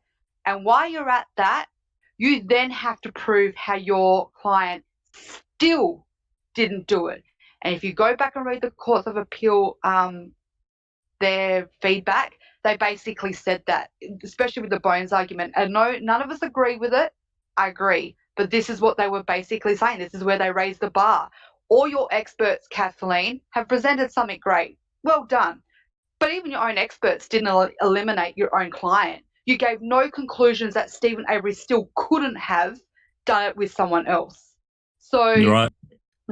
That's the problem with anyone. If she's going to go after anyone on the salvage yard as her main Denny, she has to not only now prove that it was just, I'm just going to say Bobby because we all know that is her Denny, that she has to now prove that it wasn't Bobby and Stephen. So she has to add someone in, and at the exact same time, she has to provide proof to take Stephen out, because Courts of Appeal have already reviewed it and said you have provided no proof that Stephen Avery still couldn't have done A, B, and C. Your experts never gave us a conclusive proof of that it eliminates your client. It gives us alternatives, but it doesn't eliminate him. So the bar is set high.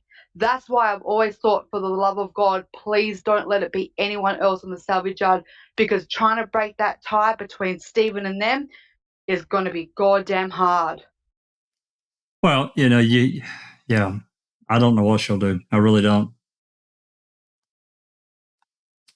Correct. It's the case of the unindicted co-conspirator. That's right. Right. And unfortunately, the problem is this: even though it's completely bizarre, what the Court of Appeal said is absolutely 100% correct. Even though cremains were found in Yunda burn barrel number 2 and in the Manitowoc County gravel pit, it doesn't mean that Stephen didn't do it. As ridiculous as that sounds, and as illogical as that sounds, that's correct. They can't disprove that it wasn't Stephen.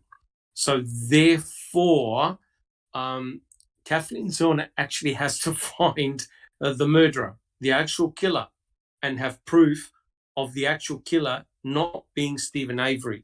Kind of like the Riley Fox case, one of her first ones. Remember? Yep. Otherwise, if she cannot do that, Stephen will remain in prison. Same with Brendan. I know that sounds harsh, but the bar has been set extremely high. Oh yeah, they've linked arms. We know that. I mean, the Court of Appeals. I think a lot of what they wrote was so bad. They made some gigantic leaps that we've discussed. So, all right, we're at 4 hours and 16 minutes. Well, any final thoughts before we get out of here? Just 1 second, because Chair Yoga for the Ageless made a really good point. He goes, I quote, "Just like the rape case, it'll take something profound." Think about it. That's exactly right. 1 pubic hair got Stephen Avery exonerated. Otherwise, he would have still been sitting in prison for that rape in 1985. And that's exactly what it's going to take now. Something profound. In other words, jeepers, wouldn't it be great if they can actually analyze A23, get a genomic profile, and determine who bled on the back door of the RAV4? A23 could well be the factor that points to the actual killer. And CX, like to have that one looked at too. Correct. CX, which is blood found at the quarry. But to me, the most damning one is A23. No doubt. Because A23 is on the victim's vehicle. You can't get anything closer than that. I agree.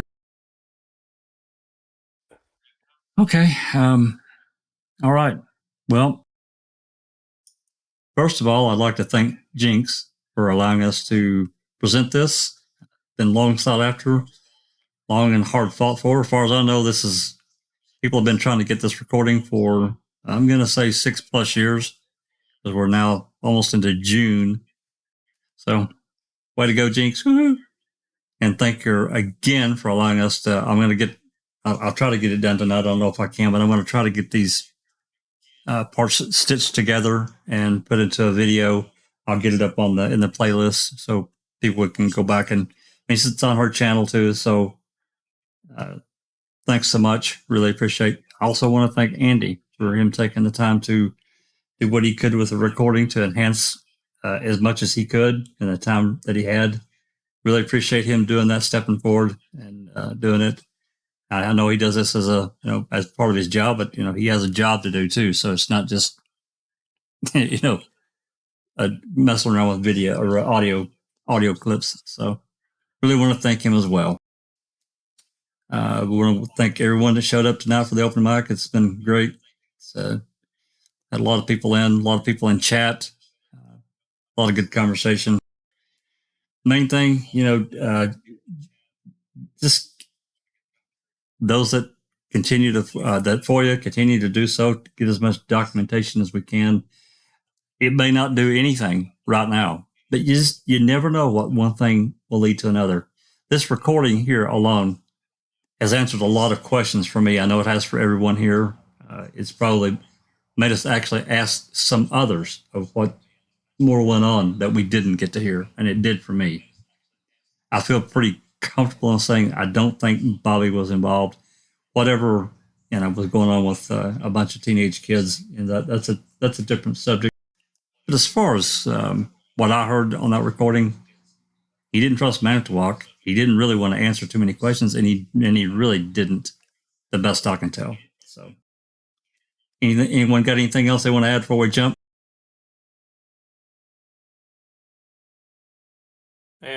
No, I'm good.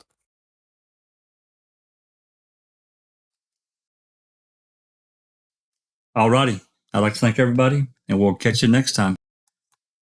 This has been a Foul Play production.